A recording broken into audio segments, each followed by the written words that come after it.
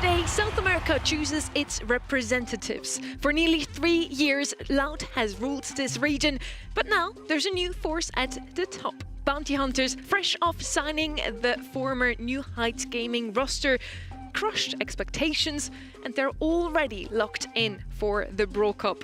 Behind them, Eternal holds a fragile lead. Loud are breathing down their neck, and both teams are trapped on the same side of the bracket. Welcome to the April monthly finals here in South America. My name's Sunny, and I'm here with beautiful, ready, wonderful Uber here today.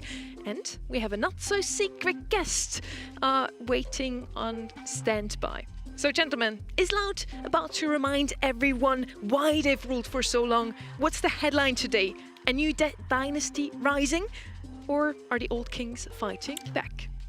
I think it's the former, actually. But I think this region has been categorized, or characterized by these young, hungry teams coming up and putting pressure on the top dogs. But last year at Brawl Cup, it was Loud who represented this region. They looked very good. So if they're going to make it there again, though, they need to take a step up from what we've seen from them so far. Yeah, and the certainty at the moment is that we know that Bounty Hunters are going to go on to the Brawl Cup. Clinched it. Yes, exactly. So they've clinched it. They're guaranteed to be going. They could be number one. They could be number two. It's going to hinge on the results of today. And Loud is still a question mark.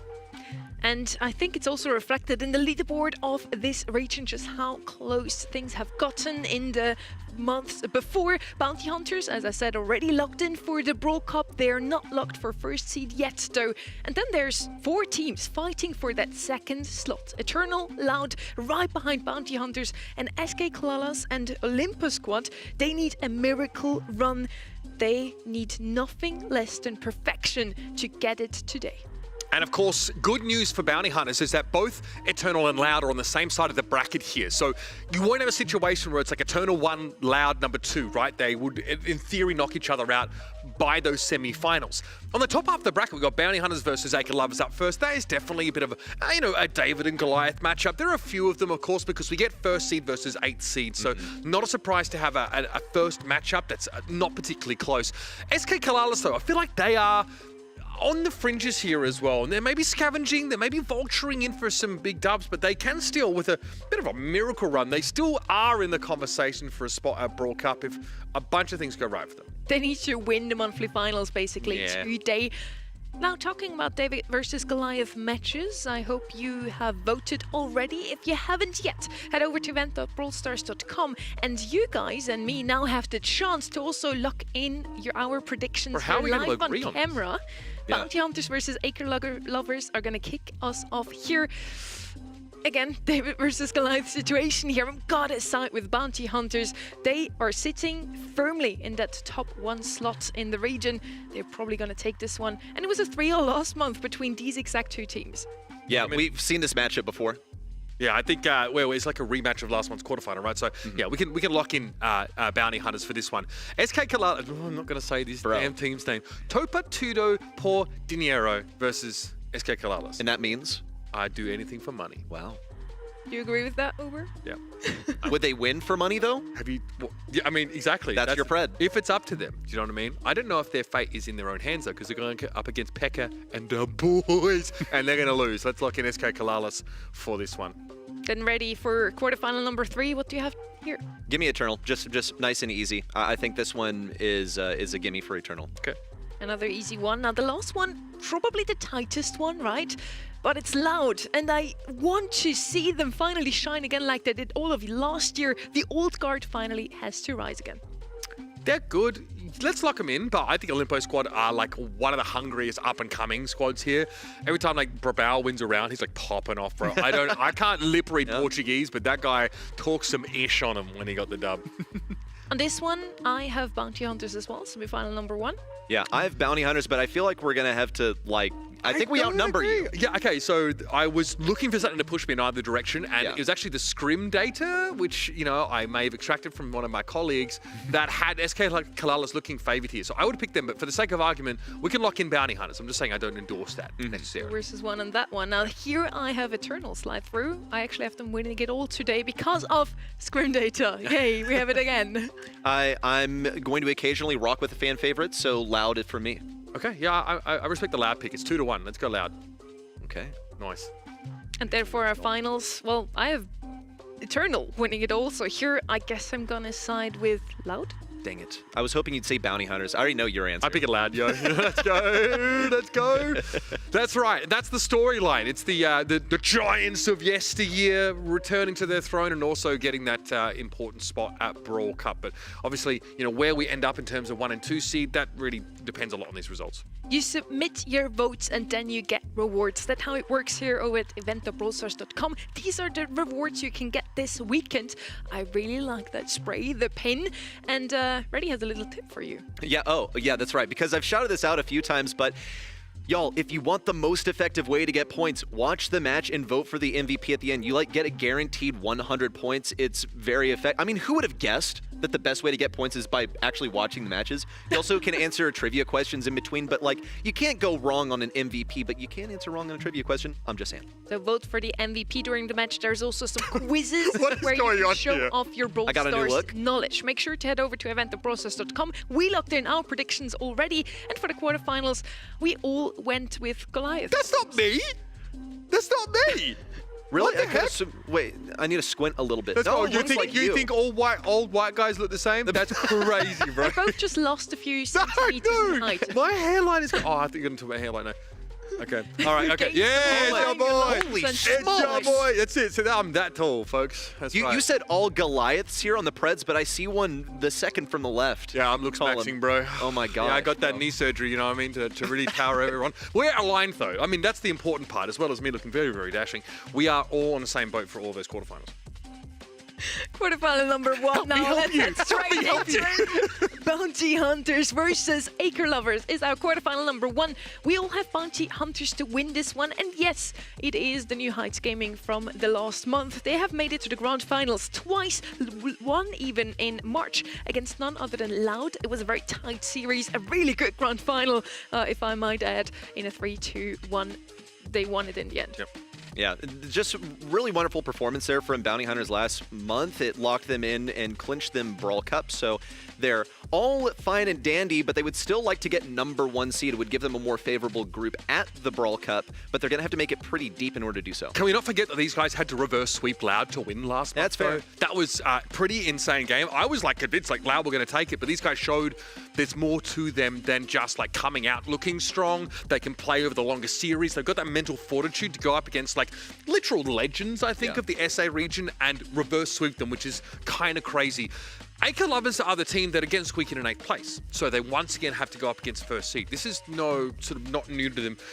I would say to temper your expectations because it wasn't a really close series last time these guys played. Mechanically, they look really good, but when it comes to the macro approach here, especially some of the strategy on gem grab, for example, wasn't quite there.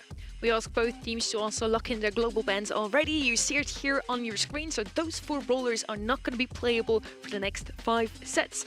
If we even get that far, the way we're talking, it sounds like it's going to be a 3-0 for Bounty Hunters, but don't count them out just yet. Acre Lovers have the potential to cause a huge upset here. They're that tier 2 teams that constantly wins the tier 2 battle, makes it into the monthly finals again. They even eliminated Elevate in the qualifiers. It's also worth mentioning that Acre Lovers had a superior scrim win rate to Bounty Hunters in the week leading up to this competition. Now, scrims matter, but they also don't. If you're Bounty Hunters, then you're definitely not playing your game day stuff in your scrims and winning every time. But it's usually pretty revealing of just the intuition that you're carrying with you. I think you're going to have to lead with intuition in these early matches because they're not deserving of as much preparation. Yeah, look, and here it is, 91-9. You at home definitely on board with Bounty Hunters. And I want to point out, when I talked about the macro issues here for Acre Lovers, it was on the gem grab map. Double swoosh, they're playing it again this week. In fact, they're playing it first up. And their approach to the weak side of the map was pretty average. They're using a squeak and a pearl, I think, based composition. They also had Sandy, who was super outranged. They didn't have a great mid, and they just kind of got clapped there. So we need to start at the beginning with these guys and have a good draft. Give me a good weak side of the map, or just a dominant strong side that can sort of collapse. With our special guest for today waiting in the wings, I do also want to point out last week we had big talents with only 5% of the viewers' votes, and they won 3-0 versus the favorite, Humble. So maybe Acre Lovers can pull off the same today. It has happened in the past. Yeah, it's happened in the past in this region. Last month we saw number 1 seed Eternal fall to number 8 seed. So could it be a curse of? I mean, okay, look, it's one instance, but I'm kind of trying to like manifest. Could it happen again? I do think it's a sign of a healthy region, though. Like I quite like that. Again, getting through the monthly qualifier is quite difficult. It is double elimination, so your bottom 4 seeds come through in the lower bracket of that double elim. But it's grueling. It's like, wow, how many rounds are they playing? Like 12 rounds? Or something? Like it's a heck of a lot of Brawl Stars. And again, things can go wrong. We've seen top teams fail to qualify at all for a monthly final because wires get crossed at some point along the qualification process. So everyone who makes it here are legitimate contenders, especially in regions like EMEA or in SA, where the competition is quite deep. So I don't want to come into this game and just rule out this Acre Lovers squad and say they don't have what it takes, because they've now made a second consecutive monthly final. It's just that 8th spot means you have to go up against a top seed, and this month, deservedly, it's Bounty Hunters. And yes, last month, unfortunately for them, it was a 3-0, but we have seen it in the past that you can indeed win against the Giants. Let's see if Acre Lovers can pull it off today. After all, sometimes in Brawl Stars, we talk about the New Orc Curse. Last month, we see it here. They were still called New Heights Gaming, so maybe as Bounty Hunters, they can't defeat that same team 3-0. Like, these comps aren't bad from Acre Lovers, right? I think that like your layer K comp here is like very reasonable, right? Sure. You have like dive, you have protection, you bring the Kenji in here. We talked about double switch. Like, you are so outranged against like this Otis comp who can like be very oppressive on one side of the map. Again, I don't think their drafting is terrible, but I didn't like the gem grab set, especially. The meta is also different this month already, so maybe it's more in favors to Acre Lovers this time around. We have balance changes. We have Sirius now playable in the BSC, so that's an exciting change here. And in SA last month, we played a lot of snipers, and we just saw Acre Lovers actually likes to play Megas, for example. Yeah, this is true. It's something I want to shout out. You bring up Sirius. If you looked at those global bans, he's in play right now. So he could totally be permanently occupying one of the ban slots, could be slipping through here. I feel like if you're bounty hunters, then you can craft up ways to just give it to the enemy each time and then counter it really hard. So we're talking a little bit about like the state Sirius is in now as opposed to when he came into the game, because he was quite oppressive, right? Very, very powerful, with shadows that persisted after he himself was KO'd, which is very, very difficult to deal with, right? Because it soaks up a lot of shots. We know how strong pets or deployables are in Brawl Stars. Well, Sirius's ones hit back, and they were pretty quick to move around the map. So now at least, I think some of the power's been taken out of that aspect of Sirius's kit, but he's still consistently hitting shots and getting those supers down. Really oppressive, I think, to fight over a longer round. Still really hard to counter. I feel we tried with Penny before, just because, yeah, you actually make use of the shadows. Splash damage. She's meta right now. Exactly, but it still does not work out. In East Asia, he was played 3 times. He won 2 of those matches. In EMEA, I don't think we saw him even once, if I'm correct. Was he global banned heavily, though, in that region? Maybe still, yeah. Yes, he was global banned. He was banned out completely. Let's see if we get to see him today, though. First match here on Double Swoosh.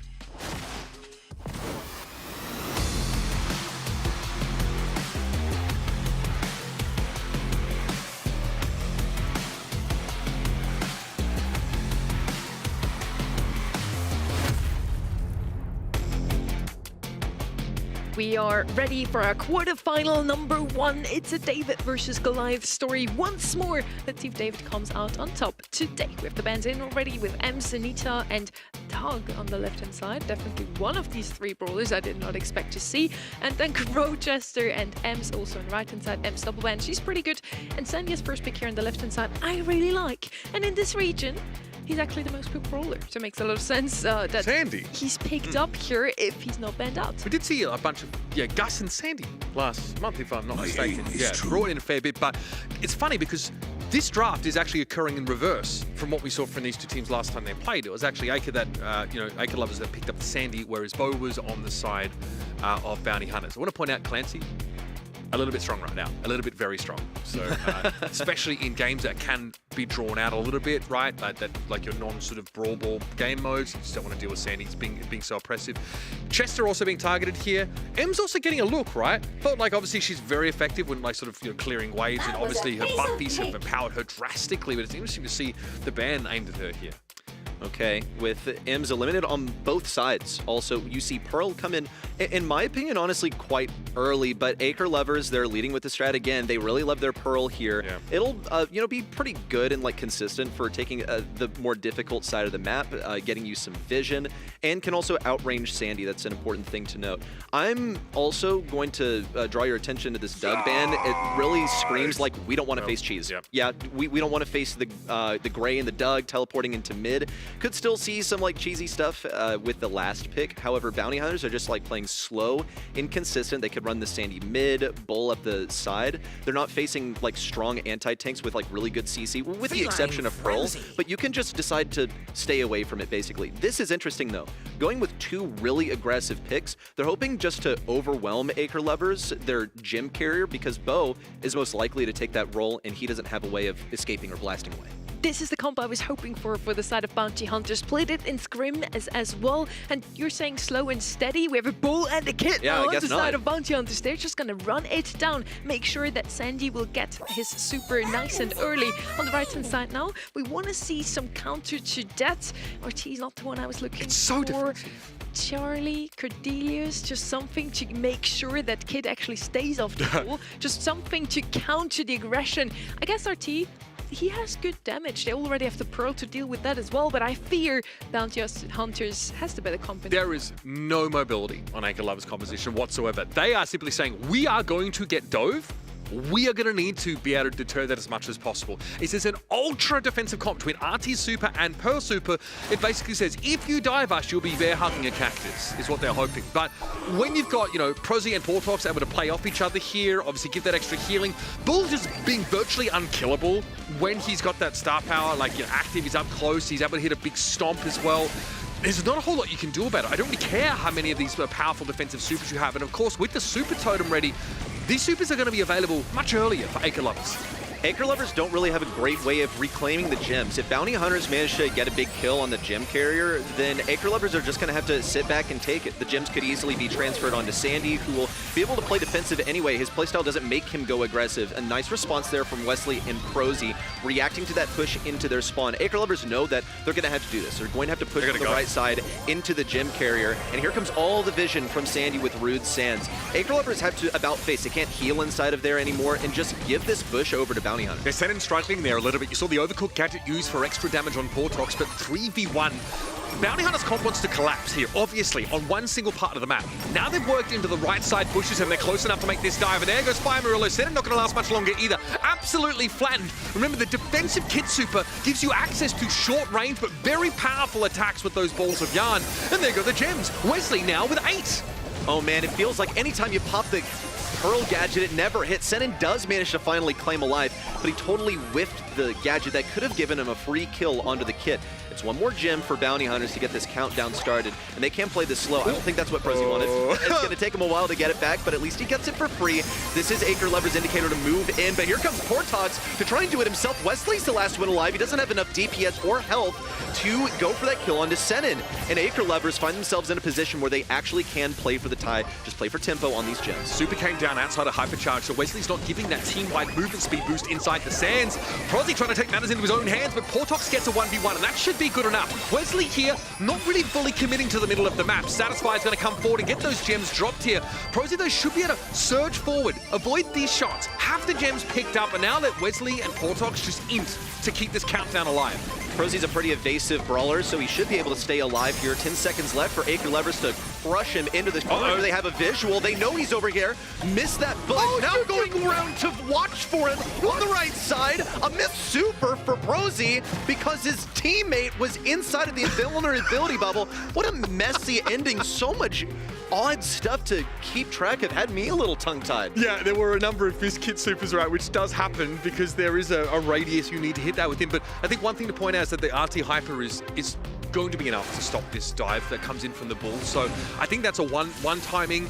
The Bounty Hunters need to be really careful. We saw Portox just basically got nuked, trying to go over towards Fire Murillo with that Hyper Super ready. Prozy inting a little bit here, obviously trying to build up that first super. Satisfy already has his ready, and Portox has that star power popped.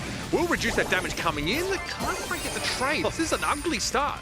Acre Lovers have adapted. They kind of knew that Bounty Hunters were going to run at them, and this is what happens when your opponent is so confident in their composition that they're tanky enough, that they have enough mobility, that they will literally run down mid. It works on the left side. They didn't really have a care in the world about how much damage they're taking, and they're going to do the same up here. Not even really checking the bushes or going for any jukes or anything. They are running towards the enemy side. The back right corner, Satisfier is at risk as Prosy detaches. He isn't able to get the damage. It's sent in with the super. You don't often see Pearl Super used offensively like that. Yeah, you said that Bounty Hunters don't want to be cheese, but bro, that Kit and Bull combo is pretty rancid. Look at Portox just running straight down the map. Prosy just Olympic long jumping, managing to connect with that ball. Sentinel's going to be spotted out here. That Overcook does connect, but there's so much passive healing that comes in from the Kit during that super. That all it takes is for Wesley to step up and let Portox attract all the attention. There is that RT hypercharge though. I warned you about this window. It is too much damage to deal with, and Fire Marilla is able to dash back here with that gadget. Bounty Hunters have pretty much let them have this. They've been so careless with the way that they played this composition, but it's kind of in the nature of the comp. Well, here's going to be a kill on the left side. Wesley walks right into this mine. Thankfully, he's not stunned because Acre Lovers decide they want more vision. Fire Murillo, safe and sound on the back right side, will earn them a game, and that was just bizarre. We saw Bounty Hunters retreat so hard, they weren't able to stay away from this RT Hypercharge because, okay, let's face it, he's going to get it. He's going to be getting some solid damage off of it, but I feel like this is really careless from Bounty Hunters. They sort of like threw caution to the wind, ran in with their HP, and Acre Lovers had a game to adapt. Yeah, I think that, you know, you do know the RT's going to get hyper right. You're dead right, but it's about trying to play around it, maybe play back from the apex or the epicenter of all that damage. Fire Murillo as well in advance just drops legs and knows exactly what's coming, so he has an answer inbuilt to the kit. Portox really wants an elimination here, and he's able to find it. He also won't be able to be picked off now. Prosy needed help there from Wesley and gets it. Eventually, Portox was left lingering back behind, and Satisfier couldn't do anything about it. A little damage here for Fire Murillo. He's got his second super online, well on his way to a hypercharge, walks it. I don't really understand the mentality there. You don't have the visual on the right side. For all you know, they could be on the left side, and they were. That was a total forfeit of control. Some questionable plays on both sides here in the first quarterfinal. Acre Lovers, however, will take advantage of some position. You gotta be joking. That is a kill for Senden, but he's 1 versus 2. Wesley and Portox will make away with 8 gems combined. Now just 1 away as they advance up to 9. See what a non-hyper super from the Pearl does to Portox. It's a chunk of damage, but still leaves him with about 3,000 to 4,000. Then the idea is for Prosy actually going in here. As Wesley with 8 stars now knows he has to fight for those gems are loose, and Portox is low. Once again, that RT hypercharge completely derails things now for Bounty Hunters. They are down to 2 gems, and Prosy can't come forward. This is honestly a little lucky for Bounty Hunters that not all of their gems were stolen by Acre Lovers. They have them in the back left where they're actually pretty safe, but Acre Lovers have their eyes on them at the moment, all posted up inside of the bush on the left side. An attack in from Portox and Prosy earns them 1 kill, sending forward with a hypercharge stunned. But look at every bit of health that he has. It's going to be utilized to get these gems back to base. Wesley gets 1, 2, not even 3 will be enough. A bit of super forward to get some more damage, but it's not enough. Portox is going to have to intercept with this super. It is a hyper super though, so speed boosted, but Portox are able to make use of that extra mobility and chase, send him down. He's got to go for it, but look, he took far too much poke damage, and yeah, you're not getting close to them at all.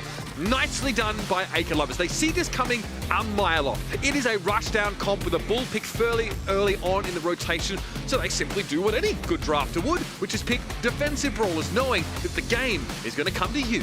Let me say this as, you know, the privileged caster, you get to stand here and comment on what they're doing without having to do it myself. Exactly. Hindsight caster. Yeah, exactly. That, I think this was, and I've said the word before, careless from Bounty Hunters. They played this quite well in game number 1. They weren't able to identify a way to work as a team here in game number 2 and 3, where they send Kit up mid immediately, try to get a couple of hits off of Bo, but Acre Lovers were ready for it in game number 2 and 3. Then, both times, they had their lead disrupted, which admittedly, they did get a lead in both games number 2 and 3, but it was disrupted by the RT Hypercharge. It crept up into their bushes, pushed them back into spawn. None of them could survive. And maybe it's possible the Bounty Hunters are a little bit too all in on like this close range approach, right? I understand why you want to keep with the bull. The Sandy's amazing for control.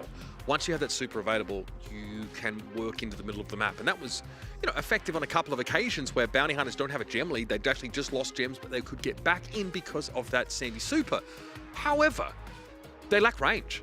So they actually can't really poke down this defensive comp to actually create the opening for Bull to go in.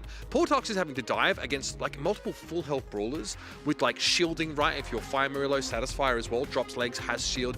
They're very durable. You don't have a way to make that way in any easier for you. You can't sort of poke them down. So moving on to Hot Zone, I think that you've got to start to respect Acre lovers here. This is their second time in the monthly finals. They've earned their place. They know how to at least counter draft you when you make a very obvious telegraph. So something a bit subtle, maybe something a little bit more well-rounded might be in order for Bounty Hunters here. Okay, first pick of Sirius for Acre lovers. This one was given to them by Bounty Hunters. Typically, you want to just go ahead and get rid of that if your opponent has the first pick, but some other things were higher priority. I get the Chester, I get the Crow. These are like the two best anti-tanks in the game, basically. And Poco could be utilized for cheese. It doesn't look like Bounty Hunters are terribly interested in opening up walls and like picking a B or something just to counteract that. They did have the M's for themselves that they really wanted to go with the Poco, but I digress. They picked the M's themselves. Leon is always going to be a really solid option, just top brawler in the game right now. Now Bull from Acre lovers. This is a chance for Bounty Hunters to fire back with an anti-tank last if they want. My concern is that they might not have sustain on the point. Leon's really powerful right now. Due to just how his kit is interacting at the moment. Definitely a high priority pick, and was last month as well, right? The fact you can sort of step in and nuke a number of these brawlers from long range, like, especially Meeple, like I would not want to be anywhere in Portox's postcode if that Leon pulls up on me. And also you can sort of try and pressure Senin down. Like Bounty Hunters have the answer, right? They do have this M's that is one of the premier ways of dealing with like a large number of shadows. Because obviously with the right star power, you can generate shadows a lot easier as Sirius, and you can end up snowballing the game just from that level of map control from free bodies, right? It's the same way Larry and Laurie used to be quite oppressive when they were first brought into the game, because you get super really easily, and Laurie is tanky as heck. Was tankier anyway. Here's the loot. So all control brawlers here with Portox having the ability to like try and sneak up, and you want to be pressuring Meeple. I don't think you want to like opt into like, playing around the mansions or, getting outdone when that super is available. But I don't think there's a whole lot of synergy with Meeple in this Acre lovers comp necessarily. It's just a good mid-range brawler. It'll be able to keep people out of mid, basically. Also, Sirius, like, his attack is part like projectile that goes straight forward, one that goes over while he's like halfway a thrower, so he should be able to get some stuff off of that if someone gets trapped in the mansions. You also have the break of the bushes that's useful from Meeple. Just general CC, essentially. He's good for control, good for damage. He's going to catch Portox invis on the right side. That's pretty useful. His position completely revealed. Stunned up by his own clone, bro. That is so brutal. It's important to remember that Sirius doesn't just copy the brawler, but also like their on-hit effects. So you do have to be very, very careful to copy loot. Here's that mansions though, and it's worth pointing out Sirius, when it's just the thrower mode that's hitting, doesn't really hit very hard. You do want the direct projectile also to connect. Yeah, he's doing about 1k damage per shot, but it's enough to keep Prosy low. If you can keep him on one shot, then it's enough to keep him away from Meeple. That's going to be a pretty good defense on the right side, but it opened up some room for Acre lovers to move in. It's a preemptive super from Wesley to follow that. Bounty Hunters still do not have the advantage in terms of percentage. It's going to be some solid damage all the way around. Satisfier is actually ready to move in with his super. Going to go for it onto Wesley, but disintegrated in close range versus both Lou and Leon. It just ceased to exist. That's that Leon damage out of absolutely nowhere. Portox is able to go in now, and again, this Meeple super, very, very powerful. The fact that you not only can create terrain, you can also, abuse it with that super matters. Satisfier's taking too much poke damage now, and yet stunned up in that hypercharged Lou super. There's nothing for the Bull to do but to walk back towards base, and now Bounty Hunters have gotten a very healthy lead. Okay, some solid damage from the M's Shadow, spawned by Sin just moments ago. Should be getting another clone here in a moment. Satisfier going to come in with a super. It's perfectly parried by Prosy on the right side. Portox now absorbing some of the shots for him and rotating backwards. Prosy's going to take some serious damage. It's enough for a one-shot there for Fire Murillo. Things are open for Acre lovers to move in. They have a lot of ground to cover here, and Bounty Hunters are going to slow things down to a crawl with yet another loose super. Yeah, and look, you can just see, even though you have to aim friend zoner now, it can also stun if someone gets knocked into a wall. So it is really, really hard to deal with M's on a map like this, where much of this terrain is still in place. It is indestructible stuff, and also the mansions dice will act as terrain for the purposes of that stun. Acre lovers able to break back in now and actually have a couple of big supers ready to go. I find myself questioning whether Wesley can get the super positioning he needs. Does, just barely. but before expiring, now Satisfier, and on the left side, pushed away, just hangs on. It should be a pinch between Prosy and Wesley. They lose Prosy in the process. Wesley, oh is he no, auto-aiming? that could be a really bad move. It's counting up to 100, and it's only 6% left that Bounty Hunters need. It turns out not to be the worst move, but not optimal. Okay, 84% of counting now, 94 though for Bounty Hunters. They just need a little bit more time on the point. The lollipop drop from Portox is going to allow him to close the gap, but there's going to be another shade, another shadow in his way, and here come Acre Lovers out of nowhere to take the round away. Once the map starts to get broken up, you see, really, you would think that that would benefit Bounty Hunters to some degree, right? They've got the Lou, they can really start to slow you up, but there's a Lou super towards the end of the round that comes at a time where the rest of Bounty Hunters can't capitalize, and I'm sorry, that bull is still scary. It doesn't matter how good your comp is, dealing with pressure up close. Well, this is what Acre Lovers comp did a way better job of than Bounty Hunters. They played around walls. They have Bull who can charge through, they have Sirius who can shoot over it, they have Meeple who can shoot through, walk through if he wants to, and Bounty Hunters have absolutely nothing. And so that's why they got spawn traps. You see Bull standing behind the Indestructible. It's a really safe position for him. This time, Acre Lovers come out of the gate swinging really strong. They won't get a takedown early, but they will get a 20% lead. The super from Lou is quite useful in establishing some early control. Senin can take some pot shots at Prosy if he really wants to. Bit of a tardy super there from Fire Murillo. Yeah, but he'll still be able to sit behind her, maybe get some shots on a Portox. He's not revealed now, but he was caught out in the invis last time. Prosy here does need to be wary of this people damage still.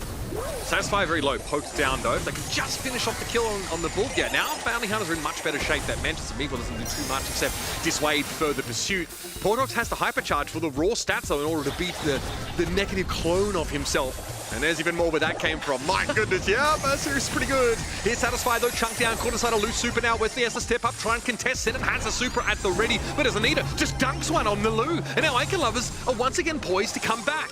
That's the last thing you want to happen. You give the enemy Sirius and they proceed to 1v3 and team wipe your entire team. Acre Lovers now pull ahead. Fire Murillo doesn't mind going for a quick skate sesh because he's pretty safe right now. Wesley also is going to have his position disrupted. Chain that super together, Satisfier. See where it gets you.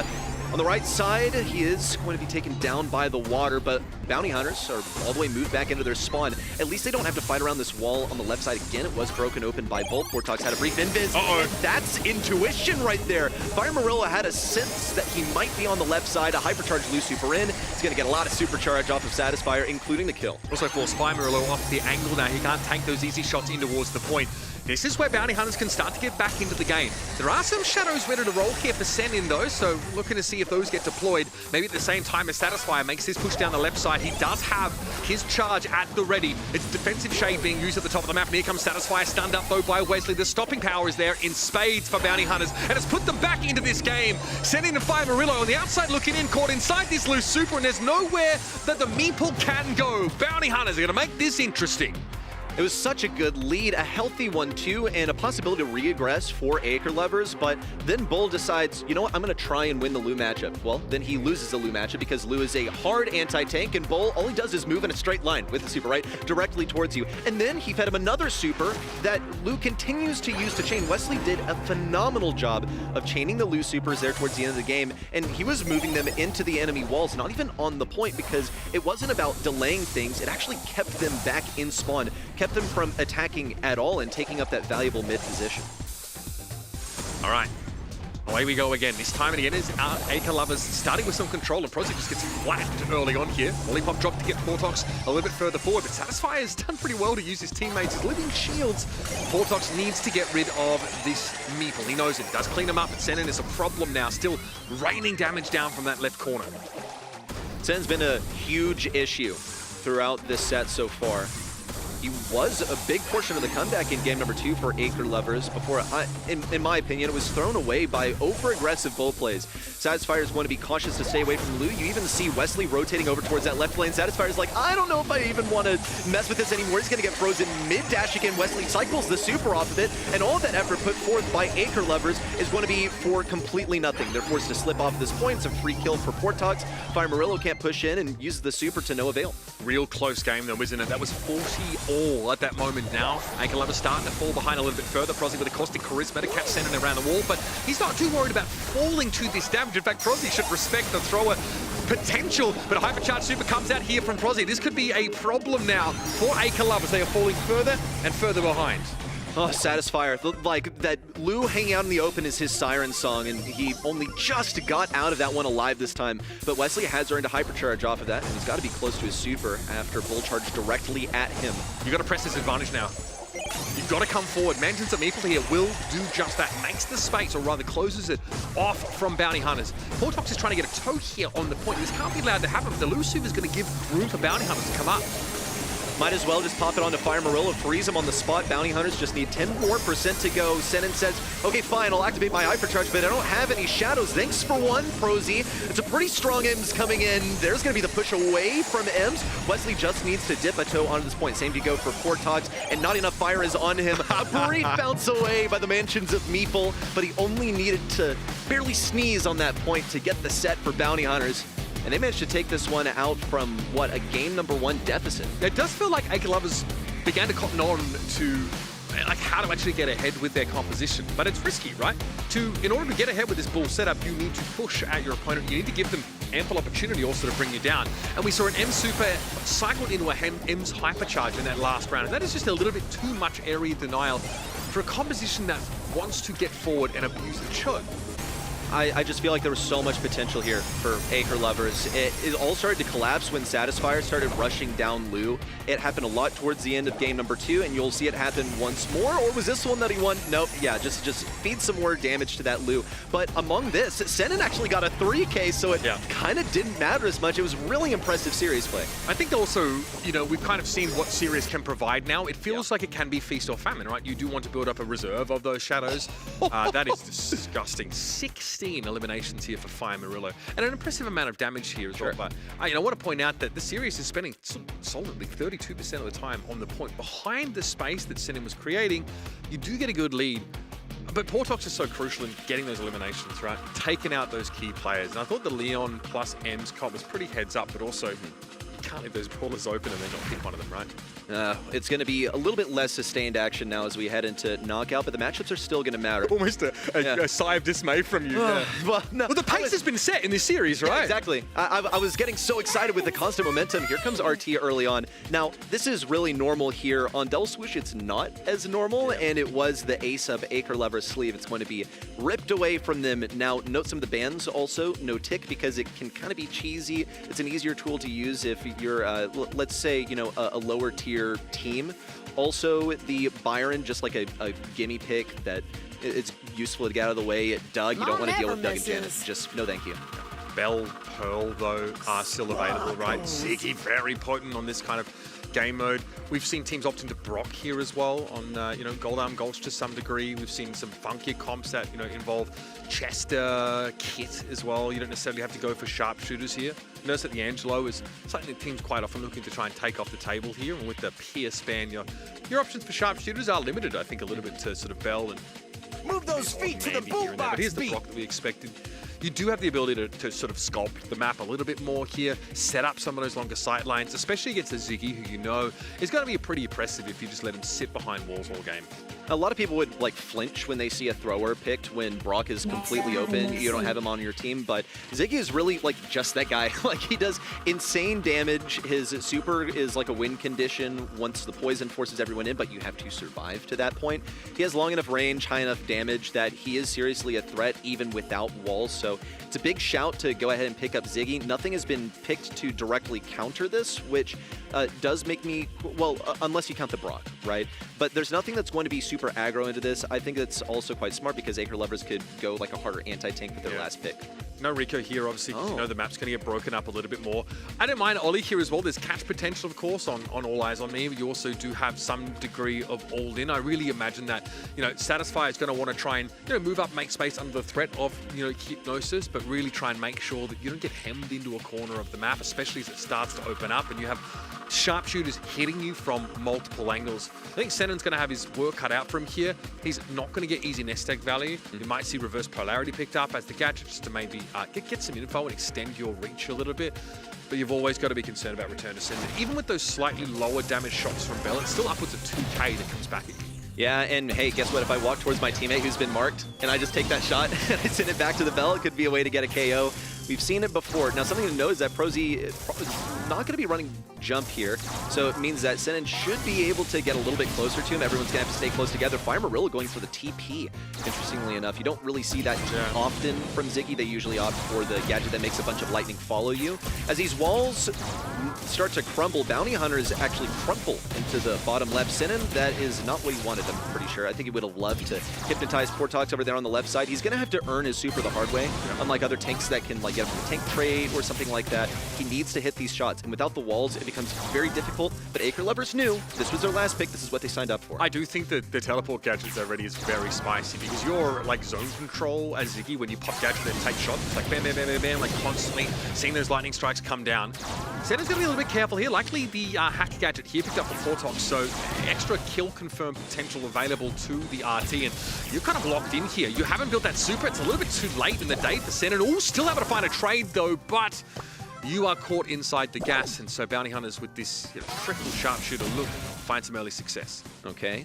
Could this be the autofocus? Do we see the one shot? It's going to be making the long way around to Fire Murillo, and focus fire on the left side gets him the initial pick. That's nice. Basically a death sentence for Acre lovers within this round. Yeah, it's not just the damage from Pete, but the little knockback that makes it hard for you to correct your positioning in time, and those sharpshooter shots are already coming in at you. You are CC'd for like 0.2 seconds. That's enough to sort of confirm the kill. But that's going to be the end of this round here. Senin kind of knows, and there's no point dragging out any longer, so he will stand still and await his fate. I knew it was coming. Bounty Hunters get game number 1 in just a couple of rounds. Really no response from Acre lovers.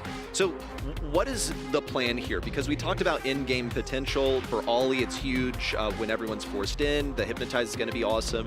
Ziggy super great, but both things that you have to earn. And in order to get those, you need to break walls. This is going to be different wall break for Prosy this time. He's breaking the right side. Maybe expected that Acre lovers could focus the right. Instead, they all stack on the left. And this is the game of RNG, the mind game, and try and predict rock, paper, scissors style which side your opponent's going to go. Yeah, see, here's the problem. Your window is like 15 to 20 seconds long because you have one wall break at the start of the round and then one off the gadget. That second wall break starts to make the map pretty hostile for you. Look at Fire Murillo has to play now. If he wants to rotate down to the bottom part of the map, that's fine. I kind of like the idea of using a TP to like get behind cover quickly or to come from a different avenue. But you're not an insta-kill brawler. Like, you don't have that level of burst potential. Peep also helps open up the map here, so you really don't have anywhere to stand right now as our beleaguered rock star down the bottom of the map. Yeah, okay, well, here comes a TP from Fire Murillo. Wanted to catch someone out on the right, but was unable to do so. This is also kind of an uncomfortable position for the teams. When they're shooting underneath themselves on the diagonal, that is. Things are kind of adjusting to normal. However, Acre lovers want to migrate up towards the right. It's going to be a kill for Portox as he returns 2 halves to 1. Satisfyer and Fire Murillo both super lit up. Only a couple shots need to be hit here for Prosy to get round 1. There's an issue for the Ollie because I think RT is the least desirable target for you. You have a lot of health as Ollie, right? But you're a bit of a pool noodle. You don't hit very hard, and you're supposed to set it up for the rest of your team. If an RT drops legs while you dive them, you will simply cease to exist. You will become vaporized.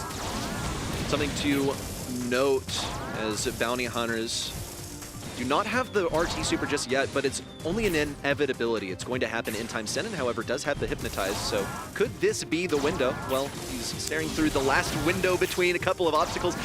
Look, you got to take what you can get. This is not a prime opportunity, but it's what they have at the moment. They haven't gotten a single round victory within the set, and right here, they could be slated to lose the entire set without getting a single round. I was 6-7ing a bit off camera because, like, there was a delay in that Hypnosis actually being activated, right? And Senin, I don't think has the he does have the jump gadget. No, he doesn't. Sorry, excuse me. Can be able to jump on in, and there it is. Yeah, we talked about RT hypercharge. There's a delay on the Hypnosis, right? You need to get there sort of before you get blown up.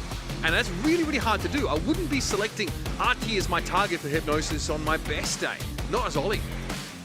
Strange. Ollie is a top last pick in Knockout in general. Golarm Gulch is one of them. Another one would be Bell's Rock, just like across the mode. However, here, when you know that you are going to lose all of your walls, just not at all. Was it a misclick? Did someone like hover it and run out of time? I'm trying to come up with theories here because this was a really bad pick. Yeah, it was rough in this scenario. I mean, there are, in fairness, 2 reasonably good targets. Like, you don't have rocket lasers as Brock, right? And I think you can quite happily go after the Nani if you can close the gap on them here. But I think we do have the jump gadget, by the way, for the Ollie. I did figure that out. So you didn't have that long-range hypnotize potential, so you had to find a way to close the gap. But you have Max 15 to 20 seconds at the start of the round to actually enact your game plan as acre lovers. Otherwise, we watch you lose for 90 seconds instead. These are the stats for the entire set, by the way, guys. That is Prosy tearing it up on the KD, and the opposite goes for the opposing team. Fire Morello did manage to get one.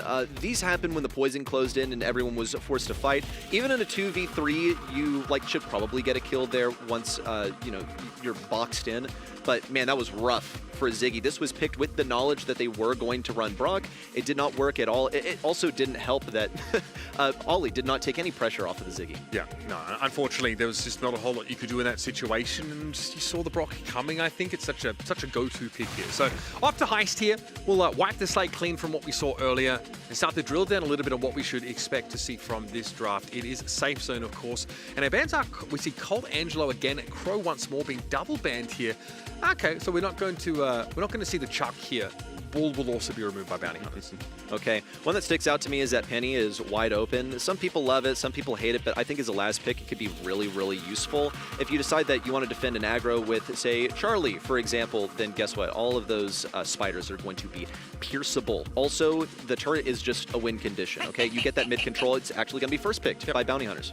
Okay, yeah, kind of meta in some ways because it gives you the M's potential against clumped up enemies and also serious shadows, for example, which can be pretty helpful. Also, we know in Heist this can be really desirable because once your turret locks onto the enemy safe, it's free damage that's forcing people to come up and actually take your turret down, which is really the last thing you want to do against Penny. Normally you just dance and avoid it. They're relatively easy, but when you're safe, well, isn't ambulant, doesn't have legs, then you've got to go clear the turret. Otherwise, it's just a war of attrition that you're not really slated to win. The bell now selected by acre lovers. It's a bit of a nothing burger. It doesn't reveal anything. Really it's pretty solid. I would have liked to see something more direct. This is really just a setup for their last couple of selections here. Kaze is going to generate the aggression. Now the cards are in Bounty Hunter's hands. What can they do to stop this? Could pick up that Charlie, something to deter the aggression. What Bounty Hunters also need in this 4-5 turn is damage on the enemy safe. That's really the big thing. Yeah, I mean, acre lovers do get nest eggs, right, to cover the map. They also have Fan Storm from Kaze, which is its own kind of free safe damage. I like this. This is very much a tipping of the hand here for bounty hunters. You've gone with someone who's quite aggressive, who wants to get on that safe. They can also defend it with a large amount of mobility and also kind of break the ankles of any brawlers that aren't quite as speedy around the map. However, it's the kind of brawler melody where you need to put yourself in harm's way to really get the best value out of it. And if you don't have a gadget available to get that shielding, then you can still feel pretty squishy, even if you aren't pretty nimble. This is a very interesting last pick. B over here. I think should be able to go toe-to-toe with Bell in the Sniper 1v1. Bell should win this versus B, but B should be able to shut down everything else. It doesn't matter if B is in a 1v2, for example. She should be able to do it. This is a really defensive selection. This is the most boring comp from acre lovers. Yeah, acre lovers are okay, well, look, and this is how it's going to math out. They needed something that could play defense, but also rotate towards, supporting this Kaze at mid. Yeah. So RT seems to be a comfort selection for them also. Though I just don't really get the damage. They only have one brawler that does damage to the safe, basically. It's Kaze, and yeah. Kaze is just going to be intercepted by Penny, probably, on defense. I don't know if they have a great way of taking out the Penny turret also, despite it being first picked. So yeah. No easy way, anyway. Yeah, you've got to walk up on no that anti-turret. Okay, let's see how this plays out, though. It is going to be Kaze, I think, much of this game is going to be decided on the balance of Fire Miralo's ability to dive in and isolate some of these individuals. The Melody is no pushover either for the Kaze. Fire Miralo doesn't really want to stand out in mid right now. Would like to wait for Bounty Hunters to show their hand a little bit more. Prosy on the left side is just waiting for his opportunity to get a super. He would love, to hit some more shots on Senin like that. If he gets a visual on RT, it would be even better. But RT has the range advantage, so he's just playing on the edge. On the right side, Wesley and Portox want to apply some pressure to Fire Miralo. I mean, it's right now basically 3 1v1s. Fire Miralo could completely come out on top, but just could not find the entry point onto Portox. Couldn't hit the shot either. Senin senses an opportunity to walk in 3-shot, does get it, misses the mark, and ends up feeding some super to Prosy. Probably only needs one more shot. There it is to get his turret. Now, he's a dead man over here on the right side, but when he respawns on the left, Wesley's going to create a screen for him, and that turret is going to be set up behind the Indestructibles, or it can be placed on defense. Either one could be fine. Fire Miralo finally got the matchup he was looking for against the Penny. I really do think that's what Kaze wants to be running down in this game, but happen. It was by accident. Firemulo had to get clapped by everyone else on Bounty Hunters before that could happen. And they've just not gotten any map control. Like, is this, in the current year, is this how we are clearing turrets? Using RT supers in the Big 26 is crazy work. Yeah, he's opting not to run hacks either. He's running, I think, out of line that gives you a super for free, so that's pretty useful. Prozy's just going to respond by not placing his turret there next time. That was not really the greatest Melody hypercharge. Usually you want to connect with the safe for that one. Note also the selection of gadget for Melody. She went for the one that spreads out her notes more to try and get a team kill. Wound up with just one. Now Prozy's going to throw this down again. Satisfier, oh, he was just barely going to be taken down. Should die to the turret, in fact. Meanwhile, there's damage on the save. This will be the second crack on Acre Lever's save, and they just have no real way of breaking out of spawn. Yeah, that's absurd. They're going to be locked in here. There's just too much map control set up here for Bounty Hunters. And Portox then can dive on deep. Oh, yeah, better get over to that one Satisfy. You better clear that turret out, big boy. And he does. Okay, big damage, though, on that RT. Had to drop legs for it. In the meantime, Firemulo was able to get into the map a little bit more, but we are 30%. That is multiple shield knocks that we have seen from Bounty Hunters. And so Firemulo, yeah, can go for it here, but you lose out in a straight race. Bit of extra damage there from Portox, but now Acre Lovers are catching up. They've got 10 seconds, though, and less in order to do so. And eventually, the interlopers will be cleared from Bounty Hunters' part of the map. Unfortunately, for Acre Lovers fans, Bounty Hunters have comp. Okay, Bounty Hunters, one game under their belt. They're at match point at the moment. And they got that Penny turret set up exactly where they wanted. RT just had chores created for him, basically like, okay, I'm going to do this again. I'm going to go to It was a performance improvement plan set out for him. Yeah. Yeah, well, okay, hopefully we're on an upward trajectory. I mean, Acre Lovers provided us a pretty close set one, then set two, where they got reversed by Bounty Hunters, and now we find them at the mercy of a match point when we very well could have been going to a set five, judging by how equal they were in the first couple of sets. Satisfier is going to take this opportunity to cross the water. Prozy sent his, is that free super? Pretty meaty gadget there from Wesley. Make it double on the right side, and Satisfier goes, yeah, I'm only going to end up feeding super. Now doesn't have a gadget or a super to deal with this, and he's just going to have to dodge the damage. Yeah, Portox to dive in, knows he's going to be cleared out, but again, he sets up the trade. Wesley's going to respect Senen's damage here, because he doesn't quite do the same, so going to be a turret cleared. Now Senen able to get into the map a little bit more, punish Portox, who doesn't have a super in order to dash across that body of water, but another big rattled hide here. This is such a good map for it in general. That Fanstorm, though, was getting some free damage, and Satisfier says, well, I might as well dive in and see what I can do and then get out for free with my gadgets. Wesley barely saved that save from getting cracked. It was only 2% to 75. And Kaze was killed mid-dash. That was super clutch. That allows Bounty Hunters to take the advantage on tempo. Portox now coming in for another one. Only got like 4%. It's respectable. Here comes Firemulo again. Not only is he going to get that shield procced off, but he's going to get a little bit more than that, provided how long the Fanstorm lasts. Wesley has his hypercharge, also worth noting. Senen's going to get some pot shots in over here. I mean, way more competitive here for Acre Lovers, as they have their defensive brawlers now getting damage on the stage. All right, here's the hypercharge coming from Portox, though. Big damage and also dodging. We have a crack down to 50, and it's going to be a trade. This leaves Prozy and Wesley in a pretty commanding position, and the turret has locked onto the safe. That is big tick damage now, and Acre Lovers need to break out a spawn if they want to have any chance of winning this game. But the shots keep coming in onto their safe. Satisfier once more has to drop legs, and Senen wants to get forward, but Prozy is more than happy to fight, especially with Portox coming off respawn. 13% and counting. Acre Lovers are barely hanging on in this series, and here comes Portox again. A couple more love taps, and it is done. That is game, set, and match, folks. A little bit bumpy for Bounty Hunters at times, but eventually they get through. A repeat result here for Bounty Hunters. Acre Lovers did manage to take a set off of them this time with some wild play and gem grab, which had me scratching my head a little bit in terms of like what Bounty Hunters are thinking. And then set two followed up with Acre Lovers doing basically the same thing, where it looked like they had the cards in their hand, and Bounty Hunters managed to bring it back.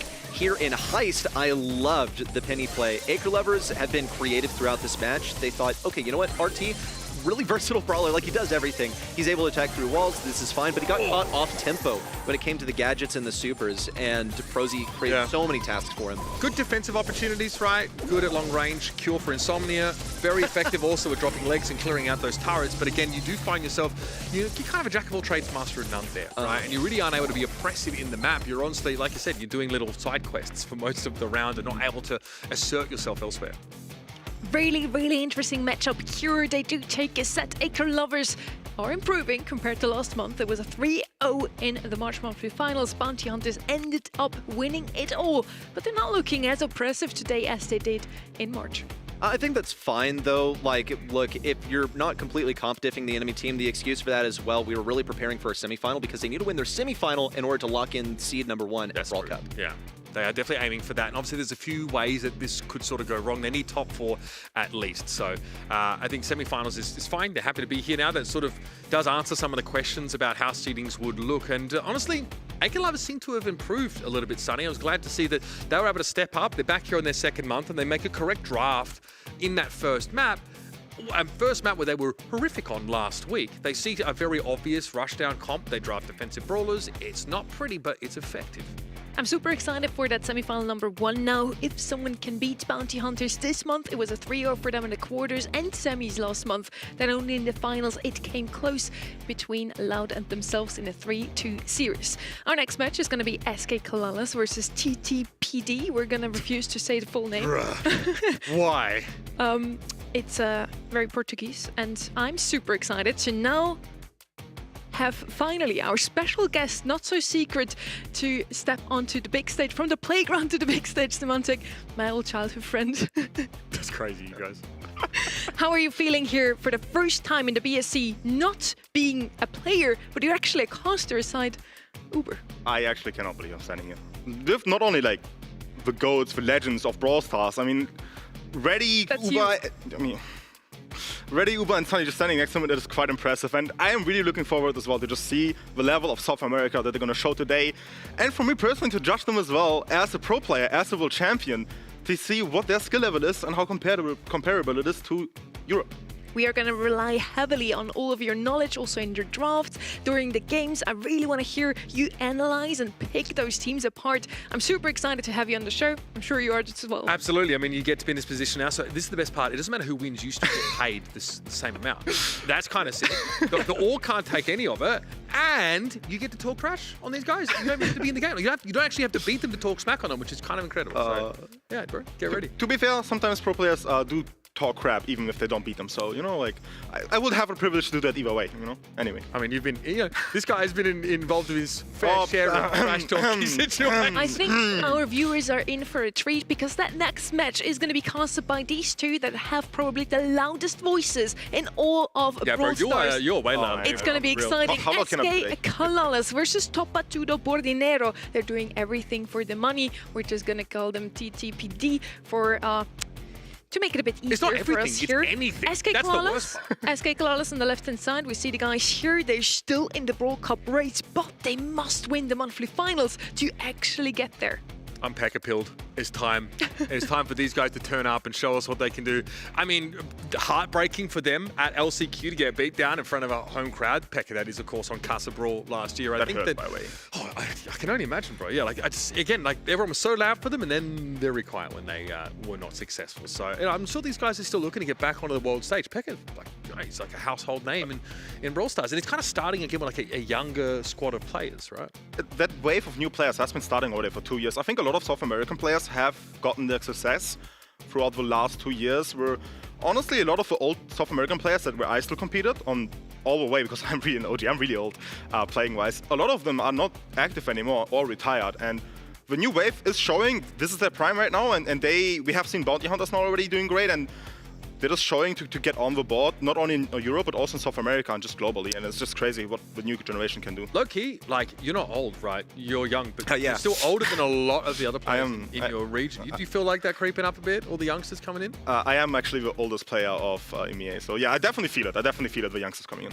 You calling yourself old next to Uber and me is ironic. He didn't want to say it. I'm going to call him out for being old. Anyway, this is the road to Brawl Cup for SK Kalalas. What actually has to happen in order for them to get that second spot? As I said before, Bounty Hunters is already locked in. They could still drop to second seed, but SK Kalalas can get that second slot. And if they do actually get first seeds, they're going to face against Humble in the Brawl Cup. So for them to win, what has to happen here? Eternal can't make the finals, Loud neither, and they need to win it all today.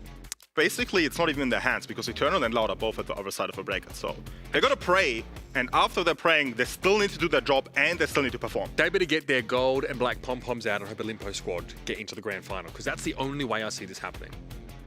Very, very true. And for Olympus squad, it's pretty much the same story. They also need to win it all to still get that win today. So yeah, SK Colonas can hope that that's motivation enough for Olympus squad to actually make it into the grand final. On the other side of this bracket, on the other side of the arena, we have TTPD, Doritos, Meliodas, and Derp. We know these players. We don't know the name because they just got dropped, unfortunately, by Bounty Hunters. The org that we just saw before, right? They picked up the #1 seed in the region. They're now playing as free agents. They nearly upset Eternal in the qualifiers. They had to go all the way to set #5 to eventually still make it into the monthly finals this month. I mean, this team was like Derp, Loco, and Doritos, I want to say, last year. And honestly looked pretty good. Meliodas was like a stand-in, I think, last week, but now maybe might be a bit more of a, a mainstay on this roster. I think that, like, obviously you have a team that comes in, they've got like a, like a mixed team name, right? You kind of write them off, but I do think that this has the potential to be a pretty close game. We want to have a quick look at our predictions here as well. I believe we all had the same. Semantic, who did you vote for and why? I actually went for SKC, just because there's, of course, the players that I know longer on there, but also because I believe they have a bit stronger standing and a bit better performance just looking at the scrim data that I have gotten. And I just have a feeling they're going to take it away. Yeah, I think, like, obviously SKC struggled a bit with, like, the players swapping back and forth. I think they lost Jubileo and then Christian came into the team, or was it Pekka Motep, rather, right? So, like, there was a shuffle last month. They've had time to settle with this roster, so I think they got it. Make sure to head over to event.brawlstars.com if you aren't already there. Lock in your predictions, get those MVP votes in to get the spray and the pin and the end of it. We have different rewards every single weekend, so I hope I get it today, maybe tomorrow. I hope my predictions aren't completely wrong today. So far, so good. Acre lovers, though, almost defeat them. It looked like they had it 1-0 against the D team in this region, Bounty Hunters. It almost looked like last weekend. Yeah, it literally looked like Bounty Hunters was going to pull a humble where they followed just our path. Oh, see, she set it up, but like, Yeah, like... I mean, we were talking about it was kind of crazy. Yeah, look, I think, again, if you just vote MVP on every game this month in BSC, you get 2,800 points. So you could, like, kind of honestly just easy mode this, even if your predictions are all completely wrong. Global bans here, I think, like, we saw Sirius briefly pop up in that previous series.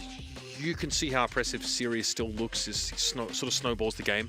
As the last pick, he's just lethal. And also, if you don't successfully counter him, he's also lethal. And Sirius, I imagine, might be the ban, simply to just have some tanks playable, some aggro playable where Sirius doesn't punish them, or simply because they're not as confident to play with him in the draft. Leon and Ruffs on the other side, I do believe the Ruffs is definitely a target ban towards them. But the Leon just simplifies the draft, since he is such an annoying first pick if you leave him open, that you gotta be really careful over time to not just lose the start immediately and just straight up lose the game because of that. Looking at the maps here now for the series, the Ziggy global ban was actually a bit surprising to me. Looking at the maps here, I don't believe any of his best maps ever are actually in this quarterfinal #2 in the rotation. There's actually... Old Arm, I guess. Safe Zone? Could you play him there? There's actually a secret pick that we have been cooking on Safe Zone to pick him last pick, where he will just dominate the whole draft and just the whole lobby. And it's just simply because his ult can do so much damage on the save, plus you get control, plus your attacks can do damage. And if you do actually run the damage star power, which I don't prefer to play, but in Heist it will make sense simply to get that additional damage on the save all the time. But is he worth the global ban then if he's only good on Safe Zone? Golden Notch as well, he was good, and Sneaky Fierce could be possibly last pick as well. I think they just don't want to play with that idea of leaving him open, play with the idea of him being a risk all the time, and just him being there. Simple as Assassins sometimes, where you global ban Immortals. You don't do it because he's absolutely broken, because you can't counter Immortals. You do it just so you don't need to deal with it, you don't need to ban for it, just can get rid of it. Your draft. Yes, simplify it. Like when you see Ziggy get picked, like, or rather, if you know there's a potential for it, you have to be ready to play like more divey, more all-in Assassins, right? Which is like a higher risk approach, so. Our quarterfinal #2 is going to start us out on Safe Zone.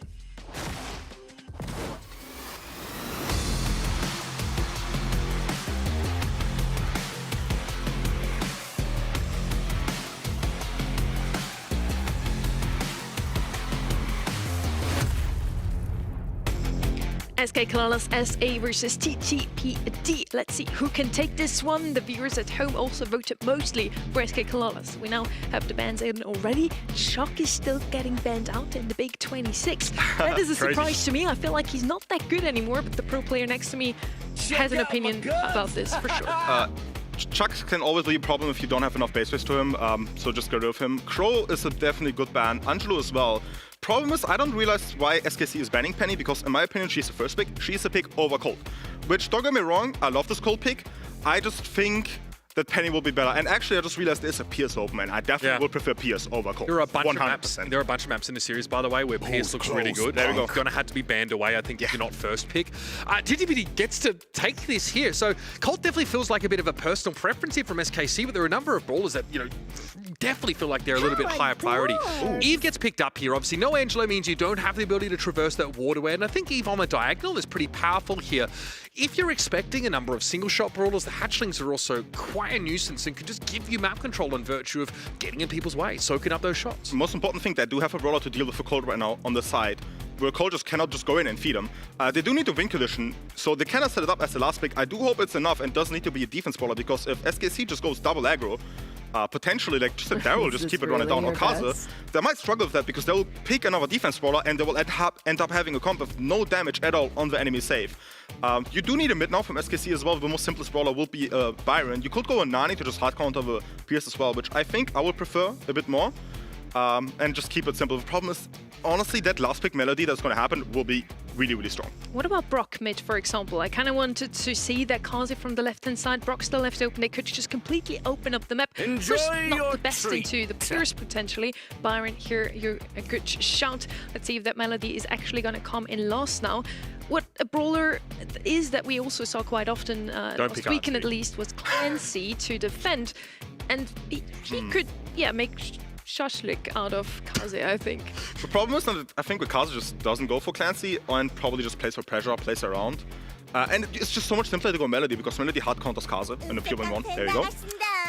As we saw from a game just now, Melody just wins every single 1v1 as a Kaze.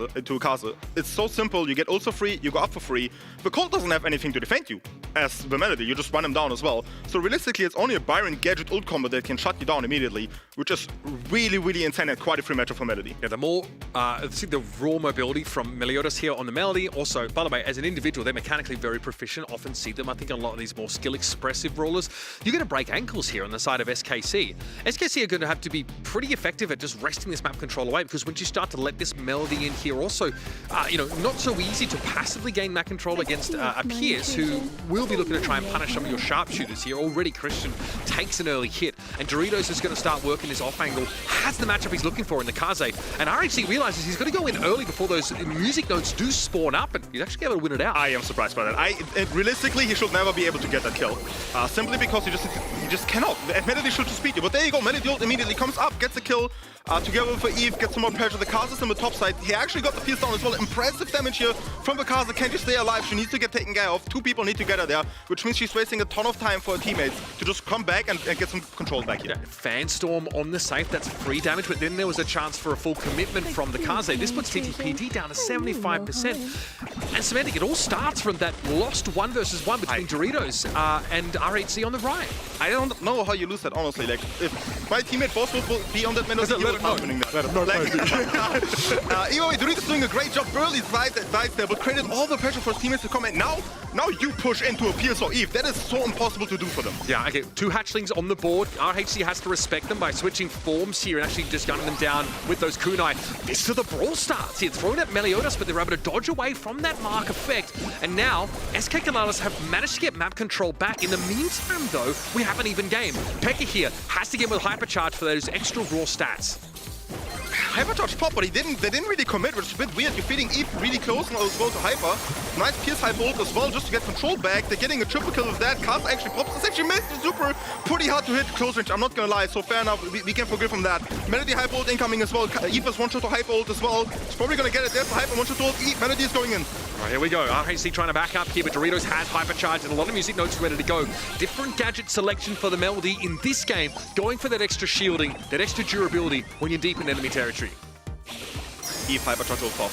Put it pretty far to the side almost. I will just put it in this place there. The Melody needs to be careful from the Kaze Hyper ult. That did feed him. There's gonna be a Geisha ult gonna happen here. Probably gonna pop the save, but they need to pop the save. That's a big mistake, especially with the Melody going through now, creating some pressure, creating some damage. The save isn't gonna pop. Finally now, can they defend it or not? That's 25%. The Kaze is down. It's just no damage enough to come back this, and TTPD, with the Melody still on their save at the bottom, takes away game 1 for them.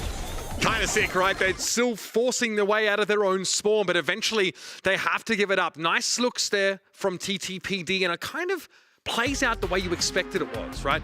With the exception of like the weird situation between the Kaze and Melody, but you're starting to see as soon as they have map control with Pierce, with Eve, get the hatchlings out, it feels like they're really hard to shift out of mid. But then again, TTP has a comp which favors the late game. They have a Pierce Hyperdrive ult which shut down anything on the map. As you saw, that Colt on the left side just got shut down immediately. And then on top of that, they have an Eve Hype ult as well, which Byron just goes down immediately at start here, which also gives you full control. Beautiful Colt kill from Pekka on the left side with a gadget here. Well done from him. Melody's going up though, no one to defend that right now. Getting some pressure as well, but the Kaze needs to get defended too. Mr. Rito's looking to try and test Christian. There'll be obviously a respawn coming back, but this is still free safe damage to get. TTBT also being forced to be somewhat defensive now, but you can see how much risk you've got to expose yourself to if you're Kaze and you want that safe damage. If I just saw correctly, Eve is actually playing with +1 hatching star power, which I am not a big fan of, honestly. I think just going reload shield definitely favors you more. Full control though for the side of TTB. You need to push into the Eve and Pierce. I told you already how hard it is. You see it right now. Eve is getting fed, Melody is getting free aggro. Miscaged by Byron. Crucial for Doritos to stay alive and keep doing damage here. Safe knocked though down to 75%, and Derb's going to be able to come up and get some free shots. Again, we have extra hatchlings on the field which are soaking up some additional shots, but it does mean that there's less rate of fire for the Eve in this middle part of the map. It's RHC who might try and circumvent Doritos here and hope that they get ignored a little bit. Here's the hypercharged super coming out from Pekka, but is caught on the move by Derb. Just letting the Kaze, they're getting through. Shout out to him, by the way. He played amazing to push the right side, not to engage with Melody, but just focus on your objective, doing damage on the save. Melody at the other side with a hypercharge ult, and the enemy save. Can he pop it? It was really important to pop it. He did not. However, the control he gained for his team was crucial. But look at that Byron dodging around and 1v2. How is he doing that? Staying above 50% though for SK Kalalis is huge here, especially if on this crackback they can pop the safe. Oh, Derb gets caught out. Here's where RHC can actually come forward. Doritos has to take a gambit and go up mid, but gets cleared pretty quickly. And this is where you can make up the game for SKC. They're now ahead. They don't quite have the knock until now. It's a slim lead for the blue side, but it's a lead all the same. Crucial mistake from Byron here to not even ult the hatchlings, so they're no hatchling spawning, and to waste your hypercharge like that. That might mean that it's game over for them. Pressure is coming up from the side of TTBD. Byron ult coming down with an anti-ult flash will reduce the healing of Doritos for next seconds. But look at the Pierce just beating everything. One shot the Kaze, one shot the Colt. Colt almost dies on the hatchling. Full control here. The Gay Shoulder is there, but it does do damage. One kill is down. They still need to pop a shield. Only the edge of Fanstorm does damage. If you're inside of it, you'll simply be blinded up. That's a knock, though, on that SKC safe. They're going to chance to come forward. It's going to have to be now. RHC knows it. He needs to get at that safe, and it's going to be just enough in the dying seconds to even up the game. Nicely done for SKC. They see an opportunity, and they take it. That was impressive. I did not believe that would actually break out of that with 6 seconds on the clock.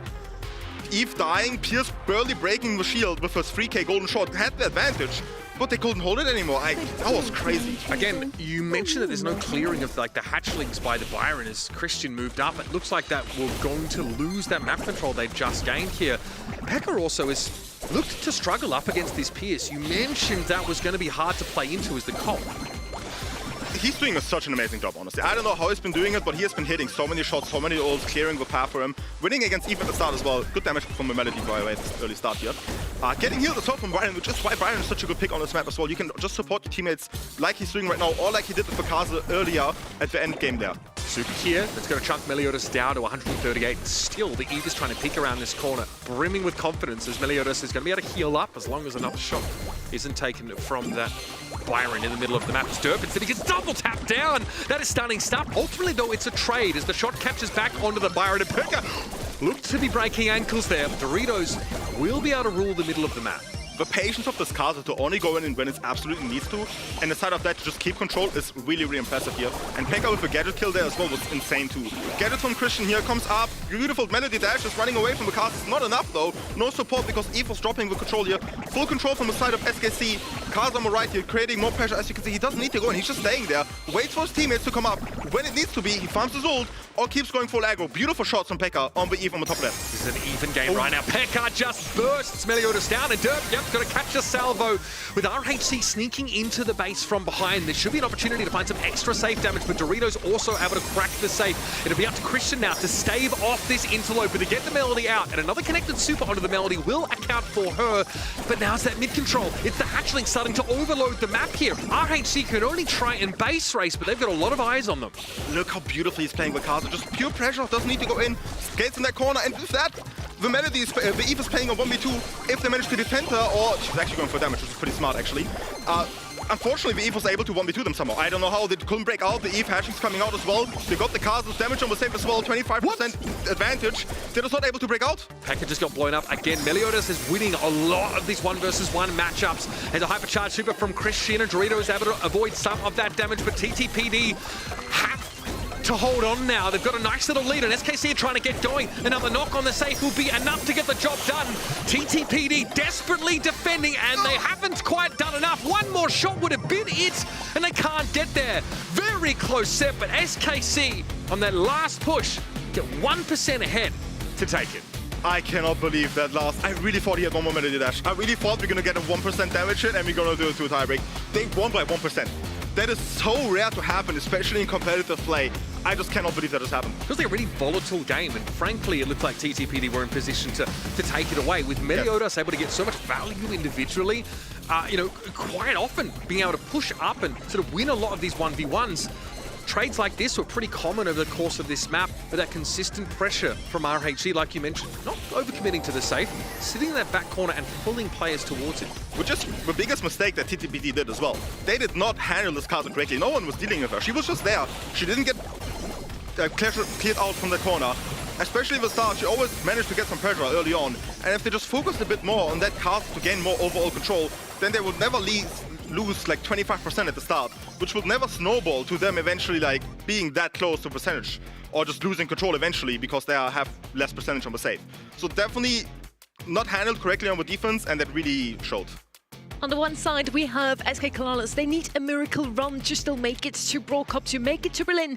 And TTPD, they have nothing to lose, and they're also playing like that, super aggressive. And in your eyes, I felt also the better comp with that Melody versus Kaze. Why did it not work out? I might just say skill diff. I might just say skill diff. Okay, like, better easy as that. played. The hyper usage I guess from Eve and Pierce were not good. I saw some Pierce ult missed, which is you cannot miss a Pierce ult in my opinion. You killed auto aim it and it will hit. And the execution was just better for Heist as well from the side of SKC. Yeah, it felt volatile, right? But when you have Melody versus Kaze as a side lane matchup, it can kind of spin either way. And if your Eve is overperforming, then you know, things can go in your favor if you're red side. They just kind of didn't there for TTPD. Maybe that cult damage started to add up. We're on a Gold Arm Gulch already. Pierce is going to be snapped up pretty much straight away. This time for SKC, they want the premier sharpshooter option in the game. And you're going to see this fought over a lot over this series because Pierce evades a global ban.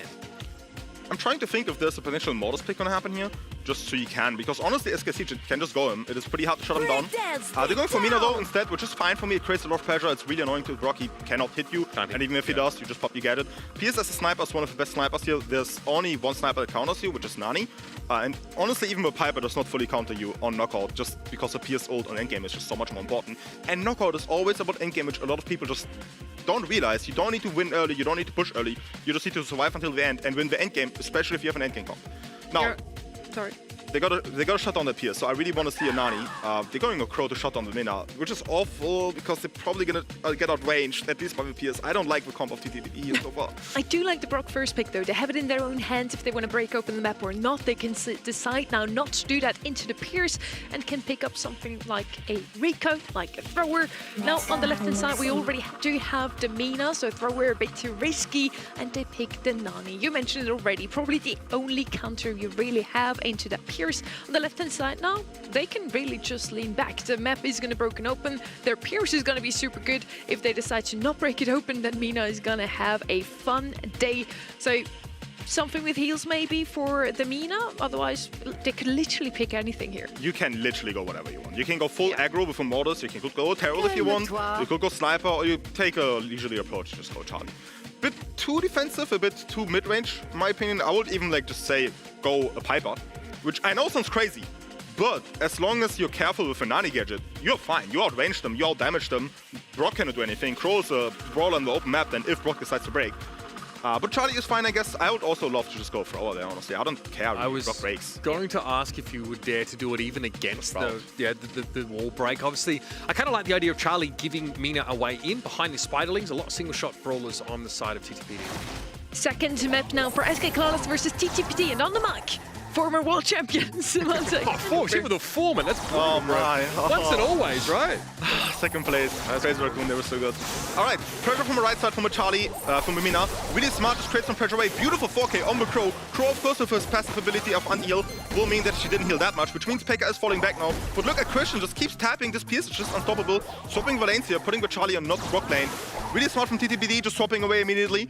And just, you always keep going for matchup on this map. And that's exactly what they're doing, putting the Brock on the Charlie, especially as a comp, where you're stacking, you can swap easier right now. For TTBD, it's a bit easier to go for matchup like this. Pekka here, one wind wall will get you close enough to engage properly, but Christian's been chunked a little bit low. Meliodas wants to step up here. Pekka has to respect the peep as the map continues to be opened up a little bit more. And SKC, all the bravado they came into the round with feels like it's fizzled out as they've been relegated to this back corner unless Pekka can find a way in. Would a bit prefer to have a bottom right broken first than the mid right wall from a Brock, because now there's the Mina in the corner there. Charlie's pushing up on the top left. Brock is coming up. Missed though. Mina is coming up. Oh my god! Only Brock stays alive. It's not enough. What happened there? The tap from the Charlie were massive. There was like 3 or 4 consecutive hits that came on in. You can say what you want about what Charlie does in this comp, but when push comes to shove, RHC was absolutely hitting those shots and managed to set up a 1v2 endgame. Which is, I guess, exactly why Charlie is an endgame brawler. The ult you have, the spiders we have to just annoy the people, the consecutive damage you have there. Nice pressure again from the right side. I love just putting a brawler on the right side on Golem Dodge. A lot of people don't do that, but that's really what you need to do, which might TTPD even need to do, honestly. That's just stuck in spawn, honestly, breaking out slowly now, playing from right to left. Map is a bit opening up as well. Pierce just trying to get a super... They were looking for a peep finish on RHC, who was low from the damage that came in from the Brock. They couldn't quite get there, and so ended up just having a bit of a stalemate for a while in the middle of that. That should do it all. It's going to have to be a jump away for the Crow, and that's a pretty important super used just for survival. Beautiful hit from Nani here on the Pierce, stopping the ceiling, which Charlie didn't recognize. She's pushing, even though the Pierce is healing up. 4K on him, thank God they get it. They're stuck on the right side with slow for Charlie ult. There you go, stops his aggression immediately.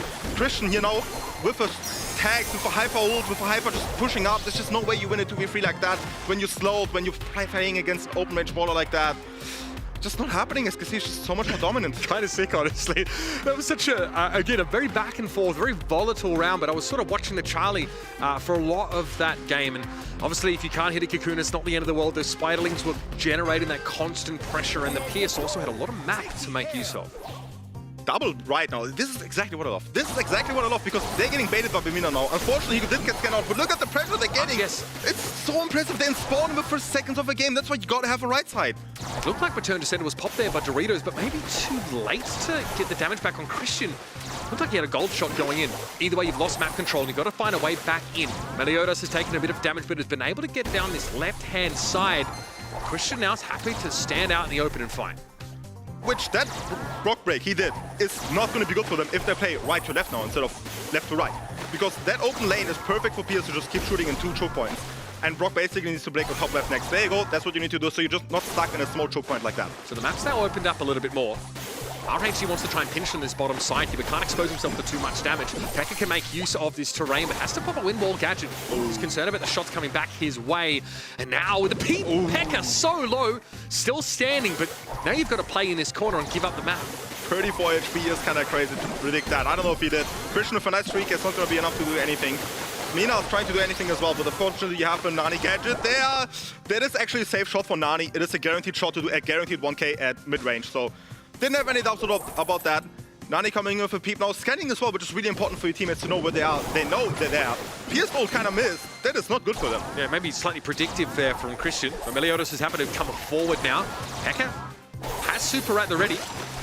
Trying to throw out some of these shots. And you can see TTPD looking a little bit uncomfortable. Maybe just looking for a way to play into the map. But these hits that the Nani has taken means the Doritos is reduced to a spectator in this early round. And that's a tap onto Meliodas that will give you the player advantage for SKC. I guess at this point you're just trying to farm hyper ults, which right now definitely favors SKC. Beautiful kills from Derpy. How did that happen? Nani hyper ahead coming too. Pekka will probably survive that too. Try to stop the healing with that. It's not going to be enough. Really nice try though. They did use a bit of util though. With a Nani hyper ahead as well, the Brock gauge, it's pretty hard to break out now. Gas coming behind them. Mina pushing them too. They have nothing to stop that. That's what they have Crow for. And he's not on the field, so that Mina just has a free matchup right now. Yeah, Pekka though, is a little bit uncomfortable out in the open and can't do too much to help Christian. You've got to go in, you've got to go for the 1v2 scenario. That wind wall is big. Dirt's going to be forced out into the open now, and Pekka's sitting on a super. Dangerous stuff now. Dirt takes one hit, and Pekka's happy to juke the rest of the shots. You mentioned earlier, it's impossible to hit the Mina, and Dirt doesn't even want to try. I think even in the 1v2, that matchup kind of favors the Mina, I'm not gonna lie. You can just easily dodge them on that open map like that so easily. Pro jump on right now, on the Mina matchup as well. Good matchup here for TTPD. Had the Brock on the left as well at the start, if you saw that. Which just gained them so much control immediately. Finally, for first time, they can easily go for matchup as well. Crow swapping away. Nine here trying to tap again. Pretty hard for him, but he's trying his best for sure here. Brock will about to happen maybe really soon to gain some control back.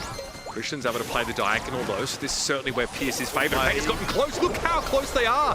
Yeah, Doritos got caught out there by the super. Nothing that Return to Center could have done about that. There were too much damage from too many different sources being aimed at the Nani.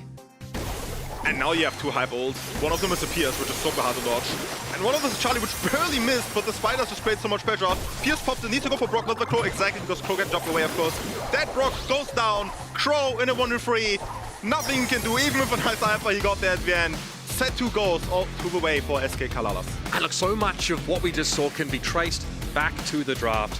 We got a Pierce first pick straight away from SKC. And even though there was a 90 that made its way later into the draft, there's already a Mina being picked up here. And we just saw in that 1v2 just how powerful Mina is, especially with that gadget available. I think it was like 1v2 into Brock. Nani felt unlosable.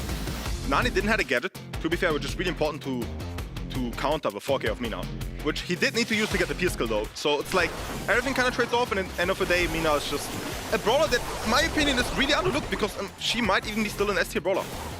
We can see Pekka had a couple of moments where he looked to be going to make the play. Saw a nice return to center moment there that actually took Christian low enough to be eliminated. This peak, so close. That round could have gone very differently if you managed to take Pekka down straight away. Derp opening up the map in those last couple of moments here, and then yeah, in a 1v2, Pekka knows Derp is not going to look to take that fight. Talked about it. 2 hypercharged supers here in this moment, and the Pierce super was used pretty easily to claim the kill on Derp. Here are your stats at the end of the game. Meliodas on the Crow. Not really able to get value out of that pick. I feel like there was no all-in potential. There was no moment where it made sense. I don't think there was any slowing toxin, made use of. I think it was actually probably the shield gadget made use of there. And yeah, unfortunately, staying alive a bit longer is fine, but you're not getting any kills. And yes, this mode was about getting kills, and Mina had 6 of those. Therefore, SK Kalalas now 2-0 up. They're on their way for their miracle run. They need to win not only the quarters, also the semis and the grand finals in the end. So winning that first quarter is going to be super important for them. Let's see if they can round it out in a 3-0 series. Nita's going to be the first pick here, also the most picked brawler in this region on this map. So leaving her open just results in her being picked up as first pick here, right-hand side now. We have a couple of those brawlers still open that I'm afraid of, like the Chester, actually one of the most banned brawlers in EMEA monthly finals, for a good reason. He and Clancy are just so good at that mid-range, and yeah, dishing out damage is what it's all about. Sneaky Fields could feature some tanks later on. Beautiful Lotus pick here on the mid. One of the strongest mid on this map, I think. I don't know what brawlers really can counter him, except not even full range. I think he's just the best brawler on the mid here. I low-key might think that we take the only last remaining anti-tank brawler that is good on this map, and it's probably Mo. Yeah, it feels like TTPD banned pretty heavily towards some of those anti-tank brawlers here, and might look to round out the comp with one of them after this Stu sort of gets picked up. So see what the response is supposed to be. You do need anti-tank potential of your own. I think having the mute gadget up against Anita, for example, makes it a pretty lopsided matchup in favor of the Rico, and it's going to be hard at the best of times to catch this Stu. I would love to see a Poco Assassin comp right here, or just a pressure comp. Just run him down, because they don't have anything to respond to right now. You have Anita there if you somehow get to the enemies. They're going for a slow approach though. I guess you deal with a Stu quite good as a Chester, but they really need to mid into the autos, and I just don't know a single mid that can beat autos on this map. It's just impossible. I mean, all this comp can do, Doritos and Derp, they can give ground if you get pushed on, right? But ultimately, it can be pretty hard to deal with high health balls, especially for Stu. He's not someone who doesn't really has that burst potential. Needs to be hitting shots, obviously, to be able to move across the map and have that level of mobility. And Otis is great as an anti-tank prospect, but you have 3 of them running at you, or just 3 brawlers, that can cause you issues. I like the bull to round out this comp. This is very much get up in your face and have very decent mid-range backup with the Chester. Problem is, of course, Otis is winning Chester. However, that bull will create enough pressure for Nita to get hits off now. get your ult, and as soon as you have ult, you hard counter with Stu, and the Ortus doesn't have the damage to deal with auto from 3. So they're going an anti-tank, but that Charlie will not be enough to shut down that comp sufficiently. And it's just too much HP for SKC that they're just probably going to run him down. I like the strat of banning all the anti-tank brawlers and they're not picking a tank of your own for TTPD. That is interesting. They've basically had to like dig into the bottom of the bucket and find what they could. They do have Otis and they've got Charlie, right? Good stopping power between those two brawlers. But again, your damage, your DPS is not particularly high, and don't forget that Bull has these windows of invulnerability now. If that star power is active and you get an elimination, you have half a second of complete invulnerability. I just hope we see them at least take a set here if we have to side with the draft once more. Escalas has the better one in our eyes, but let's see how it actually plays out.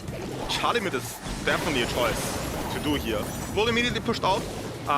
Definitely should have stolen a Bull, even though it's a Bull into Nita matchup. You cannot give them a Bull because, as was said, there's no tank to actually pick into a Bull, which is why they don't even have a tank. Beautiful attempt here of a score. Nice defense though.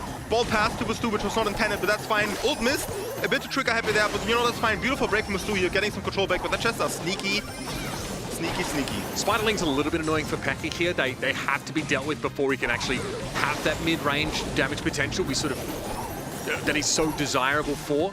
RHC with the ball collectively on the left-hand side, of course, super at the ready, so can run up on any moment, and Doritos is not sitting on a mute gadget, nor is Meliodas ready with a Cocoon just yet. That Charlie already got hyper. She's getting so much value already, and Stu keeps breaking the map, so she probably will get even more value from the game. Now, is that going to be enough to stop all this aggression? I think throughout the game, probably not, but probably the start, yes. Look at the ball being cornered. That Bull going with a play here, breaking the map. I don't know about that. You're wasting a value that you took 1 full minute to get. However, he does the bear armor right now. That should allow them to somehow break out if Charlie doesn't make a first play now and just goes for a goal attempt. Yeah, actually creating functionally another lane here, but it's not really a safe place to be as Bull. It just benefits these mid to long range brawlers. Here's the mute button. Oh, RHC needed a final elimination or a stomp or something there amidst that damage coming in. And of course, that Nita value starting to be felt here. Christian trying to stave Derp off a little bit and get closer to the top of the map. Here's Pekka with a super available. Just the healing one by the looks of things, so not much more to be done. I really hate that ball positioning. He just passed at me the ball, and that's the one thing you can never do in Brawl Ball. Never pass at me the ball, because look what happens. The ball is cornered. They need to waste so much util just to get it out of there. However, there's an attempt here. Nice spray here from Pekka. It's going to make for Charlie low. There's an auto-type ult, but there's a Nita type ult. She's going to go in. One down. Charlie doesn't have an ult. That surely is a goal. You can't get out a goal. You've got nothing you can do about it. Why are we just, again, we're just trolling. Derp gets caught in the back corner. Christian builds another super up, and there's another Bruce ready to go. 1-0 with 24 seconds left. And Bull has an hyper now, which is basically impossible to deal with, except with this auto-type ult, so they're putting him on him, trying his best, but you gotta waste so much util just to get him out. He pops his hyper, Bull hyper's pop, Nita pushing on top left lane, Bull got ulted, but who cares? Look at the seconds, 10 seconds, just like Bull up there. They're actually getting scored on. I cannot believe this. The power of hypercharge is just so incredible. We saw that hypercharge super there from the Otis, but you don't have the stopping power. You hit the Bull, that's great. There are 2 other players that are nuking you because you are inside your opponent's effective range. You are close enough for the Nita to burst you down. Too far forward and not enough time to respond there. You mentioned that this comp, despite having some quote-unquote stopping power, does not want to be run up on, and that is all that SK Kalalas are doing. I mean, look at that. So he's just tickling the Bull. Misses one shot. There's the Bull with a gadget in your face. Full life, you lose full control immediately. Autosmith actually lost to Chester. Charlie as well getting pushed back. Nita in a prime position to get the ult up. Chester on the right side perfectly. On the bottom side, they're just getting run down. Literally, they have nothing to stop them, especially when they don't have ults. Well, you ban the tank counters, and then you don't pick any. So, I mean, this is, almost meant to be. SK Kalalas here are a problem, and Derp does not have the burst potential to bring someone like a Bull down. RHC's too good at sort of mitigating this damage via that star power and other effects. So here's Meliodas with a Cocoon. Need a good hit here. Christian getting taken down at mid-range is a good sign, and RHC does get kited quite nicely. But again, how are they supposed to score? Into a Bull and Nita. They need to break through so hard. They need to have a map open, which they can't. They can't just run in and break them all from the through there. They're getting pushed back just by them existing. Look at this, Uber. Paki here will just respect the range of the Otis for the time being. Here's a hypercharge super. Cocoon does catch on. This could be a problem. Pekka has to get away, but the ball is cornered. RHC is going to be its guardian. Breakthrough there by Derp to try and get some possession. And again, you've just got to be 3-on-1 against this ball at all times. SK Kalalas able to avoid a goal scored against them and have time to regroup.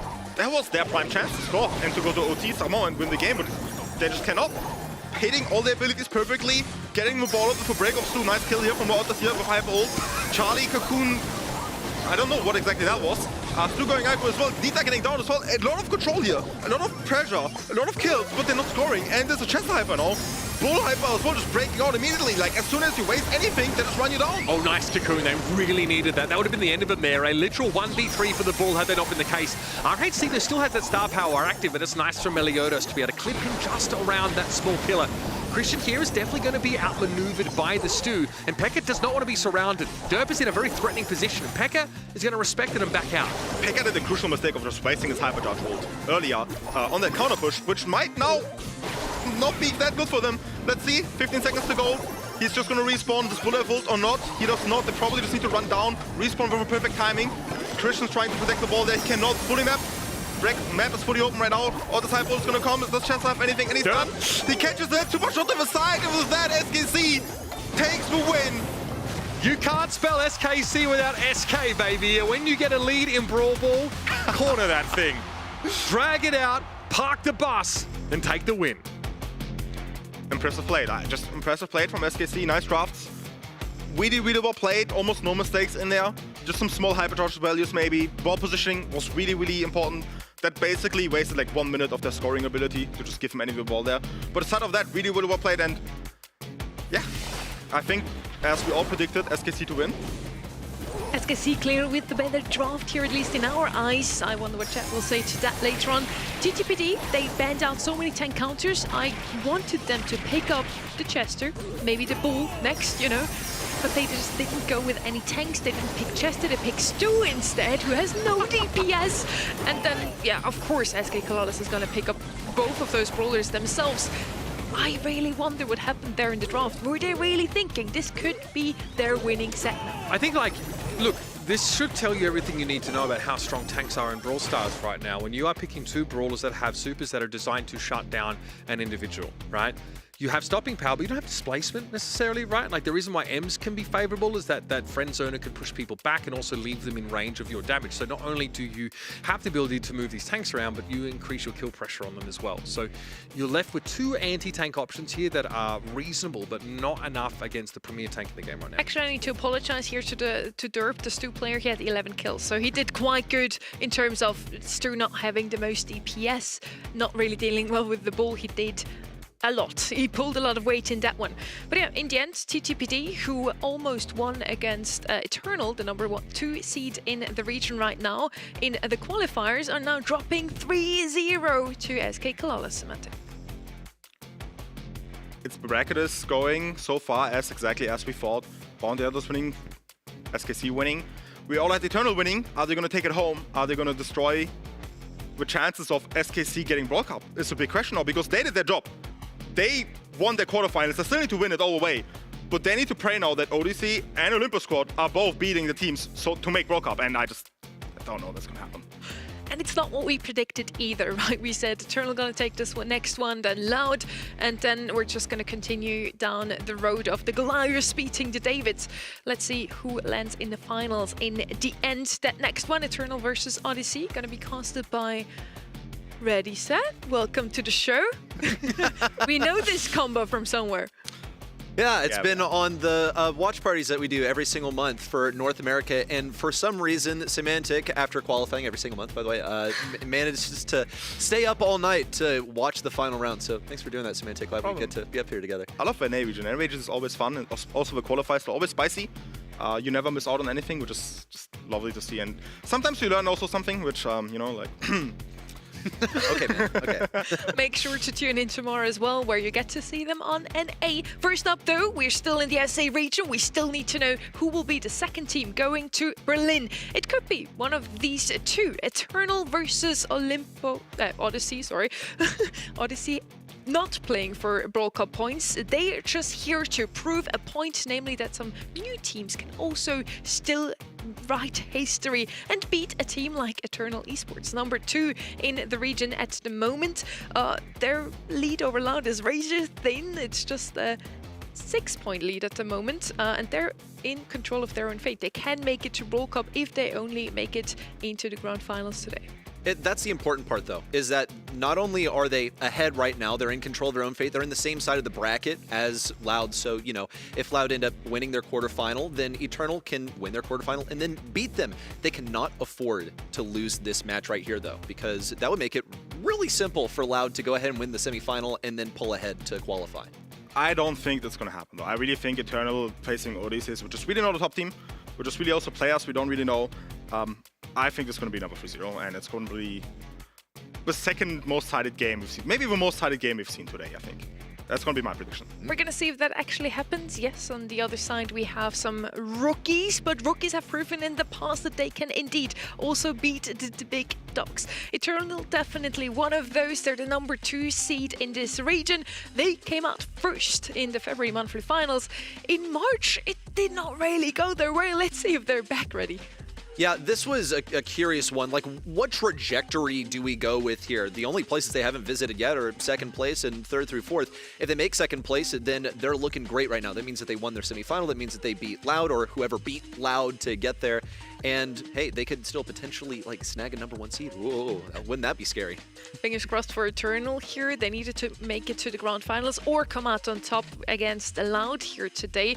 Well, they can maybe beat them in the semi-finals if both themselves and Loud win their quarters. We're gonna have that matchup directly. First up though, versus Odyssey. Lipizin, Drew and Magic. There are some players that we've already heard in the past. They are a rookie team, but they are constantly making it above some other rookie teams. Also, Eternal almost lost to TTPD in the qualifiers. Maybe they are shaky this month again. I don't know, we have Mote playing. It's literally one of our OGs of a scene. One of my favorite players as well of that scene. So I really just root for them that they're going to win. And they won a monthly final, right? They know what it takes to win it all. They know what it takes to win on a monthly final. So I think they're all going to be fine. But see, armed with that knowledge, you'd think that okay, cool, we won the monthly final, let's do it again. And the next month they fell in the quarterfinals, which in South America just really does not happen in the quarterfinals because it's typically so clear cut who is like the tier 1, you know, and at the moment it's who's the top 6 and who's just outside of that competitive territory. When you look at Odyssey, they find themselves firmly in that territory where yes, they're outside of the top 6, however, they're the best of them. They managed to defeat those opponents in the monthly qualifiers. We see the global bands now, Pierce and Clancy on the right-hand side, then Ellie and Sirius for Eternal. Ellie makes a lot of sense if you look at the maps we have for this series with Out in the Open and Ring of Fire in this one. Ellie would be a super good pick here. Now the other 3, some more common global bands here, no surprises. Super strong in the current meta, especially Pierce, we talked about him before. These are actually the maps for the series, as mentioned before. Out in the Open and Ring of Fire, following Super Beach here. If we go all the way, we also get to see Bridge Too Far and Death Cap Trap. I think Ellie is actually a brawler you can play on all 5 maps. You can easily play as the last pick on Super Beach. If you want to pick even earlier, but it's not going to be great, just for pleasure. Really strong in Ring of Fire, really strong on Bridge Too Far, really strong on Death Cap Trap. Out in Open is the only question mark where you like maybe don't pick her, but I have seen comms playing in Ellie even on this map, which really good global ban in my opinion. Any brawler that goes over water on the left-hand side could come in handy even on Out in the Open, but she's not going to be available, so I'm sure we're going to see some more. Angela, maybe? Yeah. Eve, those brawlers. Juju in the past has been the number 1 brawler for South America. Don't know if we're going to see her today, but she can walk over water. She's good on Out in the Open, I guess. I look at Ring of Fire, actually, as one that we've seen in the past. I think we saw like a Dino run that Juju on Ring of Fire, and he just goes absolutely crazy. With Penny in the mix, all the more reason to go something that can shoot over the walls, that she loves to throw that turret behind to go ahead and control mid. So lots of things over here. I've also got to shout out that alley ban also. We said, yes, is something you can play on every map. I think it's also like a technically difficult brawler to play, so respect for the alley ban. I am really hyped to see what type of comps we're going to see, how much build we're going to see as well, and just generally how much aggression we're going to see. As the earlier comps we had, every single game so far was pretty aggressive, pretty volatile, as Uber said, and just going head-to-head, chaotic, supercharge use, super hypercharge reuse. I'm hyped to see if they're going to keep up that playstyle in South America right now, or if you're going to get a more slower-paced game as well. Yeah, all kinds of question marks. 89% in the end voting for Eternal. So far, so good for the predictions for most people here in SA. No huge upsets, no surprises. A bit contrary to what we've seen last month, Freddy. Yeah, possible for upsets, perhaps. Can we really draw any parallels here? Will we see Eternal fall to a lower seed? We didn't see the upset with the top seed falling to the bottom seed like we did last month, so I guess we've cleared that one out of the way, but there is still the potential that this is an Eternal story rather than a regional story. Our casters are ready. I hope you at home are as well for quarterfinal number 3.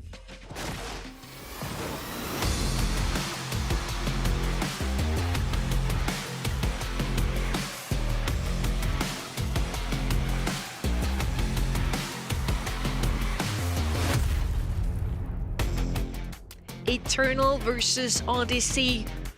An Eternal Voyage on the right-hand side versus the team Eternal here. Let's see if Eternal can actually make it through the quarterfinal this month. It did not really go according to plan for them last month. Now they're standing strong and have the possibility to get to Berlin out of their own power if they only make it into the grand finals today. First pick for them on the left-hand side. What would you pick up here as the first pick, Samantha? Shade is a beautiful ban that I just witnessed. I think you follow the approach of the last game. Bull is your main brawler right now. There's Sirius ban, there's Clancy ban. You even have a Cordelius ban. So Bull is a big brawler here you want, especially for Brawl. So you pick the best counter brawler to Bull, which is Nita one. They went for an Otis one, which you can do. It's not a bad mid, but you're forced to go mid, which I also don't like to go first pick mid on this map as well. So I would assume you will go some kind of Willow open as well, which is really, really crucial, really strong brawler as well. I would like to see some kind of Willow Nita comp perhaps, or just Nita mid comp. Chester might be mid. Yeah, Chester's one that stood out to me also, just as a strong anti-tank that's still available. I agree with you on the whole mid thing. Like, I find Super Beach personally to be a really like mid-fight centric map, and so going ahead and leading with your mid surrenders the opportunity to go ahead and counter it on the 4-5 turn. It's just not something you do. Like, you just go side, you try to counter double sides, and then you counter the mid. And I don't know, they need a win condition, but at the same time they need defense, so I think Nita is by far the best brawler that lacks damage. And this is basically what we just witnessed. They lack damage, they might just get run down by a Bull now. Or even a Hank is a really strong brawler on this map as well. Ruff's open too, which potentially could be quite strong, breaks up the map. If they want to take a more defense approach, if they go some kind of rough smoke comp, I will be down for that too. Personally, really like a Willow in Super Beach, but with the potential of completely breaking open the map on the right-hand side with Chester and Stu, wouldn't recommend it. Now for mid, personally, really like a Meeple. Let's see if we're gonna see that brawler here in this draft, or if it's gonna be something more aggressive. They're not going for a wall opener yet. Ruffs could still be picked up here as last pick, as Semantic said. Mo is gonna be the answer to Stu, I assume. You have a lot more damage than that guy. Stu is just so mobile, but doesn't really shine when it comes to DPS. And you still need to deal with a Bull, so they needed another anti-tank with range as well. And there is. They just go him as well, which I'm down. I like that. I love the Bull. I think even Bull into Willow, Bull into Nita is completely fine matchup to play. Sure, you struggle sometimes when they get annulled, but aside of that, you always create pressure. You have your hypercharge, which can easily be a goal change, and they need to stop that Bull ASAP. So I think the first answer they go is Nita. It looks like the obvious response here. We'll see if Odyssey decide to bite. It's something that Eternal are very aware of also. They pick up this Bull with the Nita wide open, so they're kind of expecting to face it. They have only a few seconds to decide. Looking at the mid fight also, you have the possibility of running Chester over here, possibly Stu. Look, and they took their time to pick it as well, thinking like, okay, we're expected to pick this. What can we go that would be better than the Nita? Crap, I guess we'll just go Nita. I don't think there's a pick better than Nita. There's not even a pick that like does anything to a Bull aside Nita in this matchup. You can't even go Willow because you just get run down. You have one ult, that's it. So good choice, the only choice this. Super excited for this matchup here. Once again, we have the potential for a huge upset, so I'm rooting for Odyssey. Okay. But you changed your prediction up, didn't you vote for Eternal, Sunny? I can vote and root for different teams. My heart always goes to the underdogs. You know that. Okay, fair enough. We're going in, Otis mid, getting some control, which is pretty interesting. They don't have to pick brawlers into Otis, but none of them actually wins in 1v1 into mid, which is why he's full control here. Good ball positioning. Bull just trying to not defeat the Nita on the left side here. Really nice play from Mysteria, grabbing over, pushing out on the left side here, creating all the pressure. Mo actually needs to rotate here. Yeah, Motep decides, I don't want to feed the Nita at all. Please, let Kawe deal with this. And Kawe is also going to be running the gadget that charges your super a little bit faster. I feel like maybe you would be inclined not to run that occasionally, but we'll see. Eternal now looking for some offense. So there's going to be a gadget from Jubileo to confirm the kill at mid. And he's still focusing on Magic. I feel like he could wrap around through mid to try and pinch Magic. Opted not to do that. Instead to stay in this really defensive position. And so you wound up with a weird situation where Eternal did actually get a pick in this team fight, but didn't do anything with the positioning. Now with Drew on the top side on this Stu, opting not to play offensively, Eternal still cannot get out of here. Lipizin is such a threat on the right side. Beautiful positioning, lane swaps here from the side of Eternal, putting them more on Benita, completely winning that. That bull unfortunately did just lose to Chester, but that is how the matchup should be going.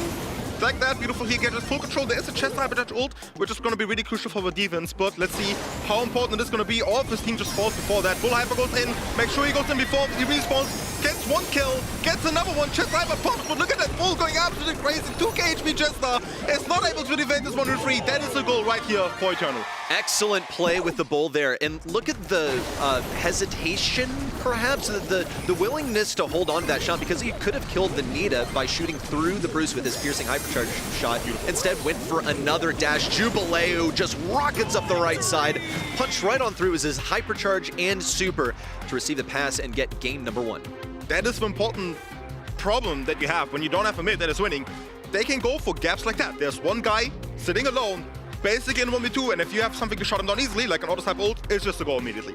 Which is why having a mid is so important on this map, which is why I'm wondering why we didn't get a better pick than Otis, than Chester or Stu to counter Otis here. Well, and I guess now we see why Otis was first picked as the mid. Motep clears out the right side, through caution the wind, decided, I don't care that I'm facing Anita. That bear could push us all the way back into spawn, but we could also get the goal immediately. They did, however, the right side was such an irritating thorn position, like a little wart in the bushes. Lipizin couldn't be removed last game, and it seems to carry over into this one. And judging by how many shots Magic got off on Bull, he could be quite close to his super. It's going to be a shot on goal. Jubileo with a pass over to Motep, and baits all the ammunition out of Drew to walk it in. Otis holding that left lane and not going back to mid, and the more taking care of mid was just the prime definition of team play, of stopping the lane, so you need to go. Bull is on Benita right now, which is not what he wants, but he has hypercharge ult, so he's fine. Kill on the right side, drops, miss hypercharge ult, that could be a goal. That is indeed a goal. With a Chester hyper ult and a Bull hyper ult on the table now, Nita wasting a bear, which is really crucial. If there's any time for the goal to be scored, though, like, that's great, yeah. Because Nita wasted the bear, and everyone was moving into the spawn anyway. Motep's gonna go for it. One shot now, could get the one tap on Drew. The right side's closed out by Kawe and Jubileo, and they'll say absolute cinema with the pins. It's a set win here for Eternal. They cleared that out, and look at the smiles on their faces. When you play a bull game like that, into the Nita too, that's gotta feel amazing. I told you at the start of the goal band, Bull is open. He's gonna be the biggest threat of this game. And I just can't believe he didn't get outdrafted. There was no Nita pick early on. There was no Willow pick anything. You had a Chest and a Stu, which we saw earlier as well. That is not an answer to Bull. He just kept getting open, and then he got picked, as we saw with absolutely. How is he able to do that? I just don't understand. He's just running through them, getting triple kills after triple kills. And I love that Motep also dashed into the wall rather than directly onto Chester, which got Chester to waste his shot, so he survived for the goal. Like, the execution on Bull has been awesome, but it wasn't an only Bull show. You saw Jubileo also running things down with the winning mid matchup. That hypercharge allows him to run directly at the enemy. And we haven't seen in hypercharge mode, because that can also easily be a 1v3 gameplay or an easy goal as well, if that ever happens. So that is also a factor in their comp as well, which probably would have happened if this game would have gone any longer, which they didn't need. Yeah, they ran it down with Bull. Bull took plenty of damage, and from the right, Brawlers also didn't take too much from Magic. Look, Magic didn't get a kill. Now, his role is really just to get that, to get that super and then push enemies back. But to not get a kill, I think shows just how, I don't know, starving the Nita was. She was dying of, like, lack of attention, of neglect on the left lane. She was. Yeah, because she was being avoided by the Bull the whole time. Yeah, she was, which is exactly what Eternal did perfectly. And if you don't get that damage dealt in the end, you just don't cycle your bears, which is really what you want to do on the Nita pick. We're now heading over to out in the open, as mentioned before. The left-hand side has some water, so you want to look out for those Angelo's Eves and maybe an Ellie. But Ellie's banned out, and Angelo as well, so maybe we're gonna see Eve later on in this draft. I would actually like her into Jean specifically. Those hatchlings are gonna come in handy once Jean has a pull available. Jean first pick is also something I haven't seen in quite some time. Pretty good just to give vision, but in the current meta, he's just not in that top 10. definitely I love the Eve and the Genie. We go for a bow approach, which is completely fine as well. You have a total of tanko shots, you have easy vision on the Gene, you break his grass as well. Gene 1 being open is really surprising to me. I would definitely, it's a ban for me. You just cannot. You really gamble on the enemy not knowing how to pull. Is that your strategy? I don't know. Eve, I'm not sure if you could go with a bow now. It's a bit hard, it's a bit weird. All everywhere now. Bull-centric game. Sorry. I like the bow pick here on the right-hand side because you don't want to have that turret together with the Gene on the left side, I think. That's true. Well, and also, just like, yeah, it's really a reactive play. Something I find interesting about Eternal is that they got rid of the Bell. Like, there are plenty of reasons you could ban Bell. Like, it's a comfort pick, and they want to force Odyssey to go for something more directed. But that ban combos really well with the Gene because everyone gets to huddle around the Gene campfire and get some heals from his magic puffs while he scouts out the enemy side. It's quite effective. Now, Odyssey have geared up for something sort of later on with this last pick. Gus is just going to be like a solid sharpshooter, but could tee things up for many different aggro picks last. Mina is a brawler I want to see right now getting picked. They banned the Crow for it. Even set getting picked, okay, it's not what I want to see into Gus and Bo, actually. I don't like that pick at all. I would have loved to see a Mina pick. They banned Bell, they banned Baron, and most importantly, Crow. Crow is the brawler, the counter against Mina on this map. And you didn't pick her, and it's a bit weird. That was a piece of Go cake. Pearl instead. The guys that were scared of Assassin, perhaps. I don't know, I'm not a big fan of internal comp so far. I guess it's still fine to play, but I'm not a big fan of the comp so far. I'm with you there. I would have definitely expected a Mina on that left-hand side, maybe pair it with a healer, but... I like a Jaeyoung with it. Yeah, exactly. With Jaeyoung also being a really good option if you want to get into that mid quite early on, which is super important on out in the open right-hand side now. Already has some range. I guess they could go the Mina themselves now. Not the best into Pearl, of course, but still something aggressive just to get into that mid. They have nothing to go with water. They have no speed whatsoever. And they're going to try to slow the opponents down with that squeak pick. So even though left-hand side didn't pick Mina, I guess I still side with their draft. I love that squeak pick though. That squeak will create a ton of control. The Eve is getting absolutely the 1v1 diff by this Gus. The Bull should be winning into the Gene. The squeak with a slow gadget should be in control. I really think Odysseus has draft here. Interesting. Okay, we'll see if Odyssey can lock them down with the Squeak gadget. You're able to tremendously slow down their rollout by popping it on one of the lanes. Now, look, Eve is still going to float over the water, so it's not all going to be lost, but losing mid-positioning does really hurt. Lipidson's just going to throw a couple shots away off the beginning because, yeah, get the fingers warm, get nimble on the sticks. It's going to expose some area in the middle, disables Kawe from reconnecting with Jubileu, so they're not really able to wrap around. On the right side, Motep's still trying to scout things out. No dice with the burn, unfortunately, but he's in position. Odyssey cannot really break in a mid, and they're constantly getting chipped by Kawe too. A ton of small mistakes I saw right now from Odysseus. Bow gadget placed a bit too early because you're just wasting the lifetime of it. Bow matchup on the Eve is not what you're supposed to do. Squeak gadget was not perfectly placed. They basically gained nothing by it. Like you said, they have an Eve on the left, so you gotta put it on the right side, or mid-right at least. This Pearl just got full control of that as well. Finally, they're putting Gus Mob on the left side here. Pull coming up. Beautiful hit there. Destroys the grass barrel and gets the kill. That's the most value you can actually get with G on this map. Well done. All of the points of interest, plus you get a takedown. That's awesome. But where is the super? Kawe would love to get another one. And Drew looks like the perfect snack. Yeah, it looks like just enough XP to get that super. We'll see, however. Eternal do get round number 1 off of that awesome Gene pull, and there's the hypercharge from Eve also. Should give them pretty much immediate control. Lipizin doesn't even, like, he should have the gadget right now, but there's no point in it at the moment because there's no one to slow down. Everyone's already in position off of all of the control that those, frankly, quite tanky hypercharged Eve pets provide. Which I don't understand is how Eve even got a hypercharge. They don't have a bow to them to increase the supercharge. I don't know how she got a hypercharge in round 1 of a set. Beautiful pull again here. Former Gene secures another kill. That's exactly what I said. You really want to go with a gamble of your enemy not hitting pulls of a Gene. Well, he hits them, which basically means he gets a free kill on you every single time. Gus is trying to go for a play here. It's not enough, even though Gene is one shot. Gets 2 hashings on him, dies with that as well. Clean kills here from the side of Eternal. No pressure at the start here for Odysseus, which is what they need, which is what the comp is all about. And if they're stuck in spawn, they just lose because you're stuck. I'm noticing a trend here, like a first pick and then nothing comes out to counter it. Correct. Like you see the Gene, but to be fair, like Gene is banned because he's so like challenging to counter while still maintaining a cohesive composition. Well, they do have a bow for it, but they just look at it. They're just not going bow into the Gene, which is what I don't understand it. It's the brawler to scan him out. brawler to put mines on instead of you putting it on the Eve. Gus literally is getting hit by this Eve because Bo doesn't have enough control for it. You do have the Gus shield now, and you really he goes down. I cannot believe he's going down like that. Well, that's pretty rough off the beginning. Gus is one of those where you want to farm up his super and hypercharge for the entire duration of the round. Now Lipizin is basically just focused on, okay, get my super, don't feed them. Kawaii actually takes some pretty huge shots. And Lipizin is content with having his super just get a little bit more. Doesn't mind if Motep gets his super, but wants to save a little bit longer. And that should be a pretty, okay way for Squeak to recover, as much value as he could. But it's without a doubt round for Eternal and domination within this game. I don't understand why they just didn't let Gene to get the pull. Is he one shot away, or did he really not need a pull against this comp? Is that their confidence right now? They don't need the Gene pull to farm on the Squeak in a 3v1. We will see. No control again for Odysseus, which is really, really tough. Eve is jumping away barely with Alive, one shot away. But that Pearl someone keeps creating pressure. We do have a hypercharge of Squeak now on the field. Slow get at the source, secures them some control. Boom, but that's is holding it too. We do have a Ghost on the field as well from the Gas, which is really crucial because that Gene is scared as hell to not get hit by that. Trying to gain some control here back, but Odysseus maybe has with a bolt with him, with a hypercharge Squeak now, maybe something in the hands to come back this, perhaps? Jet? Maybe Odyssey, at the moment right now, they're just focused on survival. If they can get towards the end, if they can avoid getting pulled by this Gene, then they're doing fine. Lipizin's just going to go for a solo kill on the right side. That's going to be a pull. Drew taken down. Lipizin on low HP. Just doesn't have the firepower to get rid of Motep. It's a win on the left side for Jubileu as well.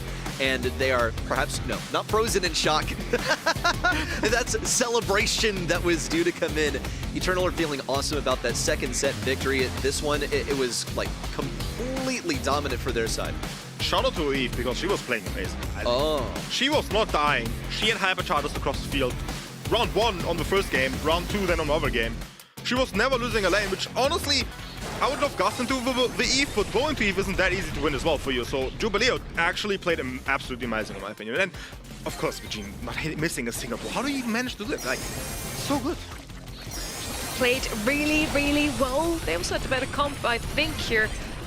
Didn't really love that Squeak pick at last. I also have a little quote here from during your cast, Semantic, that describes the whole situation pretty well.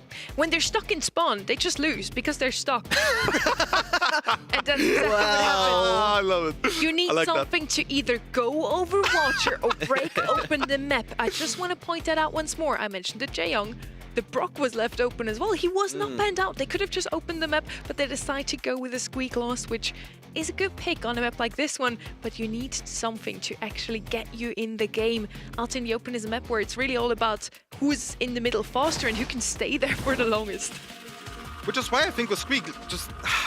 He had the most DPS, honey. I don't think it was that bad of a pick. I think he just played it awful. There was not a single Squeak gadget that gained him control. Not a single time where they had the early start. Not a single time where he had anything realistically to do. I think it was more of a skill issue than a comp issue. Wow, okay, well... See, I wouldn't dare to call them out like that. This is why we have Semantic here to speak facts. Okay, Yes. Look, late game, sure, I'm fine. You don't have full control. It's fine to not have a start. But you have an early start. Pearl doesn't have heat. You can just put a gadget to at least pinch for Gene out or get full control, but just never happened. We're in Ring of Fire now. Once again, Ellie banned out because of a map like this one. Really, really good. Here we have some other aggressive options open, like the Mina, like the Kaze. First up, though, we're going to go safe here with the Finks, just one of the best brawlers in mid, especially with Pierce being global banned. On the right-hand side, now I want to see a Chester once more. Chester slid through the bans once more, and somehow SA just really doesn't rate this brawler too high. They're going to go with Ems instead. And Ems... I don't know, maybe it's a me thing. I feel like she's not that good in the current meta, yet she's picked up again and again. I'll tell you what I think. I think that the B has been banned by Eternal, and they just can't risk facing a Poco. So they have to go something that's pretty strong against it at the moment. I am more talking about the Sphinx. I cannot believe he got ESO. In my opinion, he is the best brawler on this map. Pam, potentially one of the only brawlers to counter him. But even then, you just don't stop his ult, you don't stop his mid control, and there's better counter picks to a Pam than to a Sphinx. Sphinx, I don't know how you're gonna counter. I'm gonna be honest. It's even Outrange? I think it's not enough. Eventually, he will get an ult. Eventually, we get control. He has his gadget as well to outplay them. On this map, in my opinion, he is the #1 brawler. Personally, I actually think Pam is a good counter to Finks, because when you put down your super, you're just going to cover his entire range, the area covering with his super, with Pam shots. Ems does the same thing. She actually does even more damage because of the Finks super. So I think they're just trying to counter him directly with those 2 picks. But yes, Finks is still going to be strong. I don't think it's enough. Something. I think even with... you're right. You're absolutely right. I agree with you. Perfect picks to counter the things, but it's not going to be enough. Chester is going to farm hype ult for free against both of them. They have a bolt totem to get these early on. Thanks to that, the Finks is going to get infinite ult thanks to the bolt totem. I don't think they can get him out that easily. Every time I say, oh, this other team could pick up Chester now, It appears. the other team picks up Chester in the end. Well, Odyssey, you have one last chance. You better make this last pick count. Okay, we'll see what it is. I feel like now that the Chester has come in, like Finks and then Bo looked quite vulnerable. Of course it would be. And we mentioned it here on Ring of Fire, didn't we? We did. Now, looking at the matchups, I see the potential. Are you going to be like breaking open walls with the Chester? And look, you can't break water. But the Chester bombs, I don't think are going to be like that useful for getting rid of all but one little stronghold for the Juju. There's like a single corner of walls that you'd like to hide behind to deposit some damage onto the point. This one's going to be interesting. The Chester is here as a preemptive selection in case they go aggro last. They decided not to go aggro, go for something more control-based, and go for a throw, which is only going to work if it's uncountered. The only thing they'll have to deal with here is a broken wall. Everything else is a free-for-all for this Juju. I'm not even sure if it is, because it's not an easy kill to get on the Finks, and it's definitely not an easy kill to get on the Chester here. Immediately get a note from the Finks. Here, that's what I said. It's fine. Pam is shooting a lot, but it's just not enough. He's going to gain full control. He's going to get a second ult of that pretty easily. Chester needs to be careful on the right side. Look at that. Perfectly playing out of a range of M's not feeding. He needs to go close range now. Good get it from M's. Perfect interaction so far. Played missed from Schmotep, though. If he didn't miss these shots, he would have won it. Perfect play on both of them so far, though. Juju pushing on the left side. Finks is going a bit to aggro. Full control from the side of Odyssey, which is exactly what they need. Early game full control. Because the more this game goes on, the more breaks going to happen, the more hypercharged chest holds are going to happen, the more Finks are going to happen. So they really needed the start here. I mean, late game, of course, considered, but I'm focused on Lipizim right here. Who let this guy on Ems? He is tearing it up. In the bottom right, if he can find his way over there once more, it's going to be the Pam turret dispelled. I'm still keeping my eye on Ems to do some awesome things. In the bottom right, Kawe is still ready for him to push in once more. Motep's looking for the rotation, gets the final shot onto Lipizim. Odyssey have the advantage, but it comes with an asterisk for now, because Eternal have just taken control, and Odyssey don't have a Pam turret to fire back with. Beautiful bow mines basically destroys all walls. Grass is exactly what they need here. Finks ult on the floor here, praying on the top right. Didn't get rid of the wall completely, but that's fine. More mines coming up as well. Different than hypercharge mines, so both are staying alive. Another ult would have placed in the mid, but that's fine. He steps unfortunately into the mine. Kind of forgot about it. It's not his lane, fair enough. Full control from the side of Eternal. I don't know they're going to break out of this. I don't know how. No, it doesn't look very possible. They don't have enough walls. Magic really doesn't have anywhere to go. Maybe could go around the left side and fire over a wall, but Jubileo's still going to shut him down with these explosive arrows. The AoE was too much. Lipizim wanders directly into a minefield. I guess no one gave him the memo. He was on the right lane the whole time, so must not have been paying attention. Yeah, throw out the hee-hee-hee-ha now. Eternal are heading on to match point, and in such a dominant fashion here, all they had to do was get control once, and it was never let go. You know what I'm thinking? I'm thinking that this Bo should just swap the lane with a Chester. But Chester was not doing great in the games for some reason. I don't even know why, but fair enough. You're not winning that. That's fair enough. Just put him on the other side, because Bo will outrange the M's. He will not lose the right lane too easily. Chester has enough HP to beat the Juju at such a swap for lane at the start. It would be so much simpler for them. Let's see if the lane does get swapped. Motep's going to go the right side again. It'll be a same old matchup versus Lipizim, so he must just have the confidence that he can diff this on skill. It's going to be a missed scrap sucker by Drew. I think he expected Kawe to teleport earlier, and that's why he aimed over towards the other side. So pretty like high IQ play, but Kawe outbrained him. Juju going in this now, trying to push the Bo. Bit popped too early, would have stayed in this a bit longer, just went a bit higher. Beautiful kill here on the Finks here. Getting full control again, which is what they need again for them. But at the end of the day, how long are they going to keep it? They're falling back immediately. Nothing even happened. The things just respawned and they dropped it for no reason. They're not trying to 2v1 something. They're not trying to push too hard. Pam to replace down. Things ult as respawns. I'm telling you, it's not enough. Even though the M shots are there, they cannot step into it. Because if they step into it, they're just getting hit by the things. Gonna feed another thing. So Juju going in this. Gonna get one kill. It's gonna get an ult, and it's a lot of control for her. Okay, Magic now has Gregory ready to throw him down. Could be around the left side. Whoever he thinks he can defend the most damage from, it'll be easy for Kawe to deal with, and it didn't really mean anything because it's not like Drew pushed up off of Kawe having less ammo. Easy recovery of the ammo also for Kawe off of his gadget, and Odyssey are so far backed up. Lipson, relatively healthy now, is able to push Motep back a little bit, but it's all about that mid matchup. And now that things are slowed down, it is free for Kawe to stand just on the periphery of this zone, despite the best efforts of Lipson. I really would like to see this Bo just stop off lane. He just needs an ult. If he gets an ult, he wins the lane immediately. And I just don't know why he keeps going mid and trying to shoot or anything like that. Just swap the lanes, guys. It's just taking too long for them to do that. It's fine though. Pink's ult comes in. Hypercharge ult trying to go over Juju. Juju cannot hit him apparently. And then Hypercharge ult. That is pretty interesting interaction that I haven't known, honestly. Kind of crazy. Enough ult in mid supports Jubilee with that. Will be able to dodge a lot of time shots. Hypercharge ult should be on the left. Perfectly done for him. Not completely in the corner, but that's fine. It's a lot of control from the side of Eternal. No Pam to it. Missed off a Motep. That might be kind of crucial for him. Can they hold this control now? Well, Magic is going to try and be a hero. He goes invis on the left side, and Bo says, actually, I expected that. Pushes him right back into the bush. We're at 80% now for Eternal. Just 20% to go. Drew, once again with the Scrap Sucker, but just cannot make that hit. Going to try and take some damage with the healing turret now, and it's successful enough to push Eternal back a little bit. Drew would love to have that super now because he has his hypercharge. It's going to be quite difficult for him to get his super here, but it is possible for them to still win the game. If the left chest I have on the field, if he gets ult, that would be quite crucial. Have some 3v here. Reader will down here. Juju actually not killing the bow was kind of surprising. Getting cut off from the bow mines. Might even die from that. He does not. He has new mines to place on the bottom left. But the game keeps going, so they need to focus the mid a bit more. That's why he puts him in the mid. Hypercharge ult Chester comes down. He's gonna get the turret.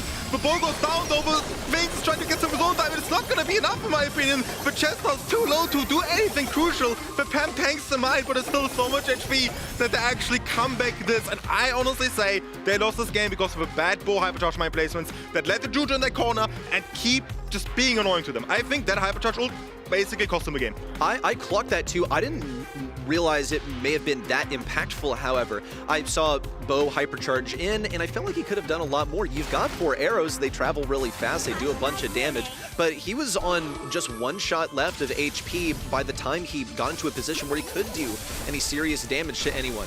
Jubileo is going to have to be a little bit more cautious with the placement of the mines this time. And Odyssey, they've been trying very hard to get this Pam hypercharge. They managed to get it last time. That was the saving grace. If they didn't have that, it's actually quite likely that Eternal would have brought that back in the final few seconds. So this Bo's just playing mid now, just ignoring Juju. So Juju needs to recognize that and go aggro. She hasn't at the start, 20 seconds of the game. Now finally she has, but there's the bow mines, which is the only weakness they had in that comp, is that Juju on the left side. And now he basically deals with it immediately because Juju just didn't recognize the threat of the Bo playing mid and getting the mines. Full control here from the side of Eternal. They have zone time as well, zone up for the percentage-wise. It's gonna be hard to break out. Walls are gone. She's going in with exposed herself to early. Nice poison here from the side of Chester. That gives you a lot of hypercharge as well. And your next ult, there you go. You see it immediately got it from the next shot off. And it's a big lead this time. I'm watching the playstyle from Odyssey right now, and it just strikes me as desperate. You see Juju spamming shots on the left side, trying to do anything versus Jubileo. There's no luck. However, she does at least have the Grigri this time. Gonna pop the speed to take an aggressive position. Now, Gregory down the left side. It's just homework for Jubileo. Wastes his time on the right side. Kawe is also dropped really low on HP. Has to retreat to these bushes. However, Motep stands firm in the right side position. Can't really afford to. A 2-shot falling the Jawbreaker right into yet another super. The cycle from Motep. Why not pop another? Yeah, not really a waste. However, breaks the wall. It's going to be useful for deterring Magic from taking any position on the right, and there's nowhere for Drew to put his super safely.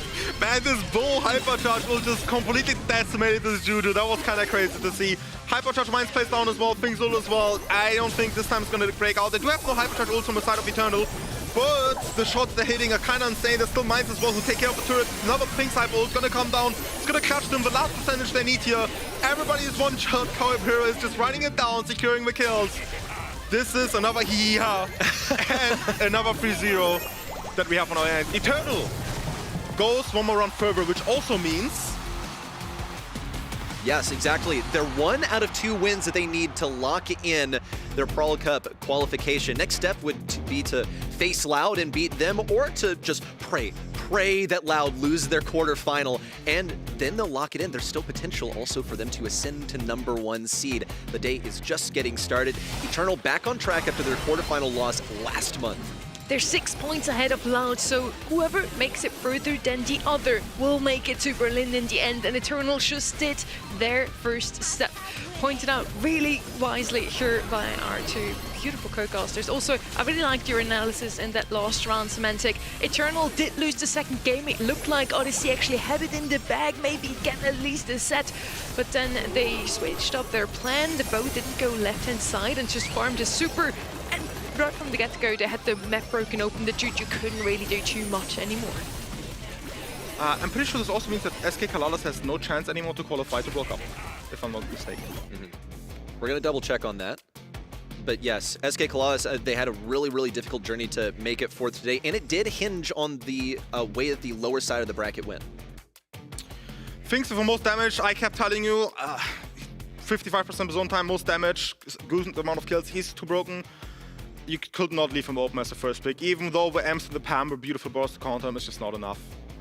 I don't know, it's just the first pick already, you cannot leave the things open in my opinion, it's just not the thing you can do.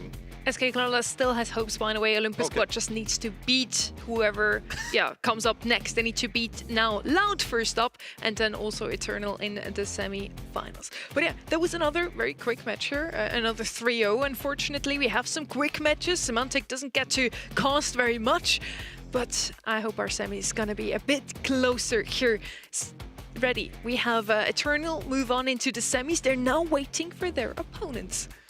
Who's it going to be, Loud or Olympus squad? Loud have been looking pretty good headed in this one. If we just look at the scrim rates, actually, they have been practicing a ton. It would also be a cool rematch to see Loud and Eternal. They face each other in month 1.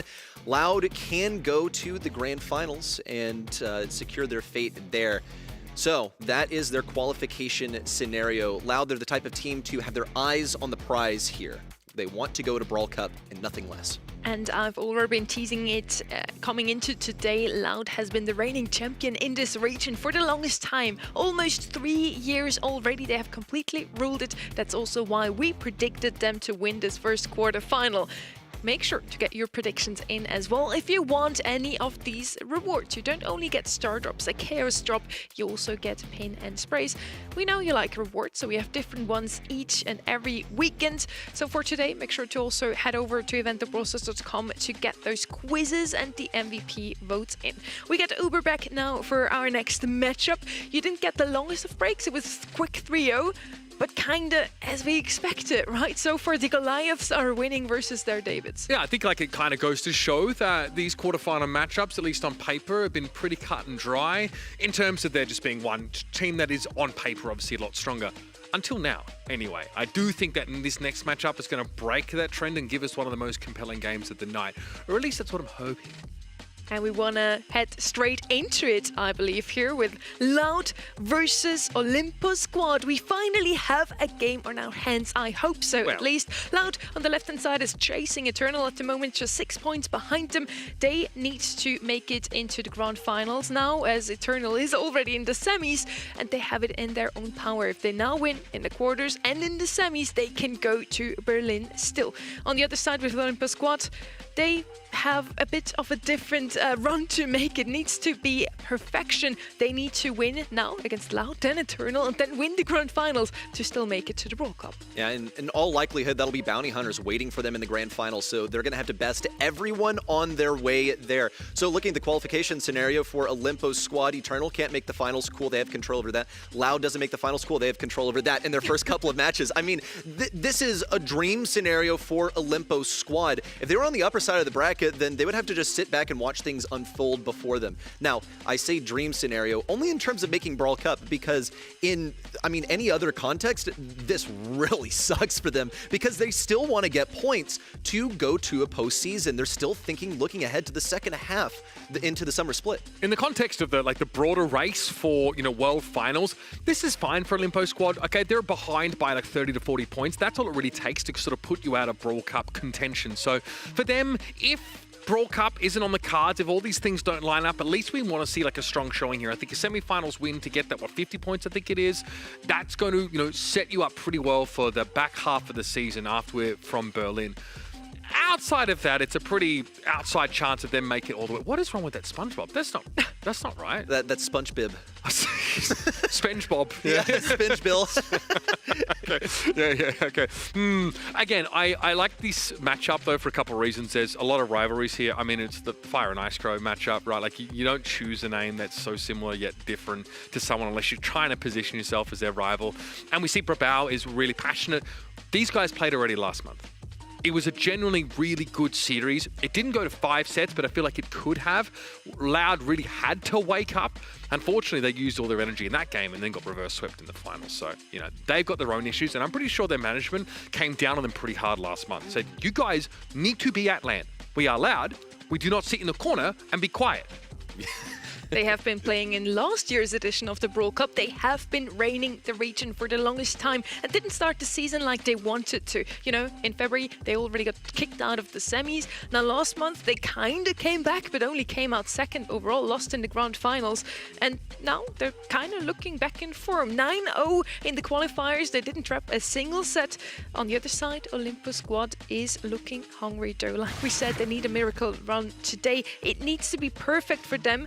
And they did beat Eternal last month, so they are looking strong and maybe even strong enough to beat Loud today. It's possible. I will also point out that in the qualifiers, they almost upset SKC, which we also looked at as a front runner of the region. They went 2-3, and this was in the qualifying round too. I mean, we could very much be looking at a different scenario where these guys aren't facing Loud, an upper bracket qualifying team. It just so happens that a team so strong finds himself as the lower seed, as the lower bracket. It's the 4-5 game, yeah, right? Yeah, exactly. 4th, 5th seed. So normally this last quarterfinal ends up being pretty close just based on how seedings works. It's the two teams that are closest together in terms of that initial seeding. But I've heard that the scrim results from Loud have been very good this month. They put a lot of sets in. I think they're like, second in terms of overall sets played. So I do think someone's lit fire under them a little bit. I'm expecting to see a little bit cleaner gameplay this month.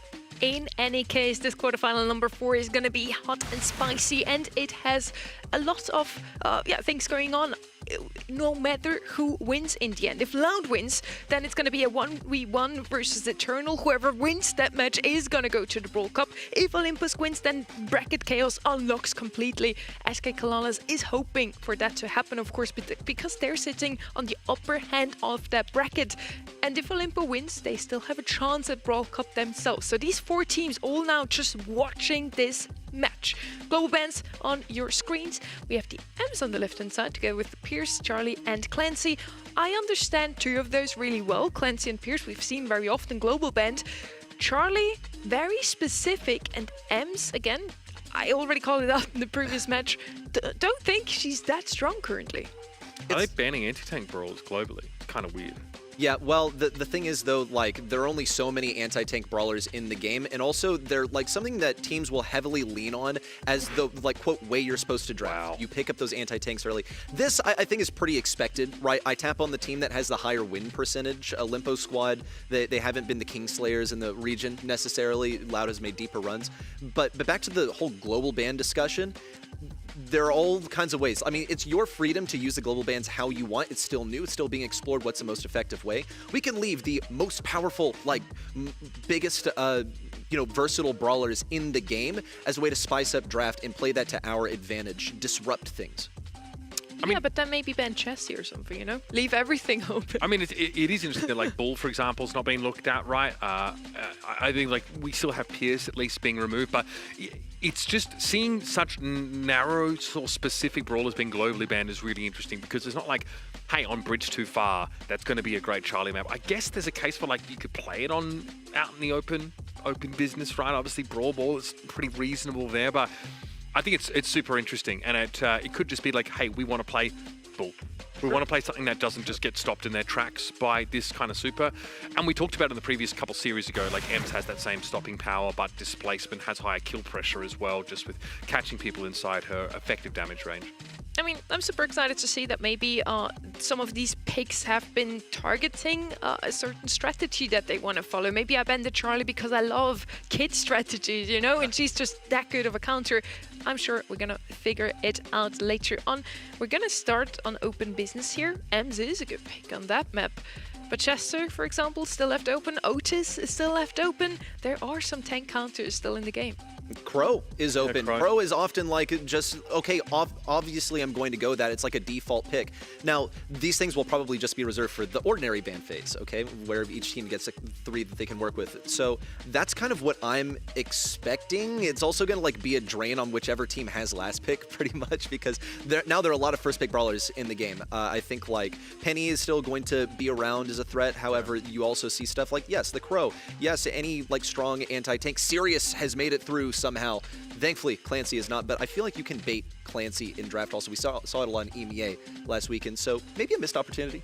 Loud also is still online for a potential 1 seed here. They do need Bounty Hunters to lose in those semi-finals, but if they win out from here, they take top seed. And remember, top seed matters a whole lot. It determines your first round opponent at Brawl Cup, which could either be Humble's group or Crazy Raccoon's group. So pick your poison, I guess. In any case, let's see if Olympus Squad can cause some chaos today.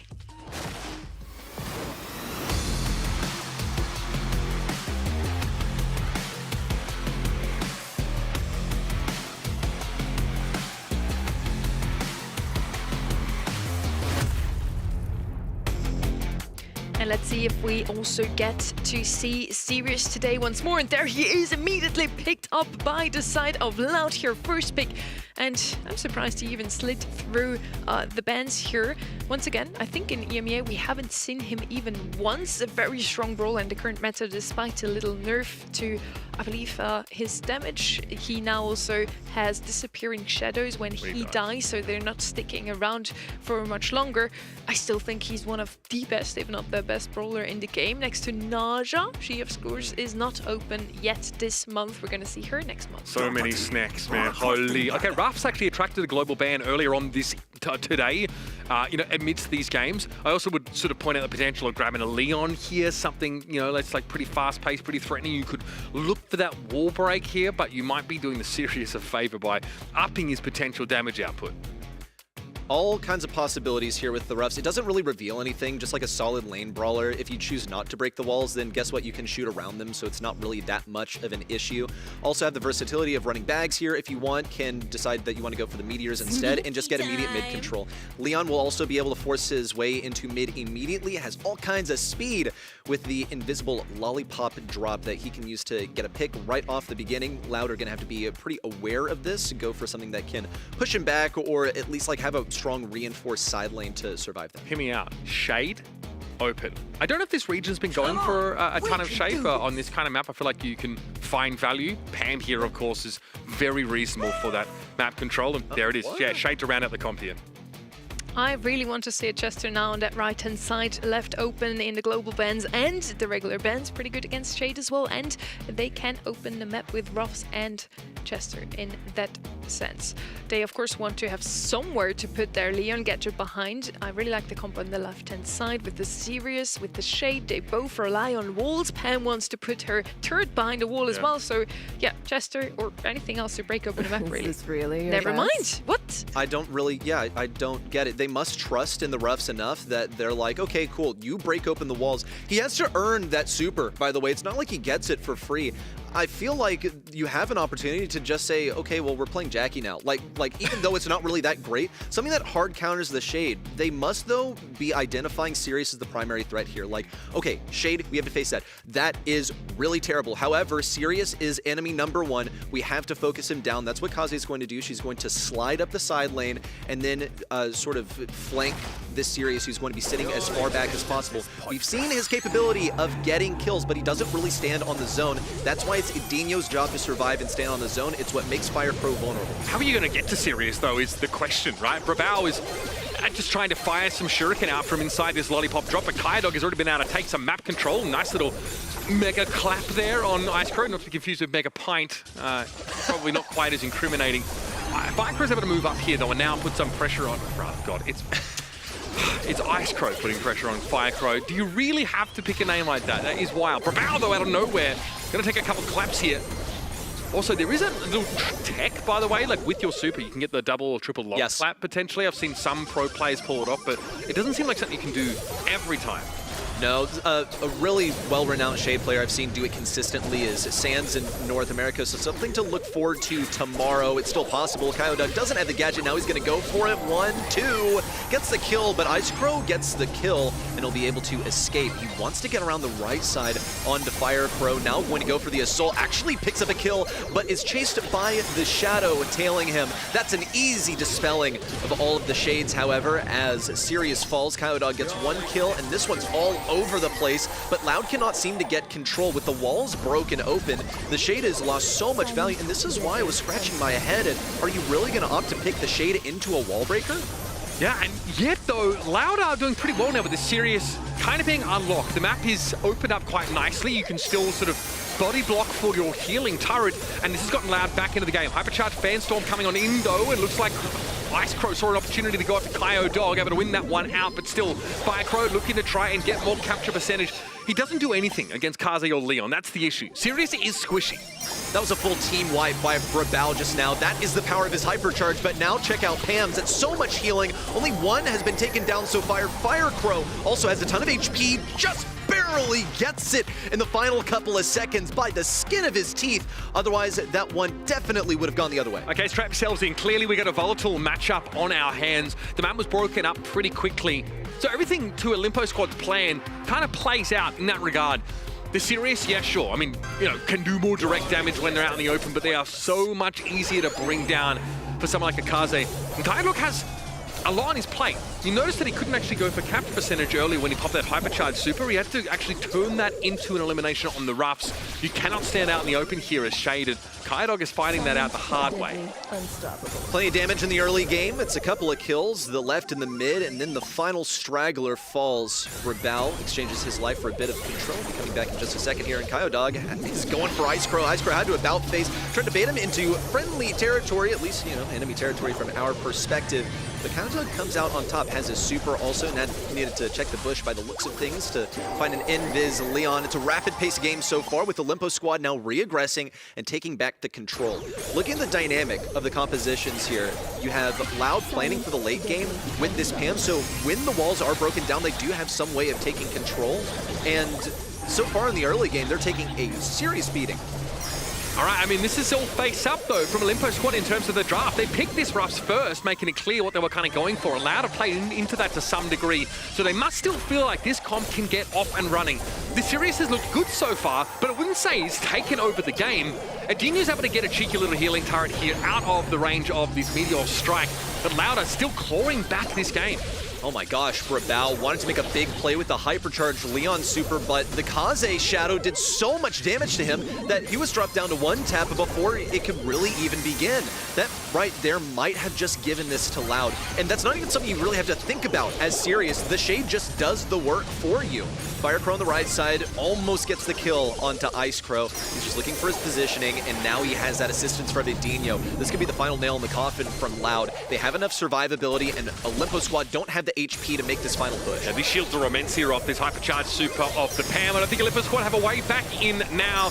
Loud have some fortuitous timing in terms of their super cycling in, but Kyodog on the Shade is actually able to find some really important eliminations despite the map being opened up. You've got that initial dash off your super plus the speed boost, and of course if you have you know, the jacket star power that gives you a bit of extra durability during that phase, you can still chase those kills.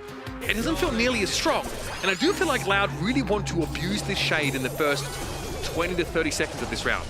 Basically, I feel like they have an early game strat and they have an end game strat, and Olympus Squad are basically going to win in the mid game, if at all. That's how they got it, yeah. Okay, Icecrow is just tapping over here, but he's the last remaining survivor from the team, and he won't be able to get any damage onto this Pam turret yet. Golden would love to bring this open. That is pretty nasty. Olympus Squad forced to go all the way back. Brawl tries to 1v3, but it's just lambs to the slaughter. He had to know that he was not winning that. Now, insane amount of damage off these Leon clones, right? You're seeing these Shadows be able just to vomit those shurikens up close. That's obviously where Leon is at his best, so those Shades absolutely want to fight in close proximity when they are deployed. be looking for yet another one. The Kaze and the Leon clones have been so troublesome for Olympus squad to deal with. You'll see Brawl has his hypercharge now, just needs to get a super 40, can make a big play. But even then, it might be difficult with this Pam turret alive and healthy. Golden going to try and push everyone back if he can. Hypercharge active now for Brawl. Number one has got to be Fire Crow, but he's got to be so careful about this Shadow on the left side, using his range this time, and that is called using your Buffy. You still do 75% damage no matter the range. Yeah, really powerful out of those hypercharge conditions. Everybody's hypercharge Buffy empowers their sort of basic attack, but for Leon, it's one of the most terrifying. Here's a hypercharge super from Edinho. That shield really goes a long way, and look at this space that's been opened up. Consistent use of these Ruffs gadgets does make it a little tricky for Loud to get in Olympus squad's face, but they have quickly reclaimed the lead. And here's Kyodog. The Shade depends so much on getting super in these late stages of the game, and the pick-off on Ice Crow is massive. That was still a pretty valiant effort from Ice Crow, though. Dropped Kyodog down to just one tap. Now Ice Crow's going to get some good damage in there. Edinho trying to push away this massive one in from Olympus squad, but it's not going to be any use for Olympus squad. Game and set to Loud here in set number one. And Olympus squad led with a victory, but it was only barely that they got it. It was with a 4%.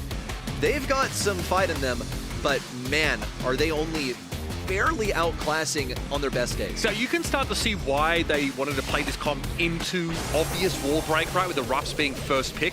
Because you can still, I think your healing turret's still very powerful. Even if it's not behind a wall, you will body block for your turret and get healed up in response. And the shielding that it gets under hypercharge conditions means that if a Leon is just poking at you at non-max range, of course, outside of hypercharge conditions, it's not really enough to worry you. You can build up these, these shadows from Sirius and just be a real nuisance in terms of how you can bully into the map. I don't think Kyodog does anything outside of super, but once the Shade is able to get super online and get the shield, maybe have a long clap gadget available, then you can go for like 1, maybe 2 kills and sort of turn the game in your favor. You can see Kyodog doesn't spend much time on the point, but he does get the most DPS here for Loud. Right, it's so interesting also to see, like, even the stuff that's supposed to counter Sirius because he doesn't have anything at close range. Like, yeah, he can, like, teleport the clones to him if he wants to maybe block that way. But the fact that you have to face clones of yourself with a little bit less HP and a little bit less damage is the big factor that we just did not see Olympus squad able to deal with. Brawl had an entire hypercharge that was shut down simply by the presence of Shades, and that's something Sirius doesn't really have to work for. It's easy to hit his shots. They go over walls. They do some respectable damage at range, and you get them every 4 hits. Yep. So yes, just you cannot let this brawler come in. It needs to occupy a ban slot, but at this point, it doesn't seem like it's really concerned here on Bridge too far, where you're looking at a series of 1v1s. We have Eve and Colt banned away, right? These are sort of 2 of the go-to brawlers on this map. Eve maybe sort of for some fairly obvious reasons, and the Angelo also removed because he can traverse those waterways. But again, like you said, this map forces a number of 1v1s, unless you have a wall break brawler in the mid or in a side lane. Get that SpongeBob off camera, bro. That guy is seeing the light, and in the worst possible way, bro. Bro stared straight into the sun for a little too long. But again, you want to have these fairly powerful duelists or wall break to maybe pinch onto a side lane here. Sure thing. Yeah, and here's the Otis. Yes, as the first selection, really safe, doesn't reveal anything. I feel like he can get outranged. Might not be the best thing, but hey, it's a way of preemptively reacting to something like a Melody, something that runs down your safe and can get tons of damage. So really safe opening from Loud. Now the response from Olympus squad going for something more directed. This is more in line with the meta on this map. Nanny. Now, she needs to play one of the side lanes. She's pretty bad at mid. Her shot doesn't have enough room to open up. And here's Ali. Ali is very playable here. It's going to be consistent, safe damage. Now, there's going to be an opportunity for Loud to react to this, but that's really okay. There's still a 6 pick for Olympus squad if they want to deal with something like an RT, maybe. Yeah, I mean, you do have the best sort of sharpshooter here in the Nani, right? I don't know if you're going to be now feeling like you can pick Bell into this kind of setup, right? I think that you can still work 8-bit in here, right? You have any of these brawlers that can really work these long lanes. Kaze here is pretty reasonable. It's one of the most picked brawlers on this kind of map, ahead of your 8-bit and Brox of the world. Those are 2 brawlers that, you kind of expect to see these compositions rounded out by. Bo is still on the table there as well. Maybe not a premium option. The Pearl's a little surprising to me, I think, because without heat, you can't necessarily really bully that lane, but you can open the map up a little bit. And also, if you've got to defend against the alley, having that super is a good option. In theory, Pearl should just hold on to this lane and never let go because she'll get up to max heat. She'll hold on to her shield and basically out-trade everyone. Yeah, and just never die. But she's not a target. The objective here is to kill the enemy safe. And you've got other plans. You've got other lanes that you can go to. Now, Pearl can like use her super to break open some of those obstacles and allow herself into mid or, you know, one of the side lanes. 8-bit appearing here primarily as a defensive pick, also should be pretty strong at mid. When I look at the individual matchups, I think 8-bit wins 2 out of 3 of these without a doubt. Kaze can like dash and avoid, but she doesn't really have that much room to work with. 8-bit is going to be outranging and out DPSing the Otis, and he should be able to march all the way to the enemy side. The only challenge is whether he can react quickly enough to defend against this ally. I'm impressed that, you know, even as South American players, they're able to avoid picking Juju on this map. Well done, everybody. You listen to the right wolf inside of you this time. Golden in trouble. Yeah, not much you can really do about that as defensively oriented as 8-bit is. They're now dealing with Kyodog and obviously this Kaze of Firecrow going to town on your safe. Still, Icecrow giving as good as he gets here. They'll start to pound down on a loud safe, but it's probably not a race you're going to win. We've got a knock here, and Kyodog getting some free damage. I think Loud are happy to take this sort of scenario. Firecrow is now down, but the damage is done. You're down to the last knock here, and Loud have time to move back into the map. Brawl is going to be met with a freshly respawning Brawler as he moves over to offense, decides, nope, it's all about D now. He needs to get rid of Firecrow, who, with a single dash here in the Assassin form, could just get to the enemy side. No dice there. Looks like we were about to see a fan storm that could have cracked that safe. Here comes one from Olympus squad. Basically a tied game here on terms of percentage, but the Brawlers are ready and chomping at the bit. Yeah, I think the mute button is pretty big against the Ali, right? And that's just something you had in your comp already. Ali got picked into the Otis. So Kyodog is probably someone that you aren't going to see Ali pull up on all too often. Firecrow, though, now needs to go up against his opposite aspect, I guess, and basically he's trying to ignore them as Loud. Running out of time here. They're going to try and go for an all-in, but I'd be scared about whether or not this could really work. It's actually Loud now falling down behind. Olympus squad are playing defensively and have managed to keep their safe at 13%, but here comes Firecrow now, hoping to finish the job. Kyodog can't get through all of these deployables, but Loud have a slim lead. Here comes Mr. Peep, though. Look at even the odds.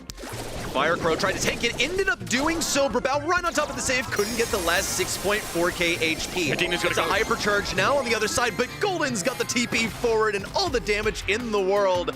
Olympus squad are a real competitor here for Loud, it would seem. And so now Lau's starting to realize maybe we can't like just race with 2 brawlers here, even though we have like a Kaze Otis, which is like pretty good damage, right? Kaze can really sort of start to rinse those safes very quickly with that fan damage. Feels like once the alley gets going and you let the Nani just get peep after peep into your safe, you've got to kind of end the game early before multiple Nani supers get developed.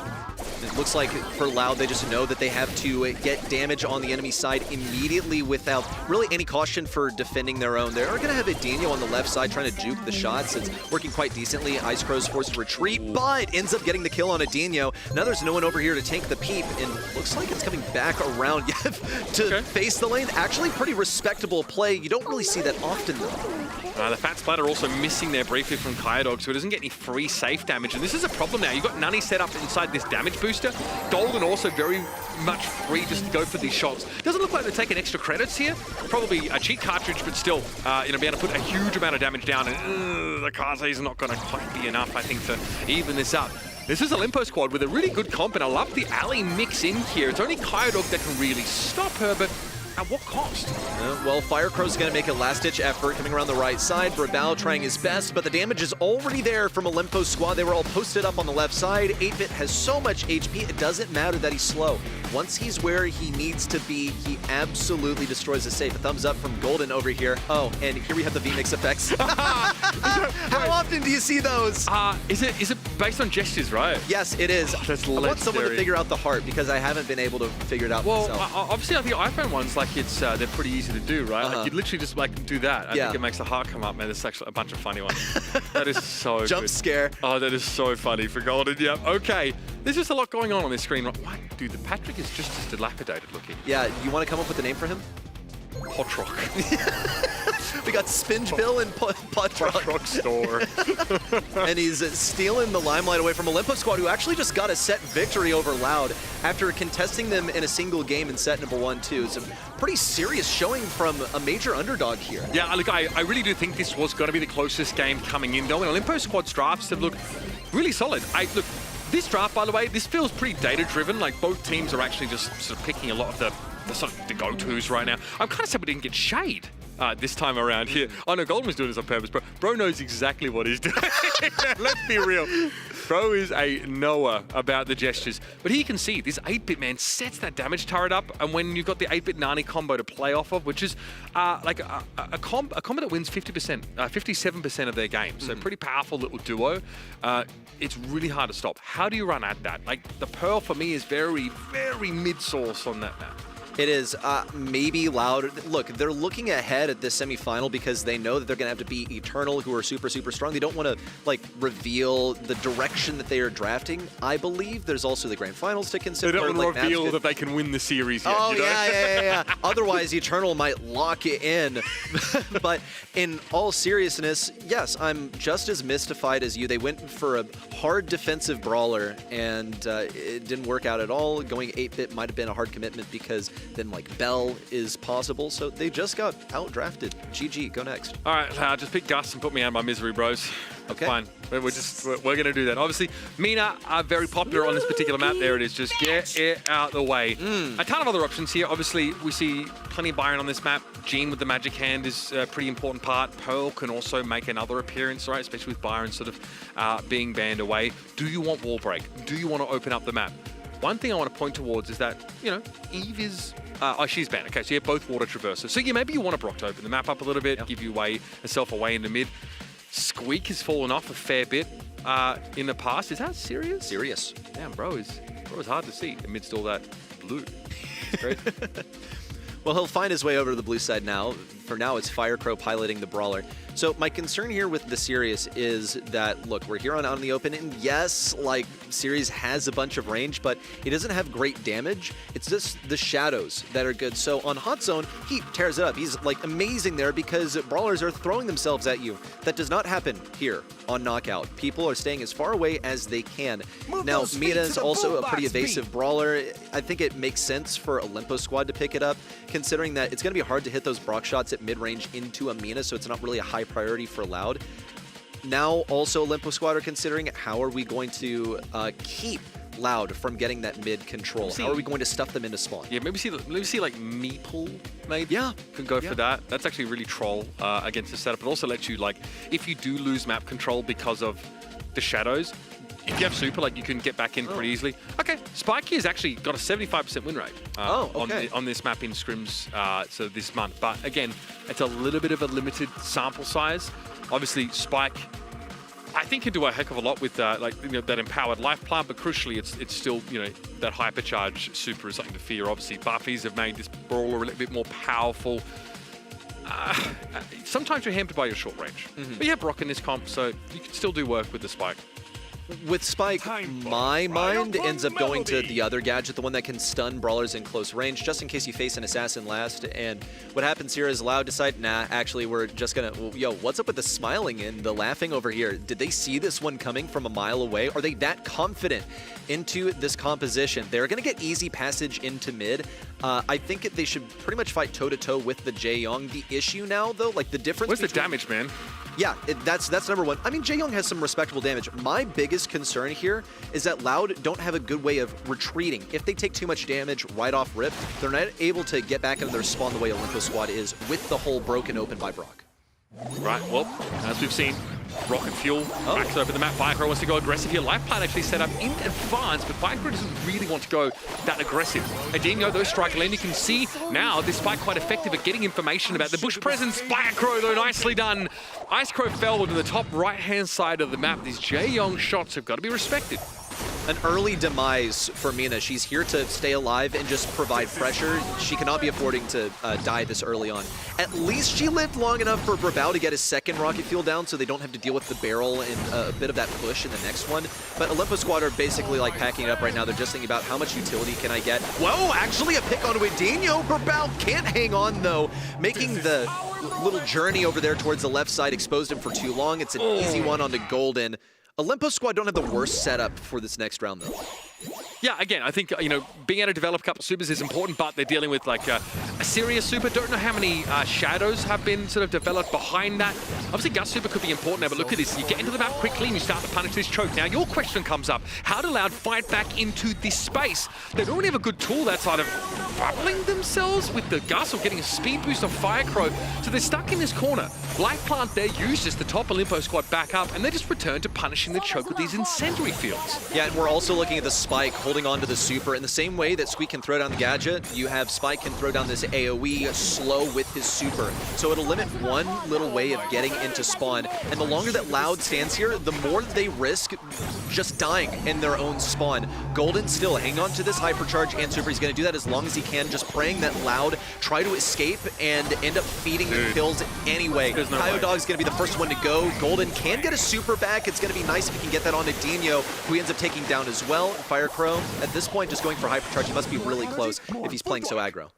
There you have it. And that's what Olympus squad can do when they have that map control. So if you're Loud, you just cannot allow this to happen. You have to be oppressive. You really need to maybe use those supers early and often to take space and make sure it can't be wrested away from you. Kind of seeing that now to some degree. Dino, though, caught in the corner. Oh, it's a Spike super. He'd sooner forget. Firecrow's going to have to get out of there. He cannot do a darn thing to help Dog right now, whereas Ice Crow can go hunting for these kills and play by the safety of that Life Plant. There's Dog going up, caught inside that Mina super, and Firecrow's got nothing to do. Nice hypercharge, bro. Save it for the next set. Yeah. Oh, goodness. Yeah, and he can't even take it over to the next game either. We're not there just yet. Did you see that SpongeBob? No, you can't because you're blind. You're staring at something too long, bro. I think he's trying to see. I think it's SpongeBob after he gets dried out. Isn't the episode where he gets dried out? Yeah. Exactly, it's that one, yeah. it's nightmare fuel, bro. Like, why are we getting plushies like that? Like, you have to wake up in the middle of the night and look at that face. Well, maybe he gets moisturized by the tear of Loud if they lose this set, or possibly the match if Olympus squad are feeling that confident and willing to flex their muscles on some of these picks, because I had myself questioning what is a Spike pick doing here. It was actually really effective at shutting things down early on. Now, the initial positioning here goes to Loud. They're able to get into spawn. Olympus squad are able to easily retreat, but this time Ice Crow isn't dying early. He's doing his best to avoid all these shots. It's working out quite well so far. Yeah, looking good. Obviously, he has to make use of a wind walk active there, though. He needs to give a little bit of space. A speculative super there from Brawl. Dog's able to kite that into the bottom left corner, but it does force his pathing straight across, where he takes a couple of shots and will feed the next Brock super.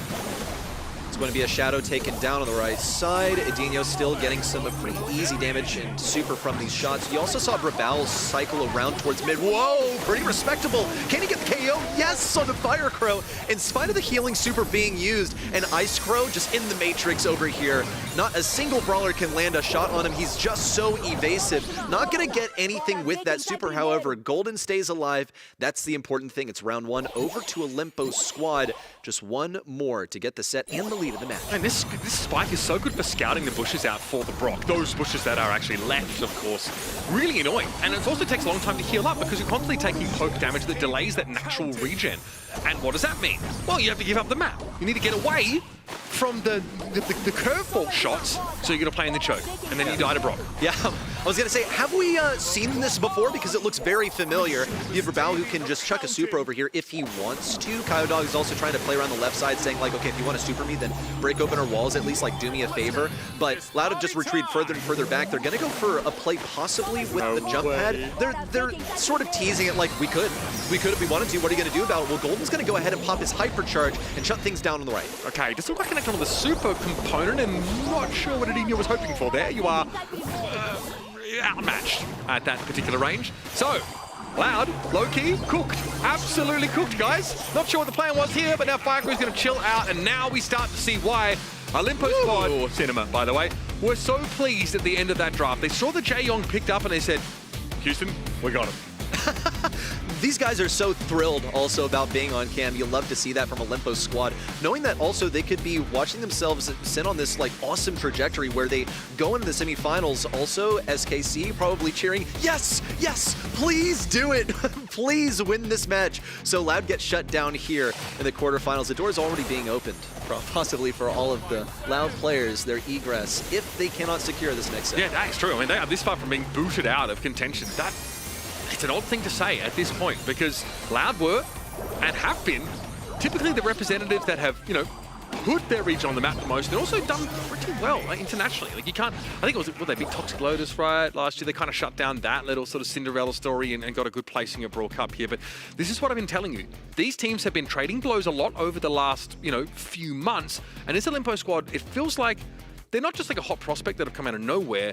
Now they put in the work. They had a solid last year and they're ready to legitimately be contenders.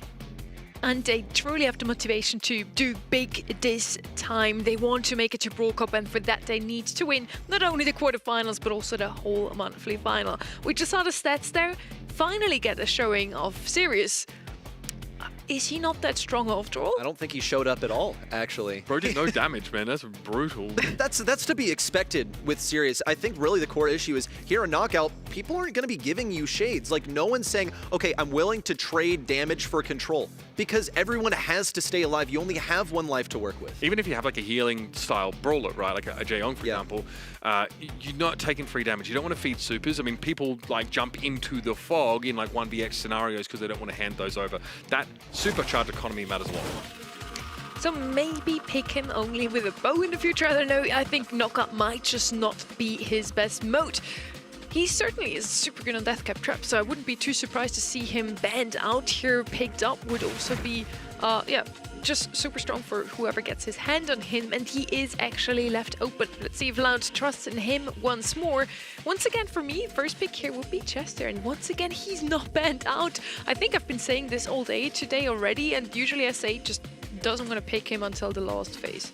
It's your boy, Sirius. Yeah, he's back. Cringe border spam, by the way. Olympus squad, extremely crim, but still there's a couple options. You can actually bring the spike back here as well if you're Olympus squad.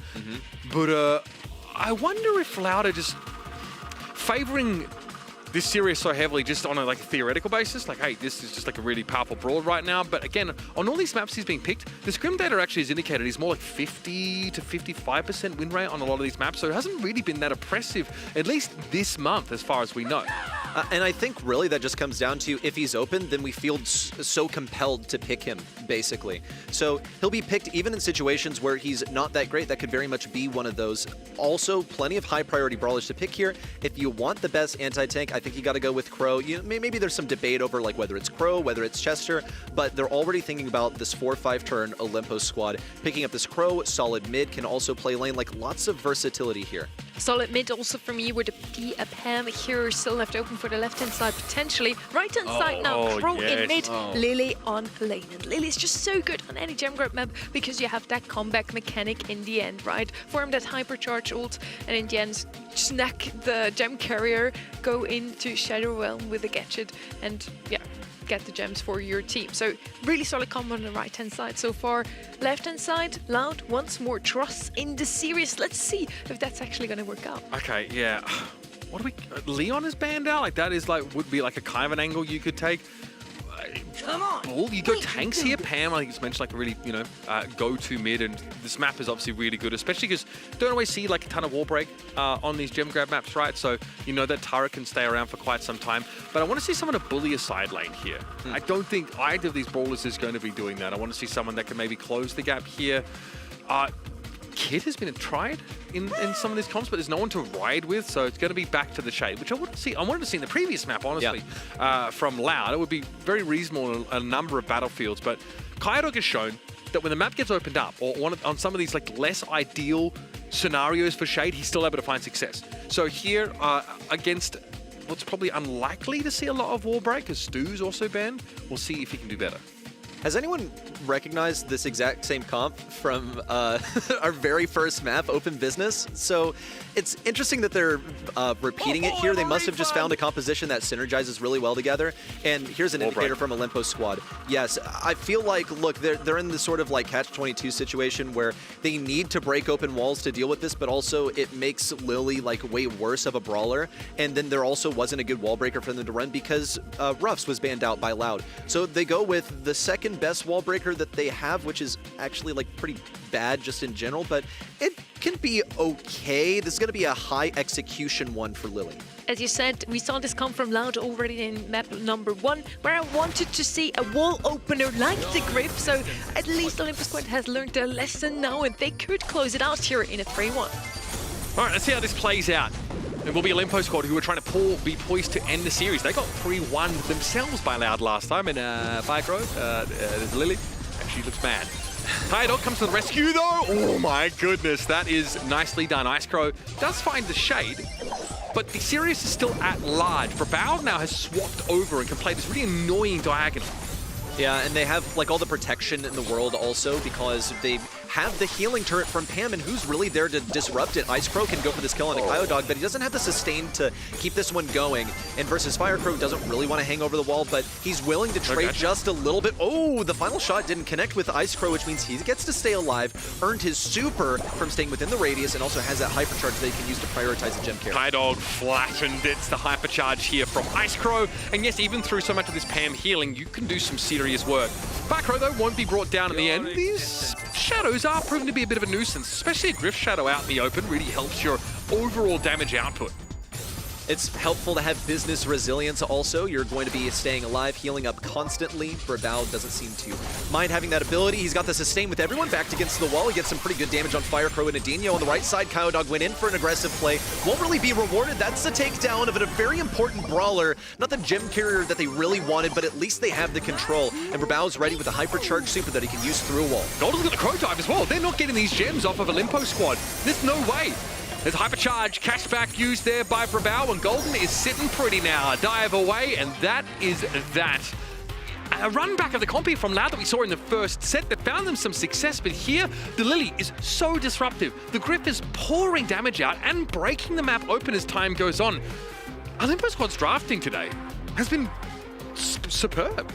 They're really focused on this one match, though, because in the grand scheme of things, are they looking at Brawl Cup? Like, yes, it's a possibility, but that's not their aim like it is for Loud, and for Loud, the requirement is win the semifinal. So I would say there's absolutely more preparation done here for specific comps by Olympus Squad. It's also evident in Loud picking the same exact composition as they did on set number 1. Here in the early game, Loud gets the upper hand. They have Adinho in the open, and also the wall broken open on the right side is, like, kind of nice for Olympus Squad in some ways, but really Loud are reaping most of the benefit. I do like this, right? Loud are moving up the map now, not content to sit back on their safe side of the gem well and make use of what terrain actually remains. This is going to force Brawl to clear everything. Otherwise, this Pam is going to continue to be quite a nuisance. 5-2 in terms of gems.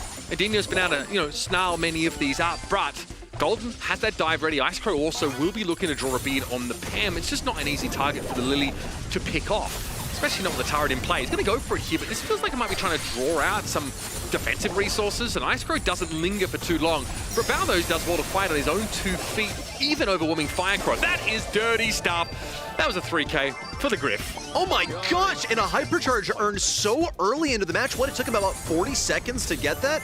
Just all of the damage that he's being offered by Adinho sitting inside of the healing turret and saying, it's okay, cool, it's all right, I heal, but you feed so much, and Brawl is an absolute monster. Here's the hypercharge out from Icecrow. All he needs to do is get home safe. Golden has a couple too, so Icecrow can afford to play aggro. Just 10 seconds to go, and Olympus Squad will have laid Loud's dreams to rest. Now counting down from 5, Kyodog can't get in range. Golden's able to leap away if he wants, and there you have it.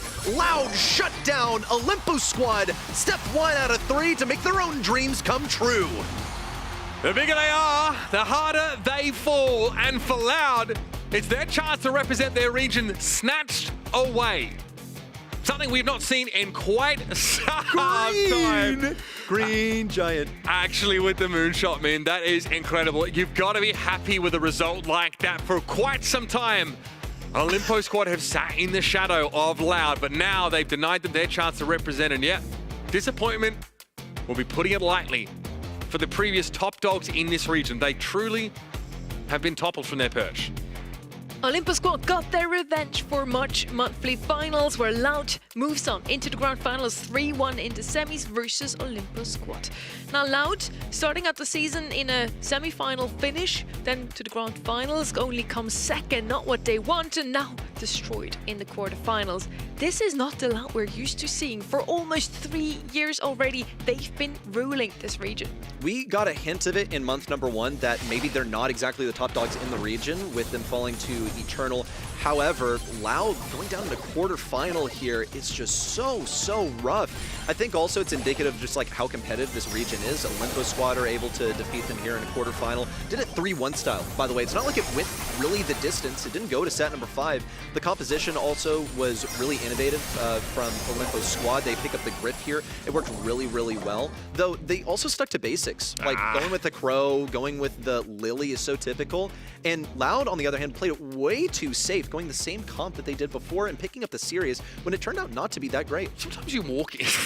Sometimes you walk into a series like this kind of with the wrong idea, or maybe you get a little bit lost in the sauce. Like, I do wonder what the scrims have been like for Loud. There's been a lot this month, and it looks like this comp is something that they've decided, hey, this really works for us. But bro, I mean, the comp that Olympus squad draft is extremely execution based. So while the theory might be good for Loud's look, it's like if Ice Crow can get some good dives, and he wasn't overcommitting into healing turrets either. Like, he understood when was an appropriate time to go.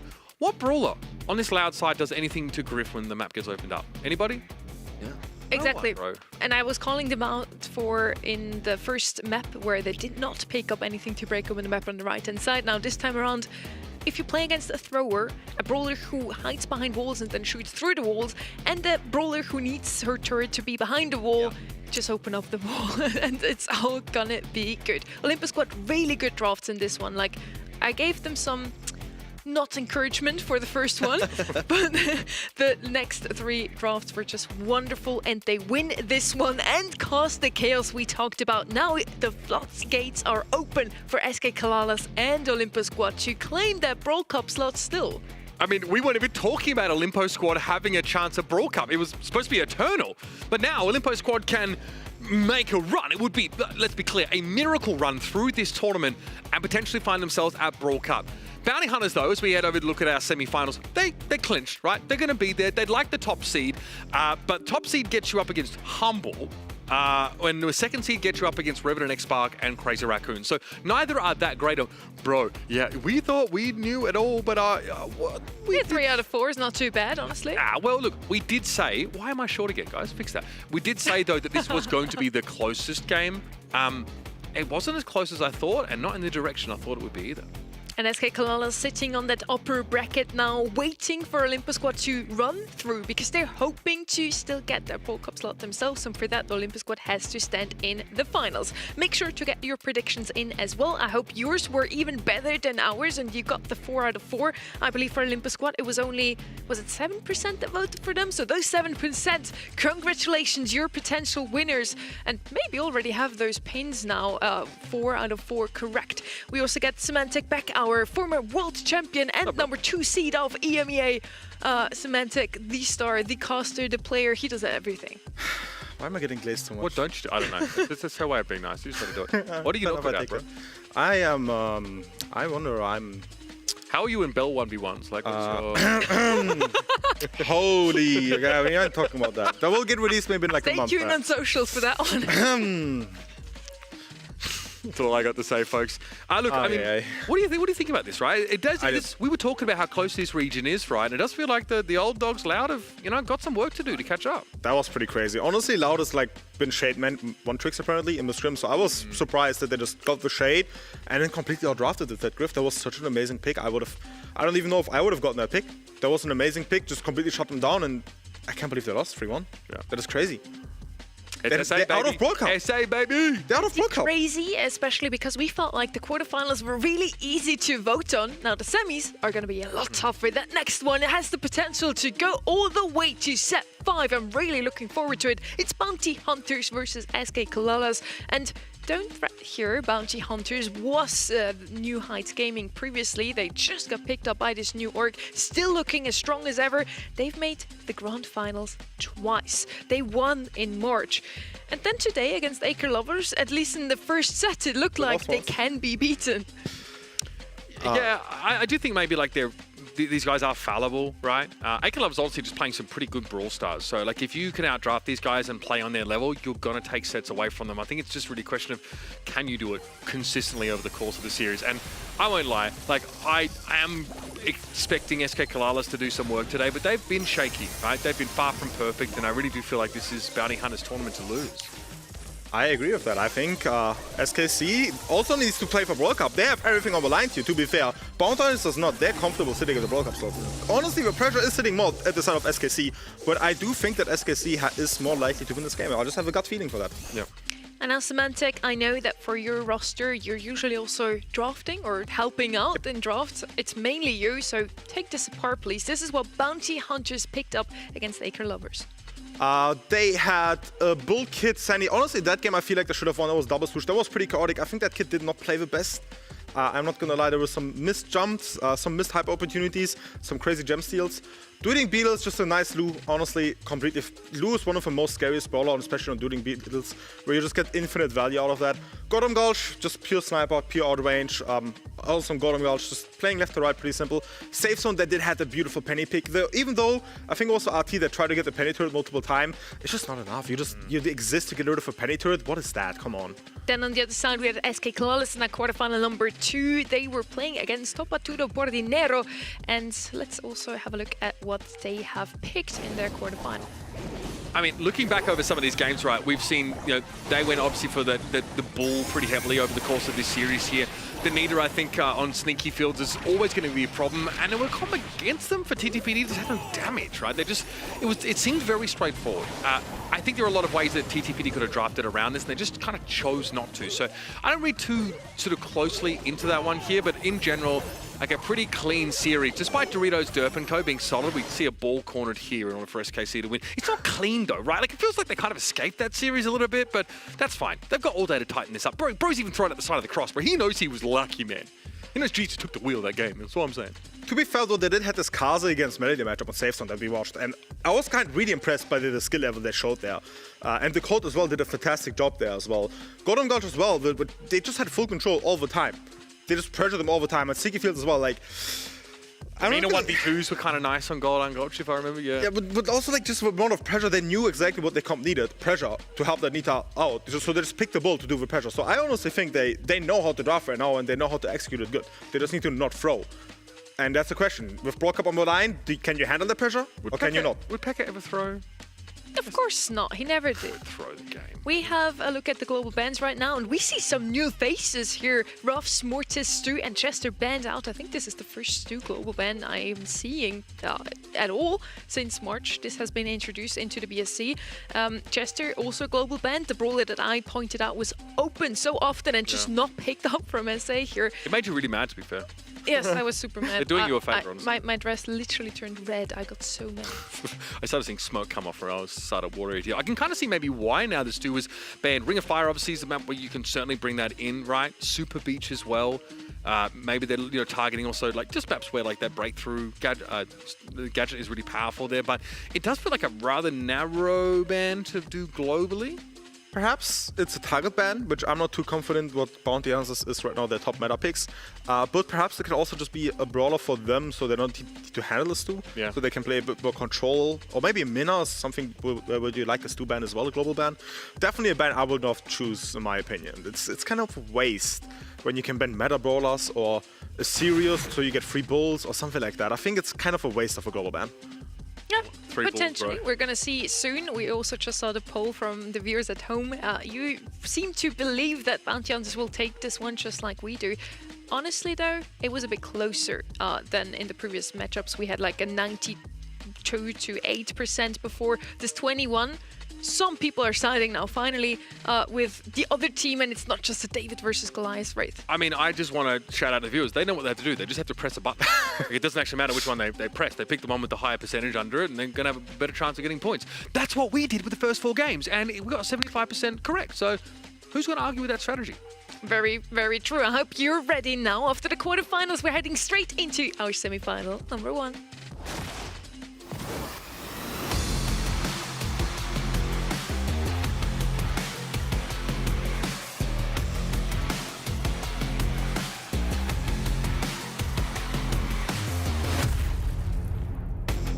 And we are on Super Beach Brawl Ball. The fan favorite is here to kick us out. And I was hoping to see a Willow or Shade.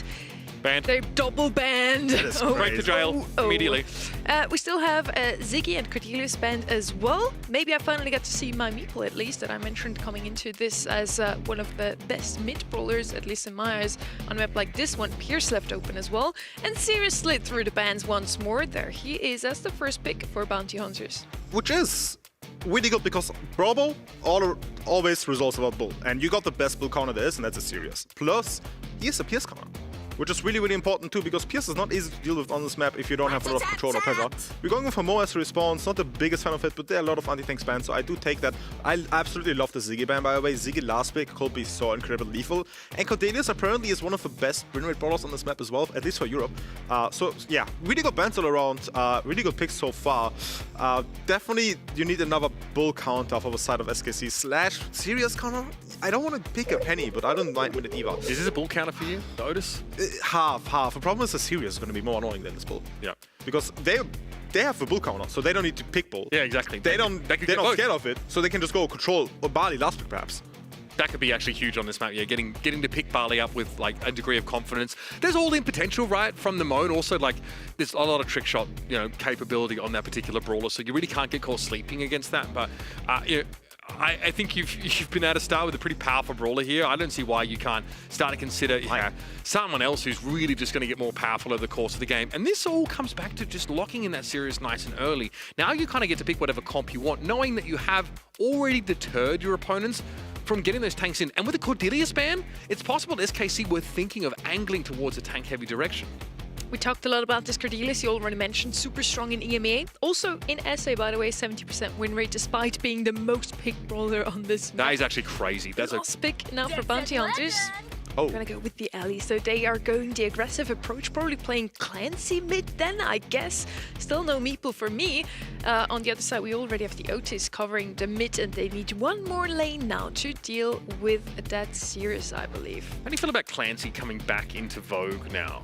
Looks pretty scary after. In the changes. general meta, Yeah. he is absolutely broke. I absolutely like. When he gets gold, he wins every single lane, which is just super, super nasty. And he could have been the first pick in this draft if Sirius wouldn't be better, bro. They're going for it. I don't like that. They're going for it. Oh my god, not only do you play into a Sirius who absolutely just farms you, but you're playing into a Clancy, which Clancy should roll you, right? You justify this Clancy pick now, because before he didn't have a good draft, but now you justify this Clancy pick by feeding him gold.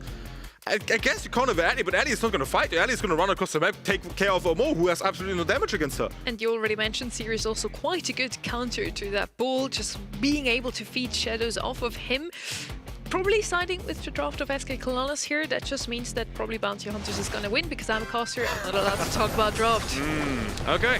Well, I kind of ignore that rule, but that's fine. Oh, I hate playing this Bull matchup. Look at it. He's just not doing anything. He fed him already one ult and a gadget. He needs to waste so much ammo. And he's losing lane. He's feeding another Bull. They have to go full control from the left side. Ali gets easily killed on the right side, just running it down. They have nothing to respond to the Sirius. This Bull pick, I'm telling you, it's the most throw pick of throw picks you could have possibly gone in that draft. Yeah, low-key, he's getting his lunch money stolen on the regular and getting hung on the door handle. Here comes Portox. Pekka obviously not at his strongest right now, but a mute button does connect over onto the alley, stopping Portox in his tracks. Procy here, somewhat starved of credits. Hasn't quite built that gold level up yet, and it's pretty low. It's an easy pick off for RHC, surely. And from behind this, yes, it's going to be a goal scored. Really surprised that even went in. I think Sirius definitely should have taken care more of a Bull. Clancy definitely mispositioned himself to be more of an easy ult here. Bull on the right side with an ult can kill a Sirius, needs to be really careful. Beautiful kill from Ali. Just finds a weak target, goes through him, perfect positioning from him, perfect target priority from him. Bull attempt, that's fine, he has infinite ults. They can go for that. Bull just feeding Sirius and Clancy, definitely not something you want to do. I think Ball Hunter's in a beautiful spot right now. Procy is ready. Look at him, up to gold now as well, just flattening them. We have Bull clones in play and a goal to end the round. You can see the problems here for Bounty Hunters pretty face up, yeah. they managed to score. In fairness, they had a Bull super that they were able to sort of roll into a Mo super, but outside of that, it looks pretty hard for them to play the neutral game, like out in the middle of the map, getting farm credits by Clancy, giving free shadows away to the series. It's brutal. I just want to give a shout out to this beautiful alley pick because they picked the one brawler they needed. Because they didn't have too much control. And the only brawler that can give you that much control is an assassin running around the map like that, creating pressure for you. And if they do pick a bull, you have to hard counters them. Because look at them, they just keep swapping the maps, the lanes, they keep going to the right side, over alley, trying to fight for more, just wasting his time. Then allows Clancy to go up, get his level 2, Sirius to get his up power-ups, and they're just stuck and spawn immediately. Have something as well that really punishes the Mo without super. Still, there's an opportunity to come forward here. RHC has that star power trigger, and Prosy is not quite strong enough to fight them yet, so he will have to corner the ball and give some ground. I just want to say that they won this game with barely getting Clancy level 3. Imagine he gets it earlier now, or we go to overtime. That Clancy will shred every single opponent apart really, really easily, especially in overtime. And the Sirius will help there as well. Let's see now, ball positioning on the left side where they have some more control. Sirius needs to take care of the bull. It's going to go for him immediately. I wonder how many shadows he has right now, if he can even go for a play perhaps. Yeah, Clancy not exactly lighting the world on fire just yet. Makes a pretty poor mid-range brawler when he's at that silver level. At gold, of course, completely different story. Portox would love to be able to flatten the Otis or the Mo nice and quickly, but they're being kept at arm's length right now with 80 seconds left in the round. With these sitting on a super, Prosy wants to come forward, but still hasn't got any extra credits over the last minute or so. I love how SKC is trying to go for a matchup that Bull is not on the Sirius, but you just possibly cannot because you just have too much control from the side of Bounty Hunters where they can always swap away. Look at it. Put on the right side, you don't care because you have the mid, you can swap way easier. And if they're stacking, you're feeding Clancy, big problem. Plus Sirius is getting fed as well. If this goes to OT, honestly, I don't even mind. I think Bounty Hunter still has to come simply because if this Clancy is on OT, surely he gets gold at least 10. Okay, we do have that mute button here for the Mo. That's going to be a little bit, or rather for the Otis, it's going to be a little bit scary for Portox to be diving in. Clancy also can't do too much without access to that primary fire. And Pekka is poised to make a dive on in as well. Portox low, chunked down. This is going to give a lot of map control over to SKC. Beautiful hit here from Mysterious, gets an easy shadow there. Really surprised that maybe it's honestly fine to just trade out the Otis ult for the Ellie Death. Hypercharge ult here coming from Mo. Trying to get a kill, gets one Sirius, trying easy getting the bull here. Portox here has got plenty of room to work now, and those shadows are going to become a bit of a problem. Christian's going to get peppered down inside his own goal, and with 8 seconds left in the round, Bounty Hunters are poised to take this to OT and then to convert. There are shadows everywhere in an open goal. Wesley gets the job done, and Bounty Hunters claim the set. The amount of shadows the Sirius they had at the end just shows you exactly why you cannot go pick Bull into that, and why Bull just cannot play the game. That's why they stood in the back the whole game, because if he does any type of play, they just get shut down immediately. They even had the Warhype ult, and just isn't enough to come break through by any means, because you just cannot defend anything with 5 shadows running it. Yeah, that snowball effect is serious there. Yikes. When you've got Sirius that's able to sit back and land shot after shot. Something you pointed out as well. Bounty Hunters were kind of winning these rounds without a gold Clancy. They didn't have to. They didn't need to. Two moments here as well. Like you've got Mo, who's pretty potent when he's got that super available, as Pekka demonstrates here. HC is able to break through. And there were times where like Christian's able to tap, Portox down pretty low, but once the alley gets close enough, look at how she makes short work of your team. And it doesn't matter if she trades 1 for 1, because she sets up a fight that you can win. You've got a Clancy with a ridiculous amount of damage behind that. And here, this is too much. This is what Sirius does. Beautiful bans as well for Bounty Hunters then, because Rick, honestly, Willow and Shade are 2 free brawlers. First pick brawlers. You don't want to ban them because you want them. And they ban it just to have the most amount of brawlers open, because they know the enemies are going to ban it. So they know Sirius is going to be open, or Clancy, or Willow, and they're just going to have one of the most broken brawlers in the game. And they got Sirius, which is the best broken brawler in that specific draft. So they just honestly won the game just by the drafts already, by the bans. Usually you can't just look at the stats and know who wins in Brawl Ball, at least. This is not the objective, so just get the DPS and the kills. But in this one here, it speaks a clear language of just Bull not doing much AT DPS. And then on the left-hand side, we have Sirius getting so much DPS, which also means he had a lot of supers, a lot of shadows available and on the field. Heading over to Ring of Fire now. Let's see if SK Kalalas can turn things around and redeem themselves in terms of draft. I do not like the Pierce slipping through in that one, and Pierce is immediately picked up here. One of the best brawlers on the map like this one. What will SK Kalalas because he's not reply? global banned. Like, usually global ban Stu. Like, you could easily have targeted Pierce, and you already had to ban, Sirius and Finks, who are, I think, really oppressive on this game mode, right? Especially if you're not first pick. You just kind of have to take out any of those really OP first drafts. Which is double banned, which just shows you how oppressive Sirius is. But PS1 actually might not be that insane because there is a Em's Grey combo. There's a Mina, which is a really beautiful brawler to counter this PS mid with a shield and just dodging with shots. And there's an Ellie open as well, which I think you should just go Ellie to 3 now. Have Mina for the mid pressure, dodging the PS, have an Ellie for pressure. You can't go something to the control because the Ellie will beat you. You're forced to go aggro, which probably means that SKC will have a beautiful last pick here. Going for Maple instead, which is not what I would love to see, especially into PS. I don't think it definitely counters him a lot. Plus, they kind of give open to an assassin now, which I don't like as well. The Meeple pick is definitely interesting here, something we haven't seen really today, and especially in the Ring of Fire, I feel like there would have been some other options open, like a Lu, just something with range and also area coverage. But let's see what the Meeple can do here for SK Colossus. Left inside now, there's still some aggression open as well. Kaze would be one of these brawlers we see here quite often.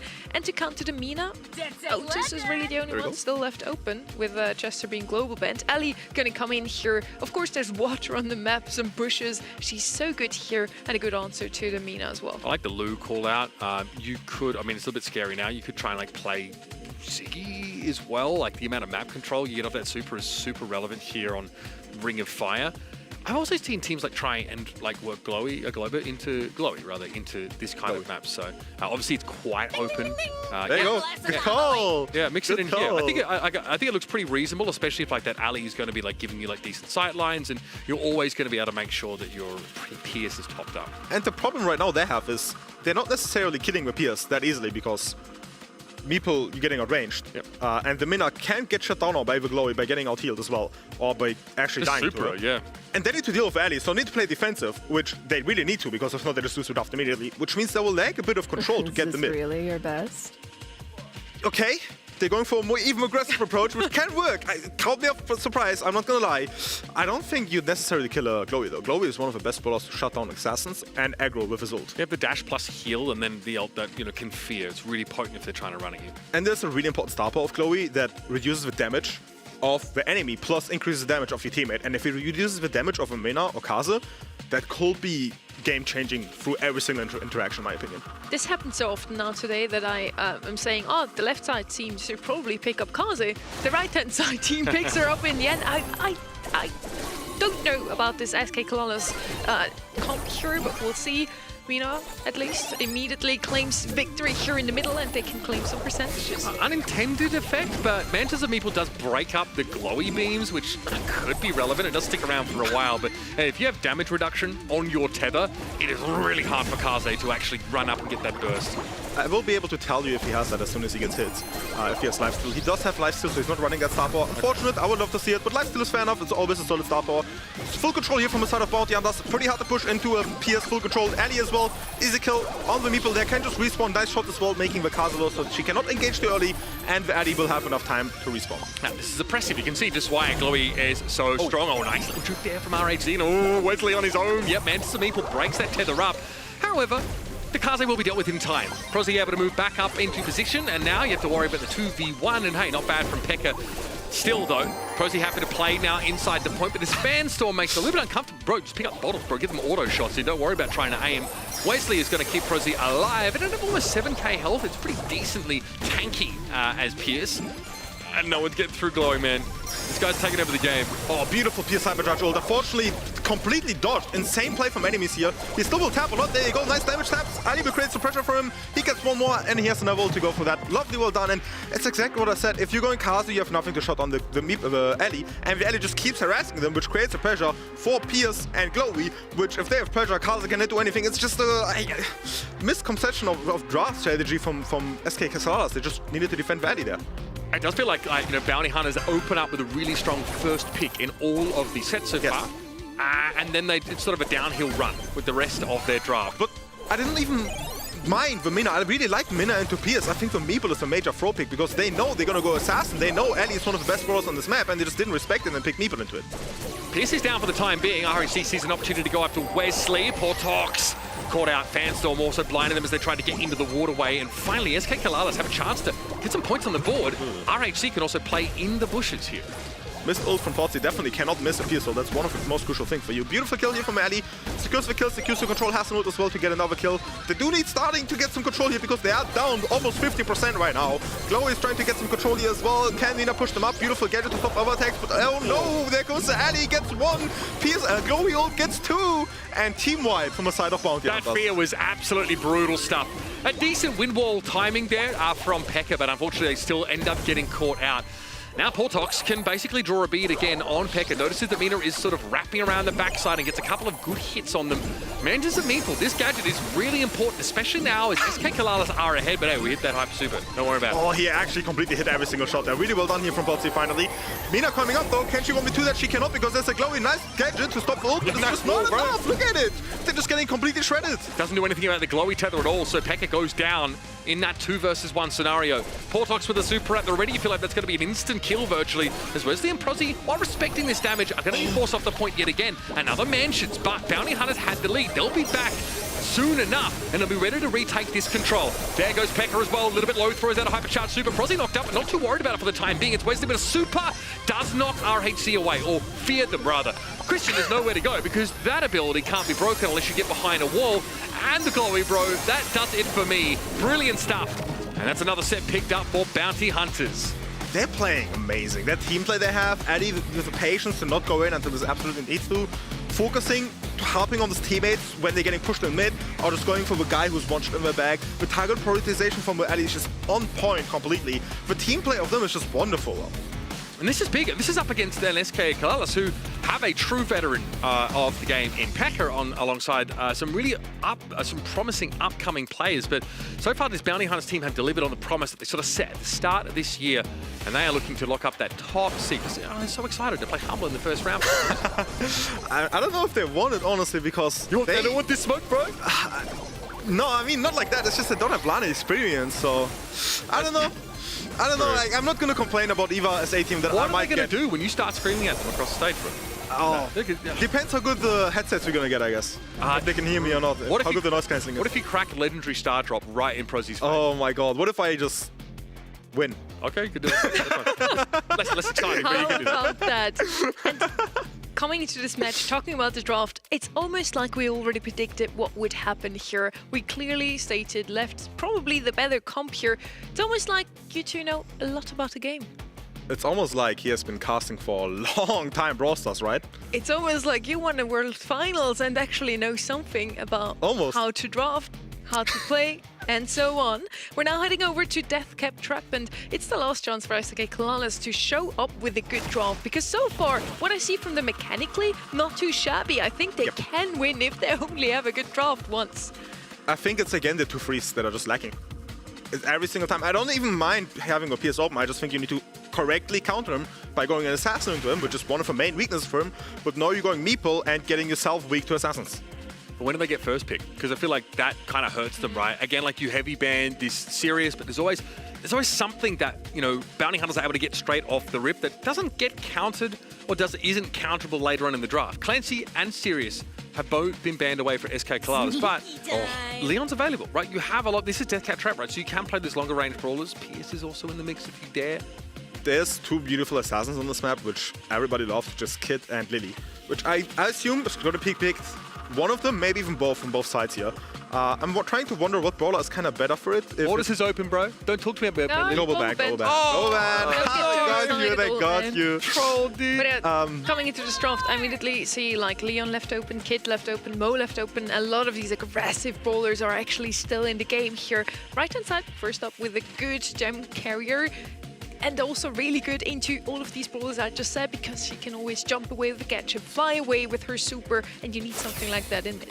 There comes Lily that I mentioned, Janet as well, a nice gem carrier that can escape it. I just recognize the bands as well. There's a nice Pam band which counters Assassin, there's a Nita band, there's a Clancy band, there's a Chester band. In my opinion, this calls for a build account of a Lily and take care of some aggression with a nice, I don't know, like a Gus mid. That's what I will go right now. Definitely, this seems like a setup for Bull, so I assume they're going to take it. Gus to round out this comp would be really interesting. Yeah, the Bull kick combo we've sort of seen before, but I wonder if that's really where you want to be to stop this Lily. You are banning a lot of control brawlers here as Bounty Hunters, though. I actually recognize a max pick potentially as well. Oh, Draco. Okay, you know, that's a tank as well. That's fine. Don't they open themselves up to a bull last pick though? Yes, I thought exactly the same. Max, still a good shout from you, I think, especially now pairing it with the Draco, because what Draco is missing, what Bull has, is closing the gap between themselves and his opponents. So yeah, let's see what is actually going to be our last pick here for Gem Carry. You want something to evade the Lily, potentially. Yeah. Hit Draco. Oh, that's a max. Yeah, nice I called it. Okay, that is obviously like super rarely seen in this day and age. But I like phase shifter gives you that level of mobility. It's a really safe mid option, and obviously you can fuel hypercharges too. And it's more important about the comp itself because they like range. They have Leon and a tank. So we needed something to break out and create sort of control. Last pick now, I would love a Bull. If you don't go Bull, Sandy could get some value too. Terra might be interesting too, honestly. Instead of that, they need something to get some control, honestly, or to just shut them down completely. I'm trying to think right now. You want something like the most, though, I think. Oh, that's pretty. That's really defensive. Okay, That's really defensive. We didn't expect this because it's definitely not a pick you'd see in any other region. I feel Lumi on Death Cap Trap into Leon and Draco. You can kind of see why Bounty Hunters wanted to eliminate all the control brawlers, but Lumi, I feel like, does fulfill that role, and Grim and Frostbitten into some of these chokes, that gadget use is still a bit of an issue, I think. Obviously, like Blast Beat stops you in your tracks, so you have a lot of your ability to hold this Draco in place before he can get to you with that gadget up. Yeah, but who's stopping that Leon? That Leon is going to farm ult probably from a Janet just chipping her down. Lumi cannot possibly scan the Leon out in his gadget. And the Lily is just going to feed the Leon as well. It's just feeding so much. They get so much speed as well. I just don't like the Zumi pick. I think look at that neutral gain, is so good. It's hard for Lumi to catch damage onto these guys. Christian, we barely knew you. That Lumi just ceased to exist. I think that was quite a troll of a last pick. Once again here from the side of SK Keralas. Full control for Bounty Hunters. They get 3 gems. Nice Leon get it in the mid. Nice early kill. Wesley Van Old pushing from the right side here is actually on speed support, which is what you would like to see on the Leon currently. Missed shot. Kind of important. He will lose interaction because of that. Oh, he actually dies. So that was crazy. Janitor's Fly unfortunately cannot do anything without the Hyper. And honestly, Draco just needs to waste time. He don't die. No, Rossi just trying to get in there. Face now, super popped, and RHC is going to be forced out of the map entirely. This does mean that Bounty Hunters can continue to get the red side gem spores, so it's going to take Portox up to 7. Phase Shifter attempted to be used there, but Pekka's able to get him into the Shadow Realm with that hypercharged super, but Prozzy will be waiting for Pekka, who pops the gadget immediately. That is a lot of invulnerability for the Lily, but Wesley's able to get those gems back to hand. Is Portox, though, caught up inside the Blast Beat, rooted in place, and that's exactly what you need against that zippy Max. I did not think that Lily is going to escape, I'm going to be honest. Really beautiful play from SK Keralas. The support was there, with Janet jumping in there to secure half immediately. But Lumi ult in the perfect timing. Leon Hypercharge will pop now. Can he get something? Janet has gems, yeah, but Lumi has 2, and she is a easy target here. Is she going down? She is not. The Max is attacking her, but she goes down. It's reset it, but look at that Janet. She has another ult, which basically means you have 7 seconds to win the game, or else it's game over. Now, virtually no time here. Wesley going to make use of that lollipop drop, but knows there's not much point coming forward. There is decent amount of scouting here from the Lumi. Prozzy trying to come forward here, damage on Pekka, but RHC simply takes to the skies, and that will be that. SK Keralas get away with it. And yeah, hypercharge Lily Super into Gadget is pretty damn annoying. You cannot counter that, that's the thing. All the gem carriers were gone, Max is the only brawler that can support your team, but it's a bit more weak to a Lily, which all the gem carriers were left, so you want to take one that supports your team. But if he goes for a play like that, he just needs a tank. Someone needs to focus Lily, count when she gets hyper, and just be on her all the time. And they didn't even get her out, killed her fast enough when she got the gems. That's crazy. You've got a Cordelia's ult, someone else to chase Lily into the Shadow Realm and get the gems away from her. Should have thought about that in the draft, boys. Wesley taken down here. Christian actually able to canvas the map with that Morningstar pretty effectively. Prozzy gets the one. Hyper? That was pretty quick. That is impressive to get hyper Lily that early. Like, I don't even know how. That is crazy. She can basically waste it right now just to go for it. There you go. Gets the Draco, though. Not the Brawl I would like to go for. Full control again with the Leon gadget. The Lumi ult is on the field, though. She might even get an easy kill. Speed out of the Leon gadget's pretty scary, though. Portox is able to get forward and even up the game. So they outlast that Lily Super. Prozzy's going to get caught here by the Blast Beat, but still, as Wesley and Portox alive, Pekka gets some free damage there coming out of that gadget. That's going to force Wesley right away. Look at the Lumi getting so much more value than I thought she could ever get. Leon coming in, though.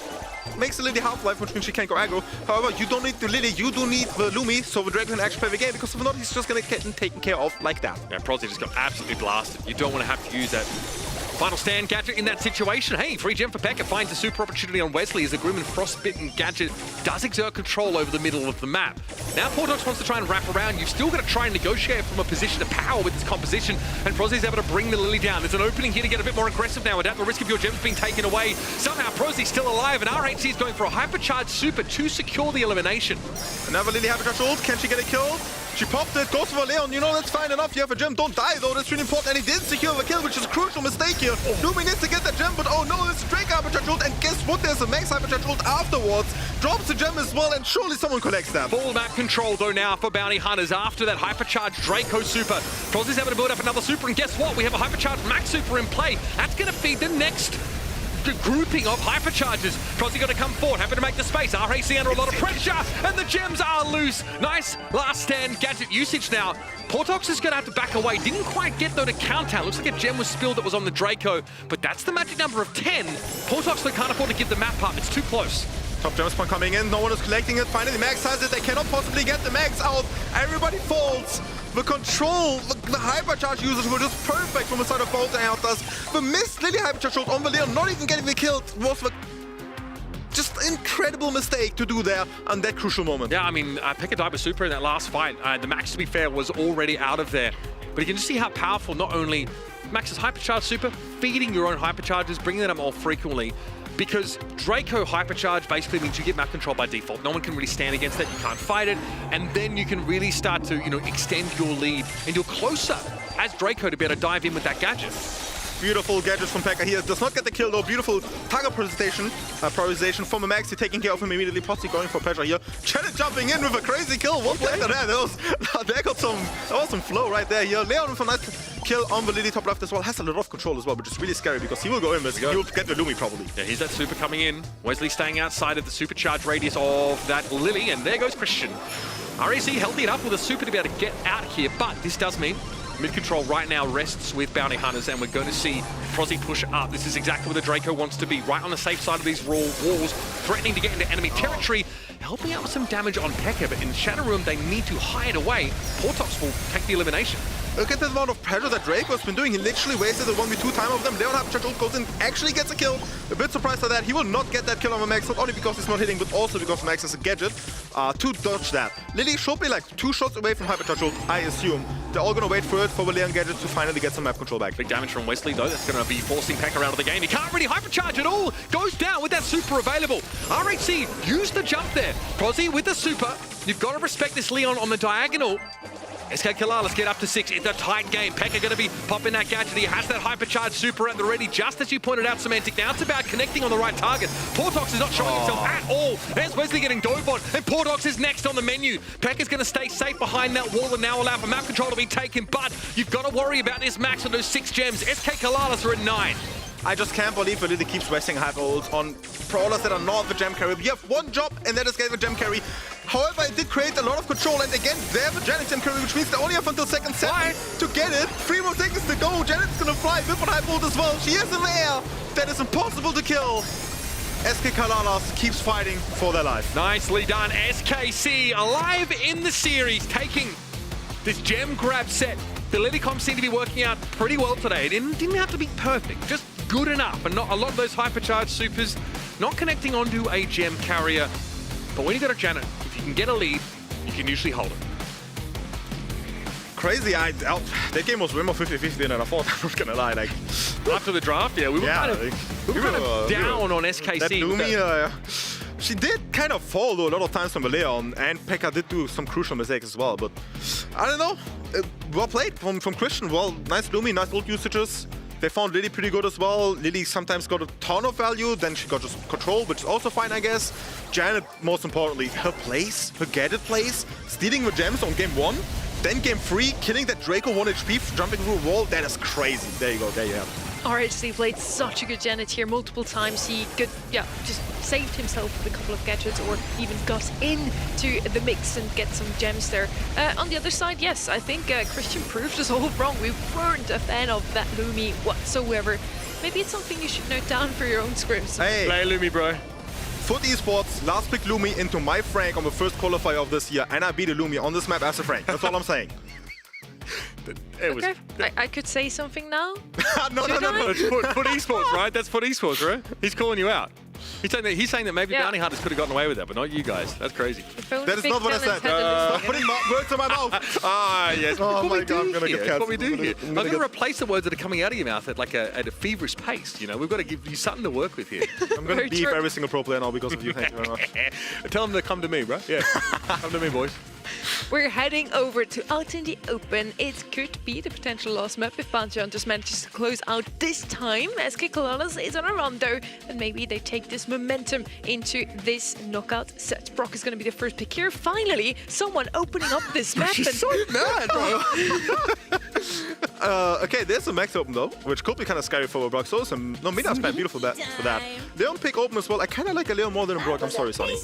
Pearl is a bit weird though. Coach Sonny is out in force tonight. I'm not gonna lie. As long as you have something to open up the map to go over the water or to just get you in that mid quickly. If it's a Jaeyoung, if it's a Leon, I don't care. Just don't pick Squeak last pick if you have nothing to go into mid.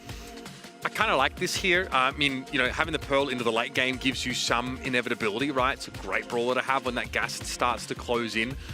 You, I guess, in a pinch, have a way to get into the map. You've got inherently some wall break on this brawler. But importantly, as the round carries on and you're just juking, you're building up that heat. And if you all you connect like a half-decent overcooked gadget onto your opponents, you actually have a chance to just walk into the map and take it. I'm trying to think what possible last pick they need right now. They need range, they need range damage, so they're probably going to aim for Piper, which is why they went RT early on, because they recognize that Piper last pick is a real threat. They still need something for Leon, so I assume a Crow perhaps could be getting picked now from SKC. And probably just a calm Piper pick, last pick from Byron. I'm trying to think.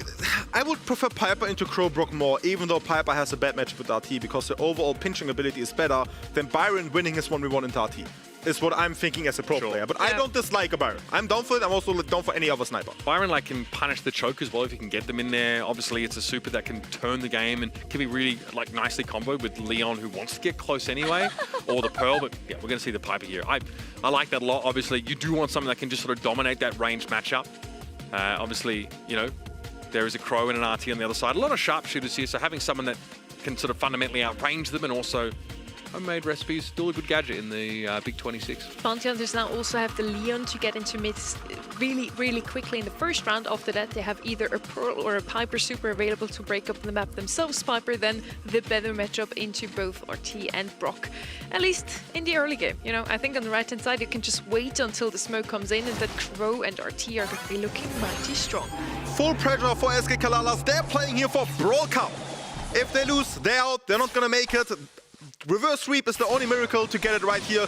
Comp-wise, I do prefer SKC's comp a tiny bit more, simply because that Pearl pick is atrocious. It's really not good, in my opinion. But let's see if I'm right or wrong. Gadget almost didn't get the kill on the right side. That is crazy. That could have been also Christian, lucky to be alive, was hit with a couple shots from one of those overcooked gadgets from Wesley and had to leave the map entirely. Going to see that same interaction play out yet again as it's Crow versus Pearl on this left side. Portalk has to be wary, of course, of the hacker gadget here. RHC can try and secure those or confirm those eliminations. And here comes SK Kalalas now into the choke. The early game is honestly the best thing Bounty Hunters had. And you need to hold it, because as soon as this happens, as soon as Brock breaks your grass, your connection, your wall, your cover, fully open map, you're stuck in spawn, I don't know how easy they're going to break out, even with that Leon gadget. Those incendiary fields are a bit of a problem. It does feel like SKC have taken their foot off the gas a little bit here, though, and Christian could be in some trouble. Portox down. Wesley now forced to fight for his life. Pekka a little bit low, having him back on away. RHC healthy enough, and now the 2v1 is set up. SKC the first round. What a sniper RHC, that was so beautiful to see. I am really questioning why he just didn't ult the guy in his face. That was really weird from him. But you know, like maybe he calculated it would be stuck on his legs. So maybe he's smarter, maybe... It was fine in the end, who cares? It was fine in the end. Leon ult now coming up, easy kill here on the Brock. But of course, the Brock will run away and save his teammates, so he's not going to be an easy kill. We've seen an application now for the Pearl Super. It is to get you into the map to some degree. So Wesley now will have another way in. You can't have a Piper for that, like... Is that why you picked the Pearl? Like, come on. No. Wesley definitely needs to start hitting some of these gadgets and make it to the late game. Ooh. All eyes on Leon here, going for a play. Can he get him? Beautiful gale to him from Brock. It's not enough though. Pops another ult, actually gets another kill. He missed, kind of, he didn't commit. 2v2, Pearl comes down, secures the kill, 2v1. I don't see Brock winning this. No, not a chance. I mean, the Leon almost going 1 for 2 in that situation would have been absolutely massive, but he did enough. Prosy here to be able to open up the map a little bit more because obviously there's going to be more game to be played on this particular set. Pekka here doesn't really have anywhere to go. Would like to not be feeding supers, I feel, and will now stay in the gas and wait it out. The grass break as well from Pearl and Piper was so important because now they don't have cover. They know where they're swapping away. Leo knows what his target priority is. Piper can hit way easier shots. This might be a comeback of a game for Bounty Hunters right now. Just a great dive from Portox to set that up. Absolutely blew, I think it was RHC to smithereens, which is not an easy task. RT, more often than not, a tough nut to crack. Here we go once more. Gadgets from Leon, pretty open place, gets down from an RT shot, will get on pretty early. Viper shot, nice on the Crow, they honestly commit for Hyper Charge ult, keep just jump on him. Alright, fair enough, you don't need to, that's fine. A bit wasted of Hyper then, but sure, that's fine here. Brock Hyper ult as well on the left side, they need to swap Pearl away from that immediately. They do that, Leon on the left, they just keep all stopping all the time until something happens. Brock commits. And it's going to be jumped away from here. Prosy going to be able to use that super to get clear. Wesley still shielded up, and so, as we know, he'll be at high heat when push comes to shove. Christian here having to give some ground on the left-hand side, and Pekka's in trouble. Oh no, Overcooked gadget used by Wesley at all, so Pekka survives that encounter. It's 3v2. RTI on the field, there's one shot though, pops it way too early. I don't know why he fired it in 1v2, he just needs to fall back, wait for his teammates, but the Crow has him covered. Gets one kill together for Brock. Piper cannot do anything in this 1v2. SKC is trying to prove themselves. They do belong to it. They do belong to World Cup. They're giving the all for a potential reverse sweep. That is crazy. Another reverse sweep in this region would be nuts. We got it in the grand final last month where Loud ultimately fell. This time SKC, that were really considered an outside chance in this tournament. The fact that they're in the same half of the bracket as Bounty Hunters didn't exactly bode well for them. But now they're starting to give as good as they can get. Is it too late, though? Do Bounty Hunters have the ability to squeeze this win over the line? Or are we headed to a 5th set? It's time to find out. Beautiful gadget from a Pearl. He is not going to get the kill. Actually, I think it's 200 HP.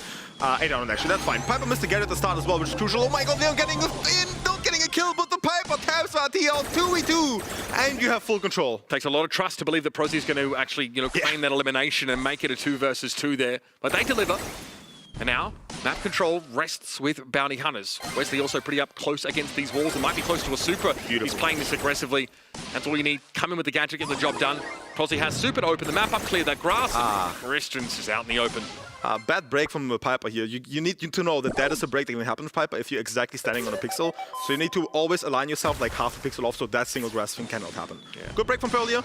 Map is pretty good opened up honestly for Bounty Hunters. That barrel in the right is not even gone. The grass is not even that gone. Horrible for SKC honestly. Bounty Hunters have the cover to play from and the lollipop drop to give them the drop when they have third. Pekka low, that is scary. Homemade Recipe was looking to try and end that, but Portox is going to be careful. Able to back away. RHC is in trouble. Prosy just baiting out the super that didn't come. And here comes SKC trying to negotiate from a position of power, but it's a bluff at this stage. Wesley knows they can go 1 for 1 and quite happily put their team in a winning position. Piper got it popped. 2v1, not gonna happen. There you go. Good kill from Prosy. It's just the start. It's just honestly the start. The breaks, they were not there from Brock. They never got control. They never put the Crow on the Leon. I don't know why. They know that's the matchup is where they need to go. And that Leon just had full control and even had the chance to shoot at the RT in the middle of the map. They just need to go for matchup. And again, never had a chance to bully into the choke, make use of those incendiary fields to keep Bounty Hunters under the thumb. But again, there's this element, right, of not randomness, but volatility, where Portox just runs in, right? Did that in the previous round, set up a 2 versus 2 situation. There's some risk there. Portox getting close on occasion to also going 1v2 and finding success. You've got to fear what this Leon can do. And Portox would love to use the element of surprise once more. There's the lane swap that I wanted. Full control this time from SKC. Good early break for them. Nice Piper gadget. Makes him low.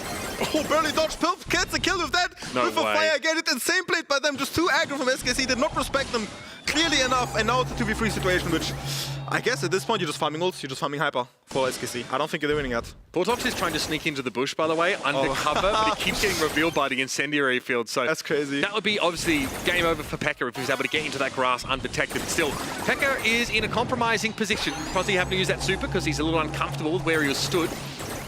Christian's in trouble here. Yeah, Wesley now is happy to throw down some shots. Pekka giving as good as he gets, and he has a super at the ready, but Christian is going to fall. It's a 3 versus 1. Impossible for Pekka to take it, and now Bounty Hunters on the precipice of knocking SKC not only out of this tournament, but out of contention for Brawl Cup.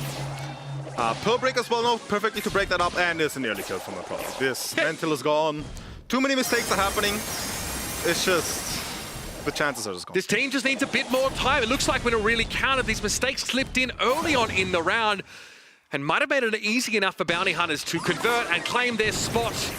There it is. Here comes Wesley, straight forward. And so, Bounty Hunters will advance into our grand final, showing us that it's not just a flash in the pan. It's not just a moment of brilliance. This team is here to stay, delivering consistent results. And now they'll be fighting for the monthly championship in that final match again.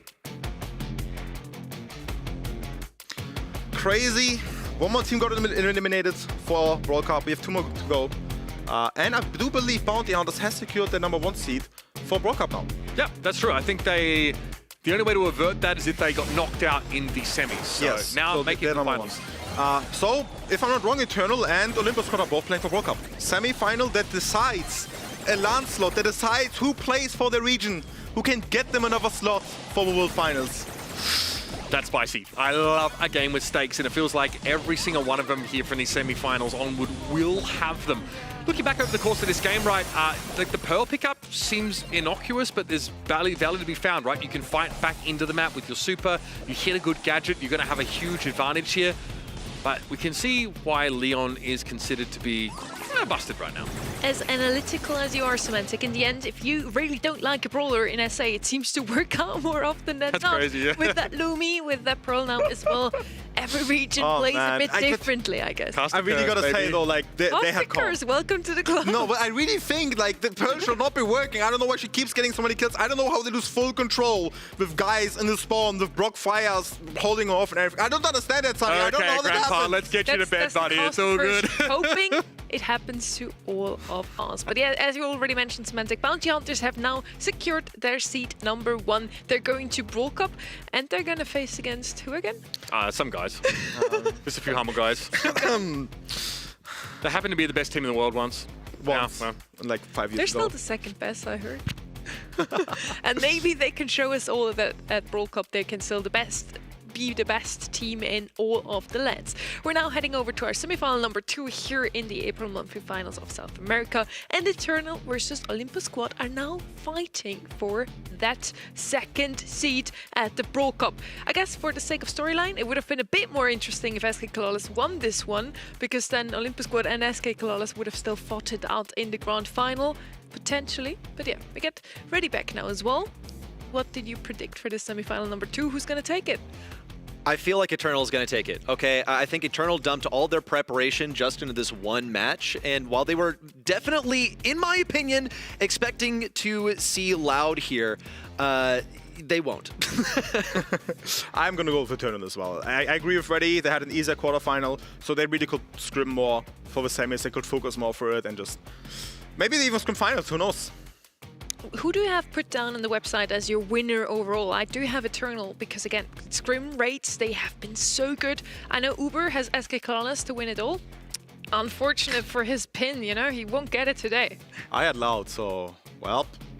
Yeah. Oh, you too? No, I had Bounty Hunters to win it all. Okay, that's still a possibility. Yeah. So you and me are still in the race. I feel like Prosy is that guy, that he is going to be the talent to lead these guys to a victory. Yeah, I'm hyped for this game. I'm so hyped how much they're gonna cook, because the stakes are so high. This is basically like playing for World's qualification. It's a LAN across the world for them. You don't get it often, especially not as a pro player. Even for me, myself, I have not been a lot of time across the world to play a LAN. And I'm a world champion, that speaks for it. And now you're going across the world from Hannover to Berlin. Amazing. From Germany to Germany. We're now heading into semi-final #2, and this one is now the decider who will represent South America at Brawl Cup. Is it going to be Eternal or Olympus Squad moving on into the grand finals? I believe, by the way, Olympus Squad still has to win the grand final in the end to really lock in that Brawl Cup slot. Even if Eternal loses to them, they still can hope that, in the end, they don't win the grand finals. It's a possibility. I also want to say we have a new South America Titan that is establishing himself to again be in the grand finals as a #1 seed, and just showing them that they have a boss right now, and you got to beat them. Eternal definitely are the team to beat, but they had a bit of a rocky season so far. Looked very strong and then again not that strong last month.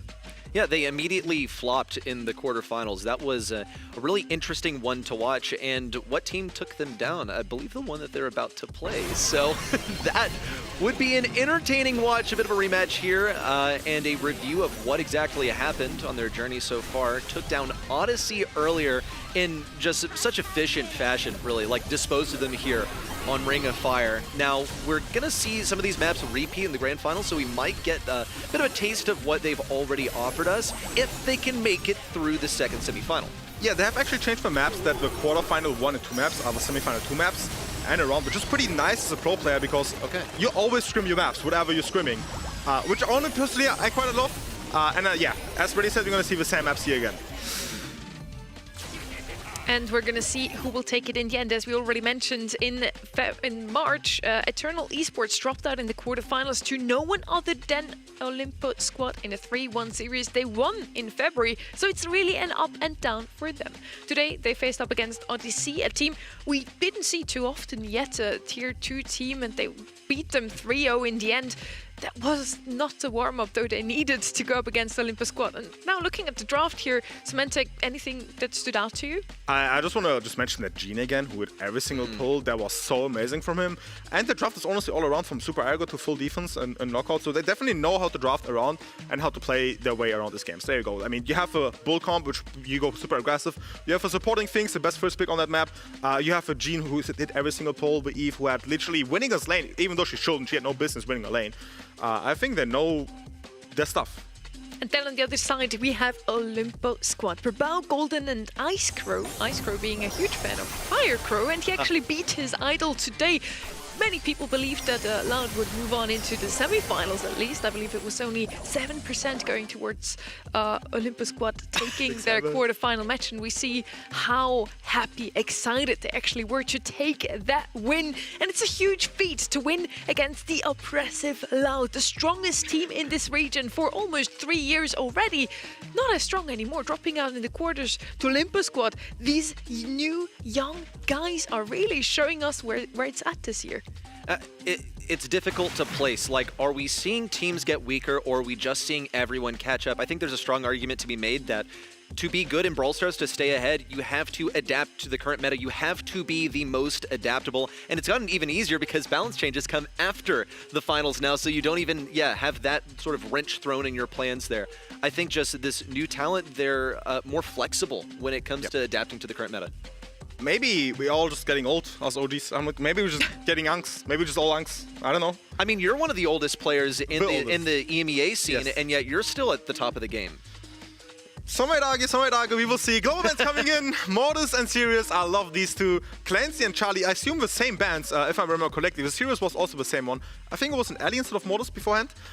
So they stick to the global bands, which is interesting to see. No much changes there. Clancy global band and Sirius means we're going to have a lot of bull action here, which I love to see.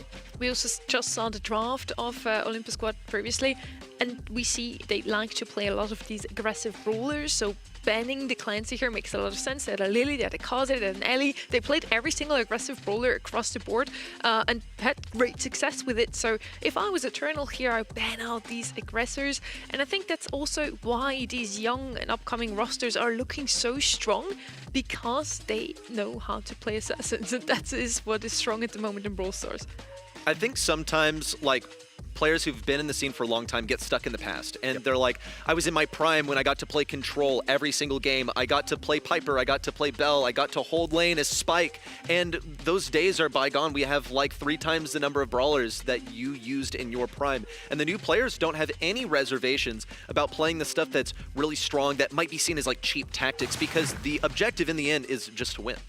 They don't even know these tactics. They just come to the scene, they know what is good. Assassins, they keep playing it. But OGs kind of forget about it. They forget what you're supposed to do, what the actual objective is. And then they get caught off guard. Simple as that. Yeah, you know, I still want to play my Sprout lanes, Dynamite, you know, the good old days, but they're just not that good right now. Yeah. Right now, you need to come in with those super aggressive bowlers, and with some OGs at least. Bull at the moment, still one of the strongest That's bowlers. fair. He has been in the game for quite some time, guys. Yeah. It is. He got reworked though. Let's be honest. He did get reworked, so it's a bit different to play.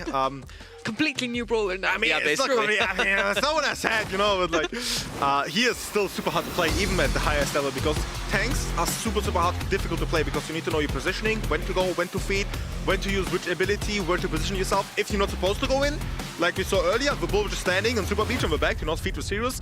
These are all plays that are really, really difficult to make at the highest level. Yeah, you usually think, oh, any brawler that you need to aim with is probably the hard one to play. No, it's actually to know when to go aggressive with a tank. That is exactly, yeah, that is it, like you said it. We have now on the left-hand side bands Meeple, Ziggy, and Gray. Really like that one. Gray is such a good brawler to just teleport your tank in, and against Olympus Squad, you don't want to enable that. And then on the right-hand side, we have tank counters, so I do expect another super aggressive pick from them later. I do believe there's a Pam potential ability here from Olympus Squad, maybe to free here. Leon first pick is quite casual. I'm quite interested in this Grey ban and this M span. Just taking away of both of that. And the Ziggy ban is just a basic ban you can have here. Meeple ban is definitely targeted for potential things pick you want to have. I feel like you have to go something like Leon, something that snuck through the global bans, that has been globally banned throughout the day just because he really is that guy. He's that strong.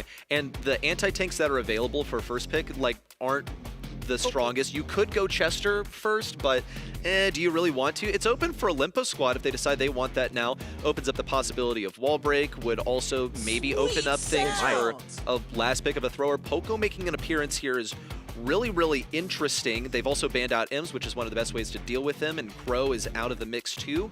So do we see a responsive wall break in B? I feel like that's a pretty classic way to deal with it. Potentially, still could be a Chester here as well, but yeah, that Poco I saw from a mile away. Just look at those bans actually, with the Crow and the Ems band out, those two are potentially the best counters to the Poco.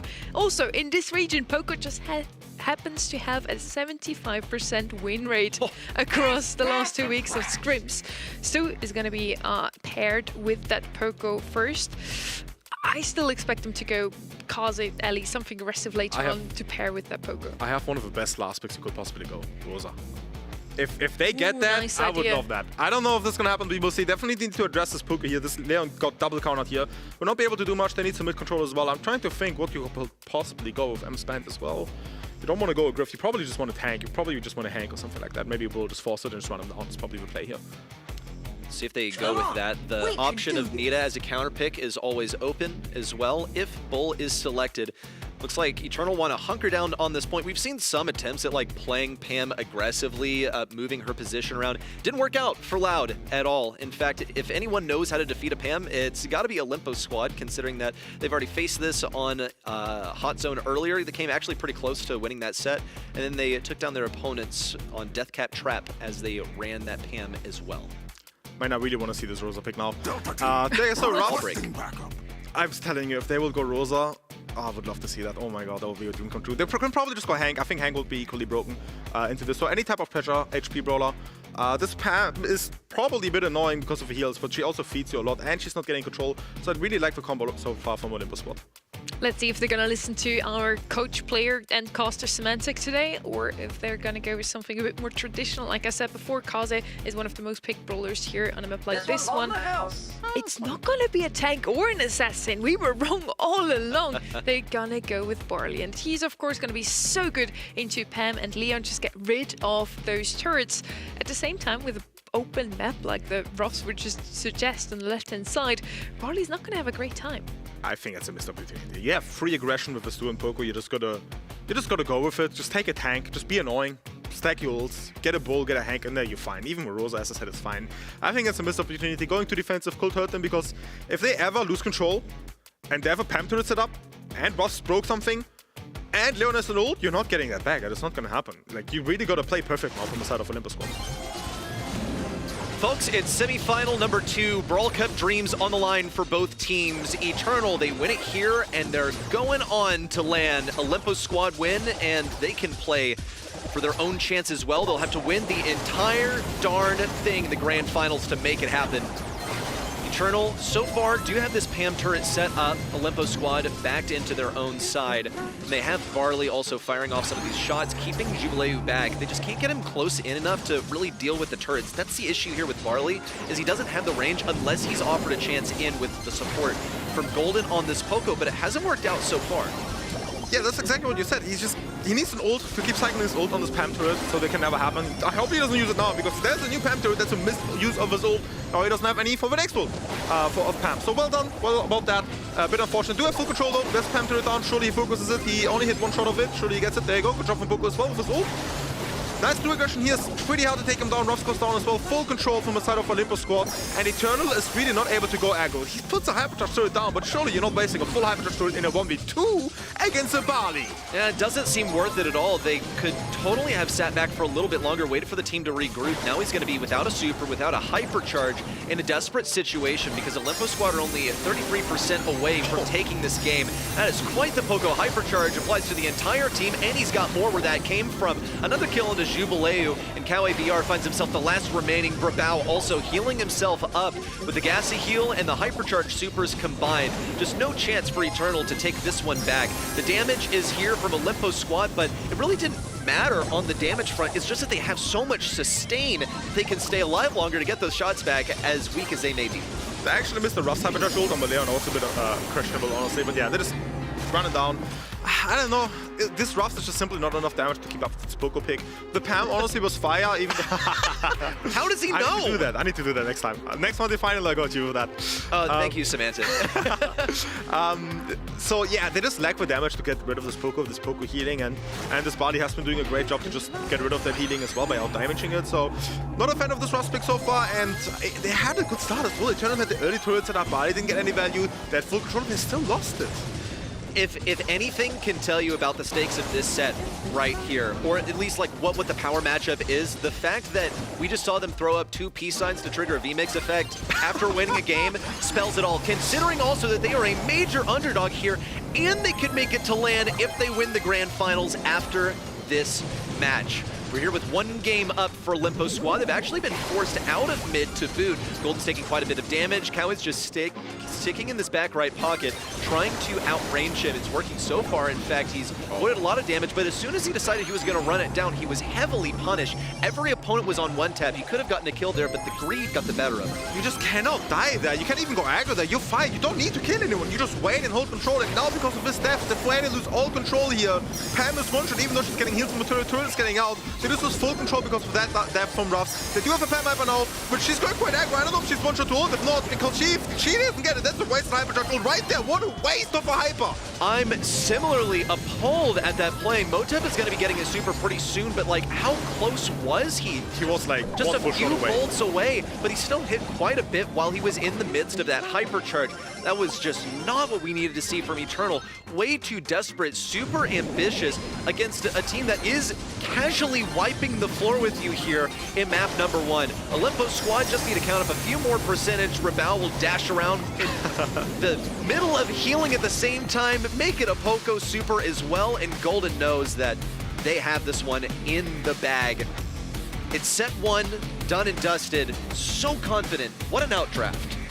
It's not just an outdraft, it's just they're confident as hell. I think that's what it is. They just don't care. They just win every single interaction. While you see it from enemy, the Ruffs just running it down, the Pam just wasting a hyper. That's fair. They're just nervous because they're playing for Brawl Cup. They have more to lose right now. No, that's actually very, very fair, because we actually did see moments of greatness for Eternal. One that stood out to me, and we'll get to game number 2. This is when we saw game number 1 wrap up. Olympus squad just needed one little final push onto there. You'll see also Ice Crow wasn't eager to like run in and die or anything. He let his team catch up before they made a concerted push in. But Olympus squad were pushed away from this point because at the beginning of game number 1, Eternal were sitting back, taking long-range shots. That's exactly what they needed to do. Yep. And as soon as they started rushing in, say like, it's okay, I'll take a little bit of damage, but I'll get the kill. Bro, you don't need the kill. You just need to keep them off the point, and they were in the lead. Pam surprisingly got a ton of DPS, 443, just shows how many shots he actually hit and how much impact she had. Oh, but wow. It's just not enough into a Poco. He just out-heals it. It has 315 DPS by himself. These are pretty high. All of the red team has higher DPS numbers than even this Leon who was first pick, which honestly kind of a bait first pick if you ask me. That is a big first pick. Was it a bad first pick? I don't think so. I feel like this is what you're supposed to do. Leon is open. He's one of the best brawlers in the game. You get speed with the lollipop drop, get into mid really easily to establish the pressure early on. But when everyone is so clumped together, you can't isolate a target. That's what assassins are for, or to win 1v1 interactions. But you play a synergistic brawler such as Poco, and all of a sudden that is thrown away. Synergy drift, synergy problem of the comp. Safe zone is going to be our next map. Best brawler we have on this map is, in my opinion, Penny. Pierce all the way up there as well. Cold can be quite annoying as well. Chuck, you can never forget about it, as you probably do in ranked all the time. You just ban him. There you go. There's a Chuck ban. There's an Angelo ban. There's a Penny ban that I talked about. Crow, so you can go aggressive. And double bull ban is quite interesting. I guess it makes sense with a serious and Clancy ban. It's one of those where, like, even if we were offered the chance, we wouldn't want to go it because we don't want to play around the whole, like, meta or, like, any sort of CC. Charlie has been global banned, so I think that opens up the possibility for some of these aggro picks. But Olympus squad banned it anyway. Pierce first pick, I think, is pretty safe. It doesn't reveal too much. Just the best sharpshooter in the game. Establish the control at mid, and should be able to support anything aggressive that they go for on the 4-5 turn. Nani Colt is the 2 freeze I want to see right now. They need to take a Colt away. If you give them a Colt, you basically lose immediately. Okay, you're gonna take at least a Nani to counter this Pierce, because they took a defense approach, which you can do. I hate that approach. You're not supposed to play defense in heist. You're supposed to go base race. You're supposed to go damage on the save, which is also somewhat of control, which Colt is exactly that. Now, you do need the Nani, if not, that Pierce is an absolute free matchup. Which also means we're gonna see a Colt pick from Eternal and some kind of defense pick, which could probably be Amber last pick, or even honestly like a Daryl, just run it down. Let's see what's gonna happen, you know. Okay, yeah, Daryl's one that sticks out to me as just like easy way to get to the enemy side and deal some damage. Melody is one that sticks out to me as well, depending on how defensively the enemy team is playing. Oh. Here's the Colt that you shouted out, but not on the right side. Who's dealing with a Pierce exactly? Yeah.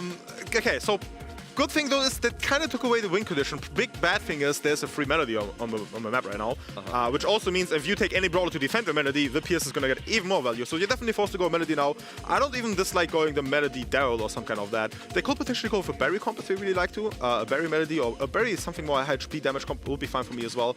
A lot of possibilities here. I'm hyped to see what they're gonna go for. Maybe they just go Carl, just a calm Carl, but kind of spat into the Melody. Brock is like a Carl, but a bit worse in my opinion. They want to break some walls. Also, I suppose Yeah, they don't. yeah. They don't want something. They don't want a Colt sitting behind the wall. But they've committed on the sharpshooters. I feel like this leaves them really vulnerable to an aggro last pick, which is what Olympus squad wanted anyway. So this Brock selection, it needs to set up for something else that Eternal will go for here. Otherwise, it just doesn't really do much to deal with Olympus squad's composition or what they could go for with their last pick. Definitely needs to be Melody. 8-bit, that is so defensive. Defensive. And they don't. Oh my god. Oh, I got a pick. The What is Ziggy it? last pick will cook so hard, ready. A Ziggy. His Ziggy last pick will just diff one side completely. TP potentially if you want. If not, they're probably just gonna go with a calm Nani just to finally have something for the Pierce, because that's what they need. They have a Colt on the right side right now for right side of Eternal, which is probably gonna win. And that Eve will struggle into a Brock. However, you can at least defend the save from it. Definitely would prefer a Nani or some kind of surprise pick like a Ziggy or. Yeah, I don't think you can double it. Lily. I mean, it's the aggression that they were looking for. Not quite the Ziggy that you were shouting at. Like, I understand the mentality of a Ziggy. You can also easily deal with that 8-bit turret. He's super slow, so you can hit a bunch of damage on him. The super isn't like a bad way of getting damage on the safe also. But Lily, so who's your target here? Pierce basically hates anything that can get close to him, so that might be a good way. He'll be inclined, I guess, to run the gadget that blasts things That's away. what I want to say. Yeah, he definitely should be playing well the DPS. gadget. Yes, that's fine. It's just A little less DPS? who cares? He has more than enough for that. Problem is, you're going Lily with an Eve on your team. If you go Lily, you want to base race, right? You want to make it more messy. You want to do more damage on the enemy safe, but you have Eve who does not do that. So Cold is the only one who does damage. So if you just focus on Cold, there's no damage going to happen from the side of Olympus squad here. So I'm hyped to see the start. Definitely Lily. You know, my coach Kanan tells me it's a beautiful ball on this map. I just disagree with him because it's so incredibly hard to play when they just always know when you're going to go in this. And if they know how to deal with you, that's fine. We are in 30 seconds already in the game. Okay, and a bit of damage done by both sides, but Eternal leads with 27% total. Motep on the left side is looking for some tricky angles versus Brabown. Nearly got that final shot on Golden, who had to hang back. Ice Crow, we're waiting on his gadget when he's going to fire away and move in. Jubileu's similarly waiting for that. Ice Crow's actually teasing his super over here. Jubilee would be an easy target to go for, and then he could vanish and go over towards the safe. I'm still happy to see what gadgets Pierce is playing. He is, I think, playing with +1. I didn't see it correctly just now, though. Turret is completely wasted. I think it's a second mispositioned turret from Jubilee. He needs to place it more on the back from the safe. Good ult here from Icecrow. Gets the kill. Gadgets away to the Brock as well. Perfect target prioritization for him. That's how you're supposed to play with Assassins. That's how you're supposed to play Lily on this map. And Icecrow's in a wonderful position. After getting that 2K, you can super onto either Kawe or Motep. Both would be great. If anyone got a little closer to him, he could even work on that hypercharge. Must be close. Now going for Kawe and vanishes. If he can make it over towards the right side, then that would be incredible. He would be able to stay alive, but he's cool with respawning. Got his hypercharge off of that to combine with the next super. Beautiful hyper ult on the Colt. Did not die though. Eve hypercharge in the back as well. Another wasted 8-bit hyper and turret and everything. He just keeps running it down, which I just don't understand whatsoever. All the hatchings coming down. Eve hyper, Lily hyper ult on the left side as well. Getting tapped quite a bit though. Just forced to get it away. There you go. Which is, I guess, fine to do. Nice trade. He can probably win this interaction easily if he ults. He decides not to ult. He actually, I was surprised by that. That is crazy. Wow, and yeah, Kawe walked in there thinking, I'll get my ammo before Icecrow can kill me, but no, he was off on the interaction. Motep, you can see this whole time, has been running rocket laces, but has not really managed to escape the clutches of Lily just yet. The pressure's on. 20 seconds to go. Olympus squad still trying to get this lead, but they have not been able to crack the safe. Icecrow's going to have to do it, and Olympus squad have to continue this pressure in order to drop it just 2%. Yeah, it's just not going to happen at all. They barely cracked the save, 75 to 73%. Actually, a few seconds to go. I think. Oh my goodness. That was so close in the final seconds. Colt firing away with his hypercharged super, and those bullets barely missed the mark. He was trying to strafe into position, but he was shut down by the defense. So maybe the defense is the method, but it didn't look like any damage was traded except for the first few seconds of the game, which we didn't get the chance to see. So what is the aggressive play from Eternal? How did they manage to get that in the early stages? My best guess would be what they win the right lane, maybe Motep jumps forward. Jubilee seems to have some pretty serious firepower on the left side, but no kills just yet. Kawe cleans up and looks for another under Brawl. Looks cool, almost clean. 200 HP left on Brawl, who gets the kill in return. Like, I'm telling you, Lily on the early game of this map is just not going to do anything. Waste the turret again from Jubilee. I keep seeing this pattern of him wasting his turrets. Just place it in the back on your save, so you always save for defense or place it on the right. You just don't need to place it for aggro. It keeps, that's like his 5th turret that he just wasted completely. Anyways, all eyes on Lily here on the left side, going in, getting 1 kill. Half-life, that's fine, gets to get it. Wastes a lot of time for his Colt to come up. Pierce ult comes down. Hits a lot of shots. Nice kill from Brock as well to secure that kill. Lily has no escape ability. Goes aggro though, gets the kill. Epic gets a refract though. Is his turret gonna go down? That's another wasted turret from his. I just can't believe how many turrets he keeps wasting. Hey, at least he keeps getting them though, so he can afford to throw them away if he's guaranteed to receive it on the next life. Icecrow launches in just straight lines, and now this is gonna be a huge amount of damage from Eternal on Olympus squad safe. I have to wonder, why is Icecrow walking in a straight line like that? Well, here comes the Vanish. He'll be able to get some damage on Jubilee. Kawe just walks into all of his little orbs to get additional damage, and Eternal are in the perfect position. Olympus squad are filtering out of spawn one by one, and they cannot seem to get a grip on this. Icecrow is eating these shots for breakfast, and Motep cannot stop feeding him. That Pierce has been tapping completely. That's third ult within 20 seconds already, and his team is just ignoring everything, going for the save exactly how you're supposed to play heist. Turn up to finish the last percentages. Eternal clutches up to a 1-1. They really want to go to Brock up. They want to win it, and for that they need to beat Olympus squad. They are back.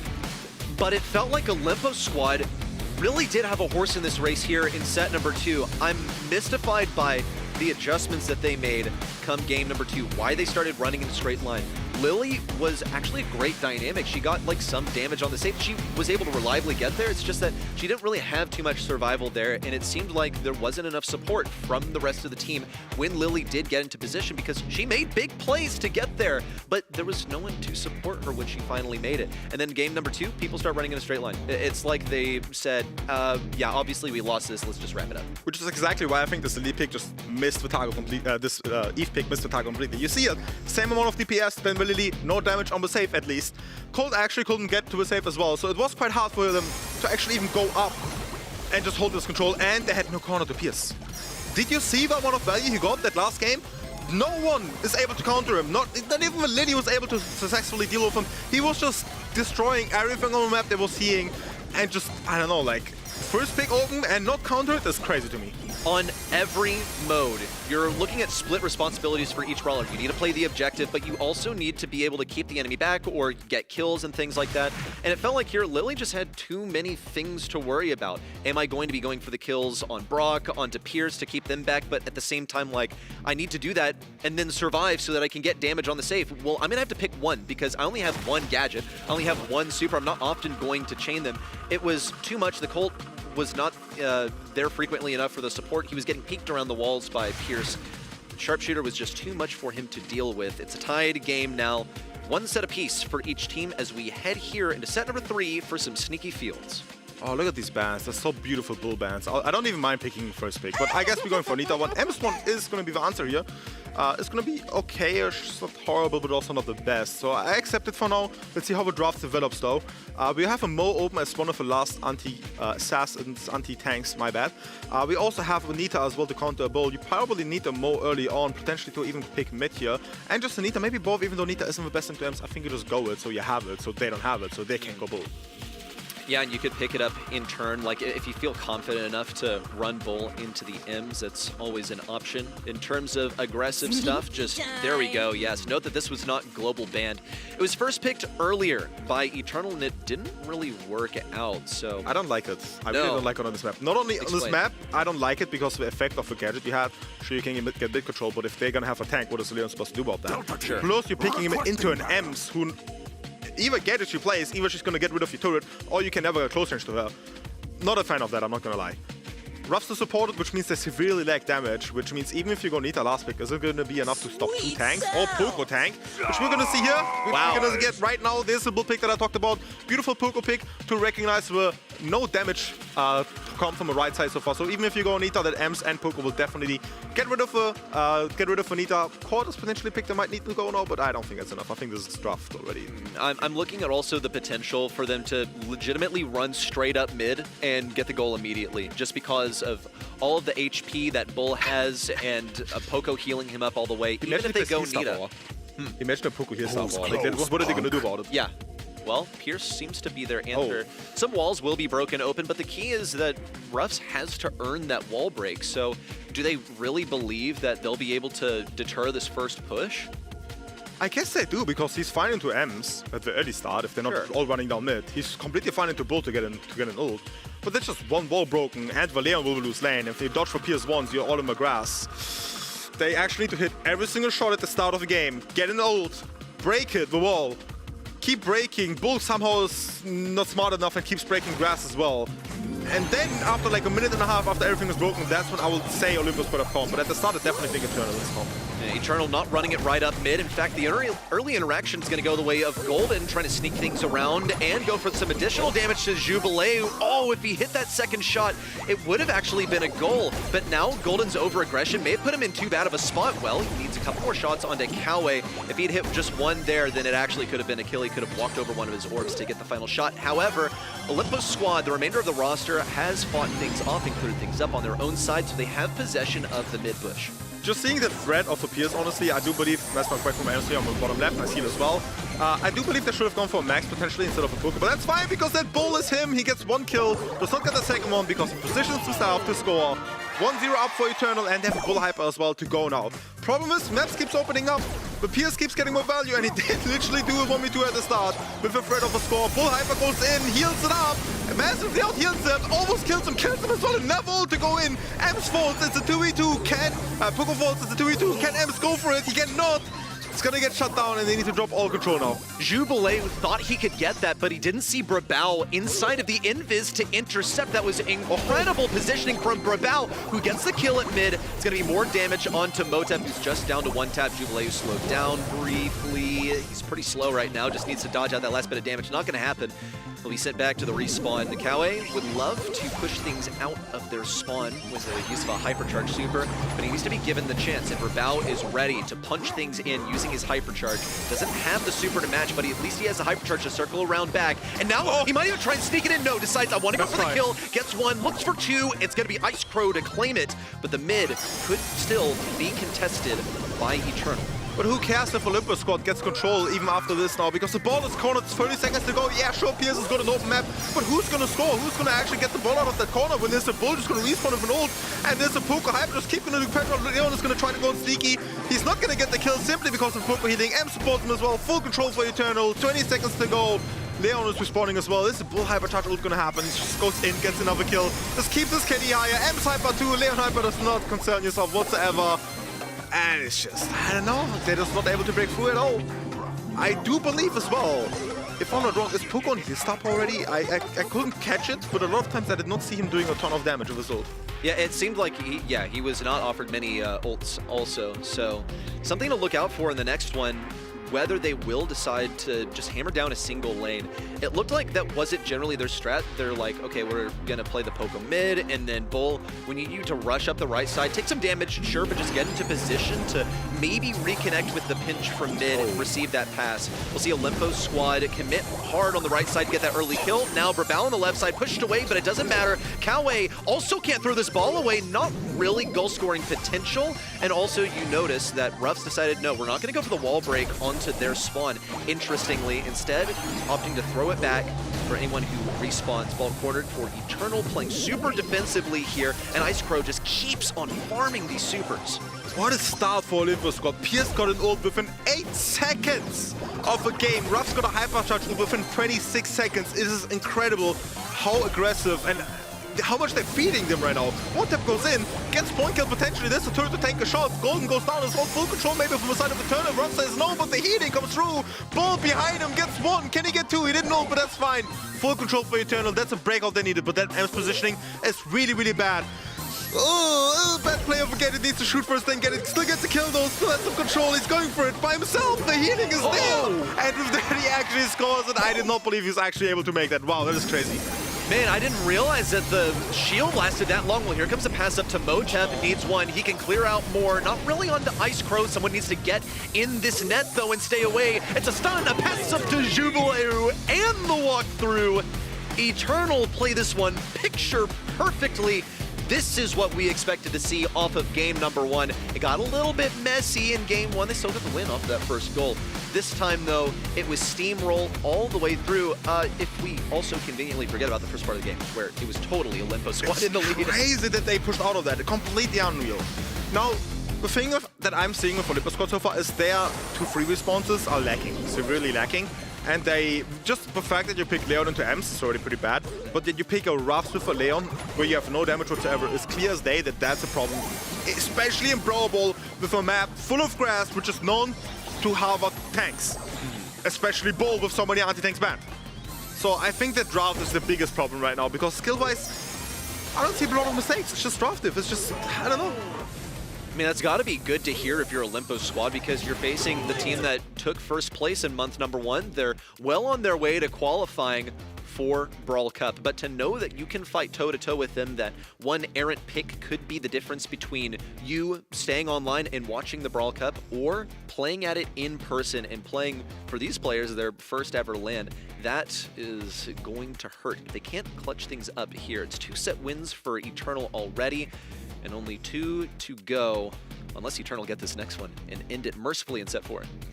The fact that Ross has less DPS than Leon already is kind of crazy. And the Look at Pierce. He was cooking so hard. I love Pierce on the open map, on a free matchup. I just love playing him like that. You just hit every single... He hit an ult in 8 seconds already. That is so insane. Yeah, he was offered a lot of damage, but it didn't seem to matter because Poco was still healing people up really reliably. You know, certain brawlers have to get in close range, so naturally Poco is going to get his super just off of that aggression, punishing it in a way. Also, he was running to Capo, so he was healing his teammates. He was? Yeah, he was in the end. So he's not really playing an aggro Poco, he's just trying to support his teammates to play aggro. Heck, you see an Ems playing aggressively, actually got a couple of goals, Jubileu. He was the healing aspect of that star power really saved him, and he literally was 1v3 in that spot. Yeah, it's crazy, absolutely crazy. We're going on though to double swoosh. Assassin's also key on this map. We have Lily ban, we have a Buster ban, which is a bit weird with a Lily. I'm a bit weirded out by that, but it's okay. Amma ban as well. Bit conflicting bans. Oh, I guess that makes sense for the Tara one. Used to be one of the best first picks, if not the best. Not anymore though. But maybe with those global bans as well, they kind of shifted into the meta where it is. Well, if there's anything you play into Atara, it's stuff with Pierce, but you can see the ban phase is pretty heavily geared towards enabling Atara. Amber is one of the best ways to deal with her. Buster also pretty consistent. Not only can he shoot through those shades quite confidently, but he doesn't get affected by the pull as long as he has that super. Now, on the opposing side, unfortunately, the Ems and Sandy have been banned, so that kind of stinks. Janet is the obvious response if you want to deal specifically with Tara. You're not such a fan. I think they're missing a brawler in mid. That is a Stu. A Stu in EMEA has been the menace of a mid, which completely counters a Janet, and it's a nice brawler to escape. So I'm not a fan of this Janet because there's going to be a Stu going to happen from the side of Eternal. Okay. They do need some damage. I think Mo is the simplest brawler to go here. I mean, Chester is open too. I'm not sure if you want to go into Tara. The shadows could be a bit annoying. Could be a solid option for sure. One of an anti-tank needs to be it though, from the side of Olympus squad. And then, more this. I need a Stu from my left side. If you're not going for a great Rosa comp, if honestly you might as well, I don't dislike it. But I want a Stu and then just, what do you want on the other side? Is it a tank? Do you want to make it messy? Is it an assassin? Is it a kid? Make it messy. Might be a kid. Honestly, a Stu kid, I'm down for that. Would be interesting. Of course, Janet can't escape from that, and she can adapt even more ways of dealing with it if she goes for backstage pass, you know, jump away with your gadget. I find this Mo pick really entertaining because Mo, okay, of course, good brawler right now, does a good amount of damage, but it's kind of a way of saying like, oh, you want to take the Lily away from us? Fine, we'll still find a way to dash towards you and upset your gym carrier anyway. Here's the Stu that you talked about. You said that it's one of the best ways to deal with Janet. It's like there's nothing that she can do. You just push her so hard in mid, she will never be able to get a gem. What about the Mo? The Mo, I lost to Mo on this map, so I will say he's really strong. Okay. Well, yeah, take it from the guy who experienced it firsthand. Ooh, not a fan of that. Absolutely not a fan of that. That's so incredibly squishy. Definitely need some kind of HP or pressure. Now, you have a lot of options to go here. You could go some type of Jaehyun comp, which will be quite interesting to see. You could go any type of tank and just feed with Tara because you don't care if you pull into Tara. Who cares? You could even go Rosa and be really annoying. You could go an Assassin. A bit tougher to play out a kit, for example. Could be possible anyways. I do think a tank will probably be the easiest solution here, especially Rosa is really underrated on this map. Could even potentially first pick ban for her, by the way. She's that good on this map, so I really would like to see Rosa here. Okay, Leon is their answer here. Now, okay, respectable into squishy brawlers. You shouted out Spike as being one that's pretty vulnerable, but I think you run the risk of being scouted out because of how much Spike's attack is going to spread. Now, Curveball is dodgeable. Even with the Buffy, it's very, very dodgeable at the pro level of play, so I think Brawl is worthy of some trust in not getting hit by these. And we also don't see a truly like synergistic, hey, everyone, let's stick together comp that was thwarting that Leon earlier. So here are compositions. It is possible for Eternal to go ahead and lock in Brawl Cup here and now. One map stands between them and advancing to a grand finals, which would be amazing to win for points, but all they gotta do is win one map within this match to go to land. Double side strategy here from the side of Eternal. I love playing with no right side. I think that's how you're supposed to play this map. And just make it as chaotic as you can. There you go, Stu's going for the enemy jump. Because he just can't. Because this Janet just cannot do anything about the Stu here. The Spike on the bottom, I personally don't like a Spike pick. I think he's also not a good meta brawler right now. He's in EMEA like 8% under the average meta pick, which is a lot in case you didn't know. 8 HP from the Spike here, clinching on his life. It's not going to be enough though. They had the start, now they're slowly losing it, but they still have their left lane, which is the most important part here. It would have been nice if they'd known that Jubilee didn't have a super, then they could have aggressed with, Ice Crow, actually. He could have dashed in and grabbed all of those gems. For now, it seems like he's pretty content facing Kawe. If they can bait out that life plant, then Ice Crow would be even happier. Now gonna go for tons of aggression, goes for the kill on the right side, and immediately back into the normal form for Bao! Out of nowhere on the left side, who's completely invisible. This lead goes to Olympus squad, but they can't retreat too much, otherwise they can collapse inwards. There we go. They don't even have all the gems on Janet, so they can't escape at 7 seconds. They still need to play the whole game. Leonard's definitely getting pinched here because he's not the one who can escape, but he just keeps dodging all the shots of Spike and the Stu. No synergy from the side of Eternal. Game goes to the way of Olympus squad, and they're telling us they're still there. We don't have any more emojis on the camera anymore, but they're telling us they're still there, they're living, they want to go to Brawl Cup, they want to win this whole multi-final. That's how you know it got serious. They're not going for the celebration gestures anymore. That was complete thievery, though. I don't know if you're going to be able to catch Eternal off guard like that again. However, it's only in the nature of these brawlers. You have Ice Crow that can get it so aggressively. Same for Brawl, go invisible and totally blindside a gym carrier. And what do you see for Eternal? Well, their win condition is we get a Tara super, but it seems like no one really wants to play into it. Brawl is staying at max range on this Leon, which is okay for getting your super. It's very technical, but this is what you said, Semantic. Olympus squad are mechanically capable of this. It is the draft that has been a thorn in their side. I love playing like that. You saw it at the start of game one. They were double stacking left. They won. As soon as they put Spike on the Mo, they lost both lanes immediately and full control. And there you go. They just double stack left, 7 gems to 0. Full control for Eternal, and then they do the same mistake. Put the tower on the right. Great. All eyes on Leon. How much pressure can he do on the left side here? It's going to bait one Spike out. It's going to get one kill. Exactly what I said is the biggest mistake. However, Motep on the right as the tower is creating some pressure as well. They have seen the Leon because the Spike cactus actually exposes the invis of Leon and scans to gas for you, so that's pretty crucial. They know he's in there. Misses the shot though. Didn't kill him. Leon ult kind of wasted though. You kind of don't want an ult as 400 HP Leon. And it also felt like a waste to me. Brawl also, it's not even like he's on Invisa heal, so he just retreated. And for what? Maybe wasted a little bit of time. You should be able to get it back. You're gonna get stuck in the stick around on the right side. He tries to retreat over and does do so successfully. Took some hits along the way. Jubilee's up to 8 gems. Now he's still a prime target for any sort of dive from Ice Crow, but the rest of Olympus squad's roster is going to have to set the scene for that. He can't dash away. Ice Crow can simply go for him. He's taking some serious damage right now. Here comes a hypercharge. Does everyone know? Well, he's revealed himself a little bit early. Jubilee goes down. Now it's Cowie's responsibility. Has to pump that hypercharge to get away, and it will save the day. Beautiful buffer usage of Leon. He knows he doesn't need to go kill strength for that. Executed literally perfectly. Gems though, for the start of Eternal, they still come back though. As gems are sprinted, they cannot reset. And that Leon kill is pretty crucial. Actually, I think if they get the Leon gem inside, but look at Motep getting 1, getting 2 kills. Eternal is giving their best completely, shutting down everything and securing a countdown to go now to a match point situation. One game is all Eternal needs now. Brawl Cup awaits. And sweet, sweet revenge on the team that knocked them out in the quarterfinals last month, that sent them to this spot right here where they have to win specific matchups, go to the grand finals in order to lock in their Brawl Cup spot. Similarly, though, across the way, Olympus squad would love to play upset and go to the grand finals. We'll see it unfold. Olympus squad looked pretty good in one of the games here. They came out with a speeding Leon that caught someone off guard. Ice Crow is going to be offered aggression in on the right side. Motep, in not really the greatest matchup, nearly did take down Golden, but was unsuccessful in the end. I love how Motep stayed slowly not shooting at the start. Unfortunately, he exposed himself for a millisecond, which is kind of why Motep created so much pressure on the right there. Gems this time from the side of Olympus got beautiful start for them. They didn't focus for Leon, the Terror committed too much on the Janet. So that Leon still is a big menace on the left side, and they just need to 1v2 him and just get him out of that left lane. Because if you lose the left lane, that is not going to be good for you. Now, we have a Janet in mid. Keep getting gems 7-0. We need a sign of life for Eternal. Brawl Cup on the line. You have a match point. Don't throw it away for no reason. Mold on the right side. Stu keeps trying to go for some gems here. He's going to now try and encircle Golden. It looks pretty solid. Golden now going to deposit these on the back lines. Knows that he's going to burn down. Ice Crow also playing defense against Jubileo and putting his life on the line to do so. Brawl will get 1 kill on the right side. That's 1 gem. And Eternal has gotten their fair share as well. It's nearly a tied game. Jubileo taking quite a bit of damage. Also not able to catch Brawl.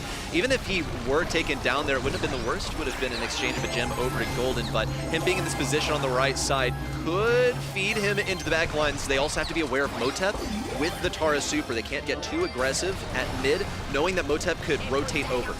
And Janet is not playing the jump gadget. She's playing the first gadget, which exposes the enemy, so she cannot escape that ult right now without having ult from yourself, which she cannot. She has not. So she needs to be really, really careful. She does have a hyper though, but still no ult. 8 gems to 8. We keep going on here. Bottom gem spawn is going to be next. We need that pinch on Leon. Who has the gem hyper pull coming in? It's not a kill though, but Janet dies though. There's still a more of a back. They're securing the gems, getting another kill here. More of a backline will simply not be enough, even if he's like 1 shot away from hyper. He's trying to get for 1 kill. Not able to happen as well. Can Janet kill the hyper? She gets 1 kill. Still the ultimate hacks to hyper comes down, doing everything he can to secure his Brawl Cup qualification. 1 minute, 40 seconds to go. Spike hyper on the right, blocking the more as well. Janet the fly, it's not going to be enough. Just a few seconds to go. It's all about protect the president. Jubileo knows that he's safe and sound. And there's the spin and the pins in the air as Eternal will be going to the Brawl Cup, a LAN qualification and return to form for Jubileo. Joining a new team this year and still flexing his skills as one of the top stews in the region. Incredible game. They were both at such a high level. I really like that. Such a back and forth, 7 gems to 0 for Olympus squad, then throwing it away through a Leo mistake on the Terra on the left. Janet dying as well, which I don't understand how. Pretty sure she had ult. Why didn't she fly? It's got to be the pressure. You have felt this like creeping up because also note that Olympus squad entered this match feeling what? Pretty invincible by the looks of things. They won a single game and they were already doing celebrations on the cams, and then it started to get a little hairy. We saw it go to 1-1. Now going to set 4. Olympus squad seemed like they actually could take it, and you saw like some pretty good skill, but no, it seemed like it was just too much pressure. The stakes were too high, and Eternal also managed to majorly correct where they looked shaky at first, but they locked in and they got their ultimate goal going to land. Insane adaptation by Eternal. I 100% agree from that. They knew where the mistakes were. They adapted it mid-game. They went for really, really impressive plays to get the gem carries out. They kept adapting the strategies completely, not playing right side anymore, which is exactly what I said what you need to do. And just well done and deserved qualification, in my opinion. These two teams have just been fated to meet again. In the February monthly finals, it was Eternal taking it 3-1 over Olympus Squad. In the March monthly final, it was Olympus Squad taking it 3-1 over Eternal. And guess what happened today? Eternal strikes back. Now it's a 2-in-1 matchup so far. Eternal takes 2 wins over Olympus Squad in the 3 times they face each other. And once again, it's a 3-1. I would have loved to see another set because how close was this gem grab one? It was remarkably close, and we look at the stats here. Was left expecting some perhaps from Mo. I don't think he got like, what, more than a couple of kills there, so I think there's still potential. I think we have more to see from Olympus squad in the second split. Now, Eternal advances on to the grand final. Off of that, they played so well today, but Bounty Hunters had an almost identical performance to them in their respective matches to get up to the stage. We saw Bounty Hunters start off there in the quarterfinals with a 3-1, then yet another 3-1 versus SK Kalalis to make it to the stage where they put themselves in the #1 spot. Eternal, we just witnessed their entire journey, so now we have our final match. And the last time these two teams met was actually in the grand final of February, where in the end Eternal took it 3-2. So this is also the chance for Bounty Hunters now to get revenge and claim victory once more. They did in March. Let's see if they can win twice. We see our predictions here. Eternal wins. Who do you have slated down to win it all in the end? Because locking in your predictions is super important. Getting those points towards these rewards is still possible. You can still vote for the grand finals over at eventthebrawlstars.com. Lock in your MVP votes as well as the quizzes. So now, the question once more to the two of you. Who did you have lock in for the finals in the end? I had SKC in the grand finals, actually. Oh, man. That's how I thought the bracket would go, honestly. This is tough, though. I do think the SA's emerged as like a 2-horse race now with these squads showing that level of consistency. If I had to pick, I'd probably choose Eternal, but I have zero confidence in that decision. Why is that so stank? Okay. Why the stank to the Eternal people, I'm sorry, I didn't mean it like that. I always get comments when I predict against their org or you know, their roster. But With right. I really think that this has got to be Bounty Hunters' month to win. I don't know. I had a gut feeling. Even though the signs indicated against it, they were kind of struggling in the scrim win rates, and Eternal was doing way, way better. I just want to see it. Maybe I'm manifesting a new story in this region. In the end, I'm always just a stats person. I went with Eternal to win it all today. They made it through so far, but they looked a little shaky now against Olympus Squad. Arguably, Olympus Squad might be the crazier opponent to have in your semi-final. Yep. Bounty Hunters made it look pretty easy in their semi-final #1. So yeah, we'll see who is warmed up better. And that is actually a question that we should ask Semantic. Maybe we get him tomorrow again. If it's better to play the semi-final #1 or 2, because in the end, now Eternal doesn't really get that much of a break and they already have to play their grand final again. I mean, It depends who you ask, but the answer I keep getting from pro players is like the time to watch and to chill is better, even if you don't feel as warmed up. It depends how long it is as well. Like if it's like 40 minutes or if it's 3 hours, it's probably a bit of a different situation. But you know, momentum matters, right? You win the semi-final, you can roll that straight into the grand final. I think pro players say they prefer the break, but statistically, the teams that don't get the break probably do better. We're now ready for our grand final. These two teams are going to Brawl Cup. It's Eternal and Bounty Hunters. Oh, you left me hanging there for a little while. Bounty Hunters made it through the upper bracket, had a really good run, ended it with a 3-0 versus SK Kalalas. On the other side, we have Eternal. We just watched them play against Olympus Squad. It was a tight one, and I really believe one of these days Olympus Squad is going to land in our grand final. But now, between these two, who is going to take it? Who will make it their second win? Because both of them have one under the belt already. Bounty Hunters. I feel like it's Bounty Hunters. I just feel it, man. The team with Motep and Jubilee is going to win. That's what I think. Bros, they are rock solid, man. They are like super experienced. I really think they've got what it takes. This Bounty Hunter squad, I still feel like they feel like they have a lot to prove. And so far they have. I think this series against SK Kalalas was actually pretty close with solid drafting, I feel like, from both sides here. Portox is a standout player on the Leon, especially in this out in the open set. Really critical at getting those early player advantages. It's really curious to see how these players have developed once they're joined by Prosy. Obviously, this one here was a loss because this ended up being like a decently close series with SK Kalalas in spite of it not going all the way to set 5.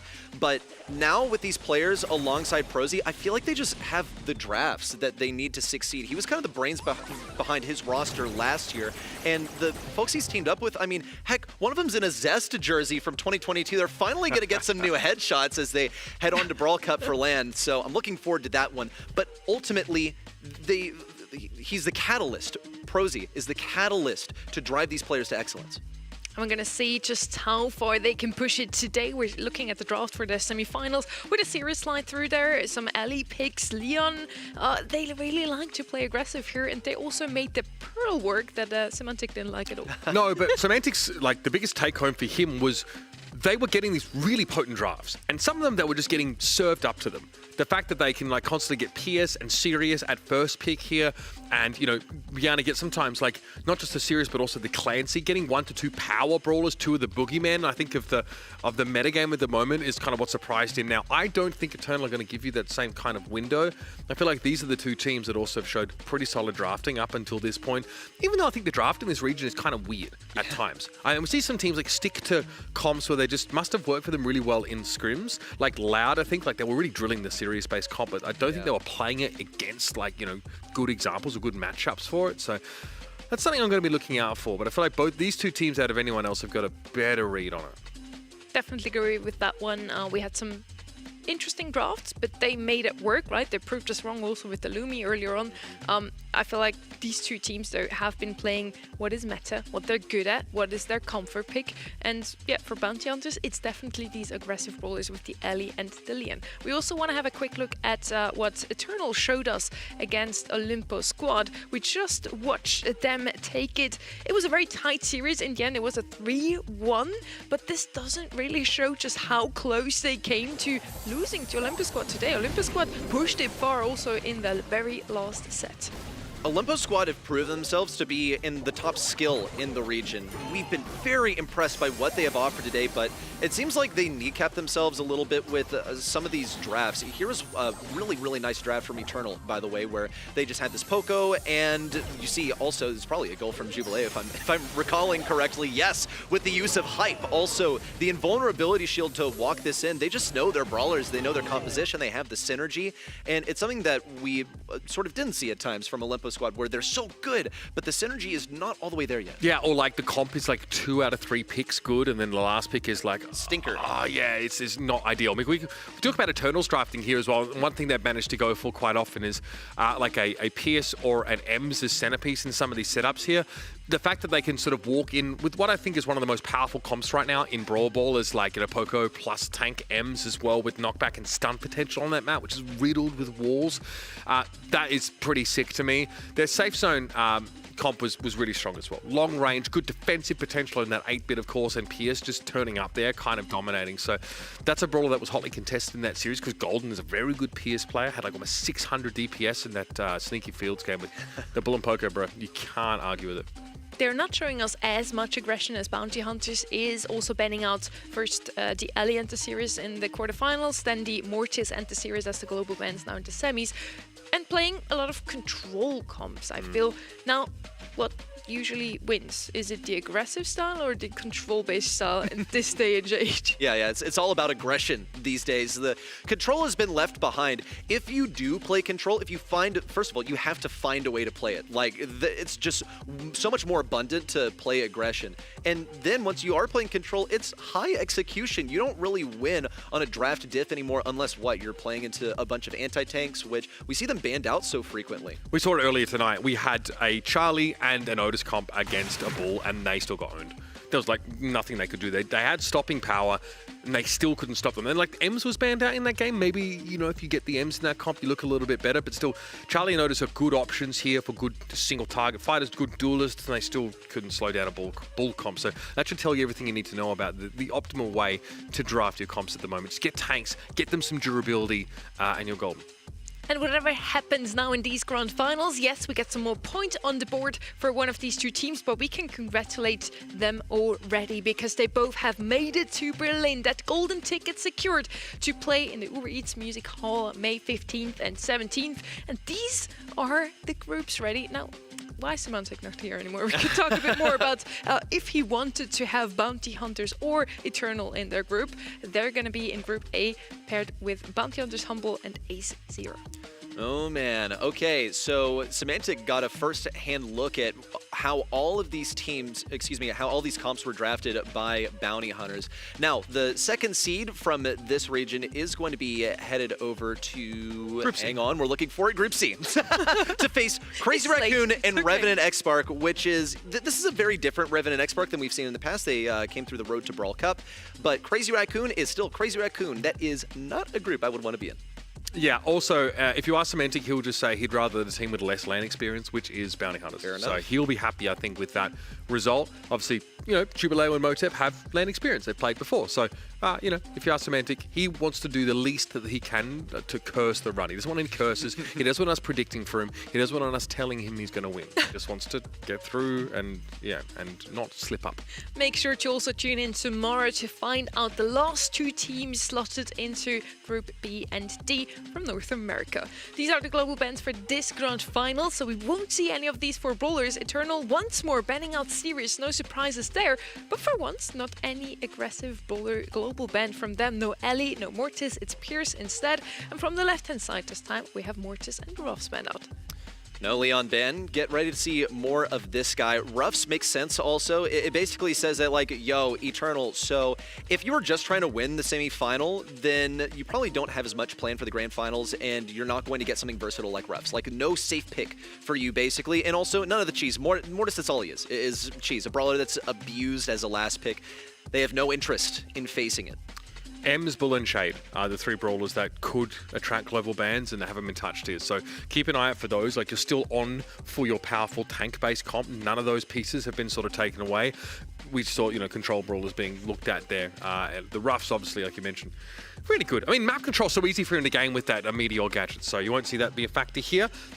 Hot Potato for Heist is going to be our first set in this series. So I do think, brawlers like the M's still going to be pretty potent here. You can try and bring in some of that longer range stuff as well. Otis might still be contested pretty heavily just to, answer a tank if they get brought up. I would like to see some hideout on Pinhole Pond. We haven't really seen those two maps yet today. True. But let's see if we actually go that far, because today is really marked by those quick matches. We didn't have a single 3-2 today. Yeah. It's been a rapid one, and this comes right off the backs of, EMEA, where we saw 3 O's and 3 1s the entire day there. So maybe it's just that efficient of a month. Is the draft that dominant right now? What's going on? That is a very good question. Now, we're looking at what the viewers at home have voted, and they seem to side with Ready here. 79% of you guys think that Bounty Hunters is going to take it. Surprising result to me, honestly. Eternal has quite some fans. And once again, Eternal won in February, Bounty Hunters won in March. So both of them have already had a title taken this month or this season. So who will make it to the double? If I recall, SA was a two-team region last year as well, right? Like there was quite a lot of back and forth, but generally it was one of two different teams that sort of won it out. I'd like to see a little bit more depth, and we've talked about Olympus Squad having that potential, but not quite being able to stick the landing. I really do think a lot of these teams in SA just had to put the last touches on some of this stuff, but for now, it has been Eternal, who came out of the gates really well, and then got Motep added to the team, so able to add on to that. They have that 2/3 of the Casa Brawl roster as Motep came across from Pekka and SKC. So that team's every reason to expect them to be quite strong here. I think Bounty Hunters are the revelation in this region. They're the teams, the young team that has really taken a big step forward and reaching for glory here. And, I want to see now like what the approach is going to be in a series where your seeding's already decided. In fact, everything is already decided. So you have an opportunity here to maybe take some ideas that you sort of started to form in scrims but never really sort of finalized, never really polished. You can test them out here. This is match conditions, right? The stakes are low, but prize money is still on the line. And for these guys, that's like their month's work really, looks much better if they come out with first place in one of these finals. So it's a big difference for them. You're still going to see them take it pretty seriously. We're heading into our first map of the grand final any minute now. We already mentioned quite a few brawlers that we've seen a lot today. You said Leon and Bull are probably two picks that we were going to see today again. Brock has actually been the third most picked brawler. I expect him to come in some more as well. And now we're ready for our grand final of the South America April monthly finals on Hot Potato.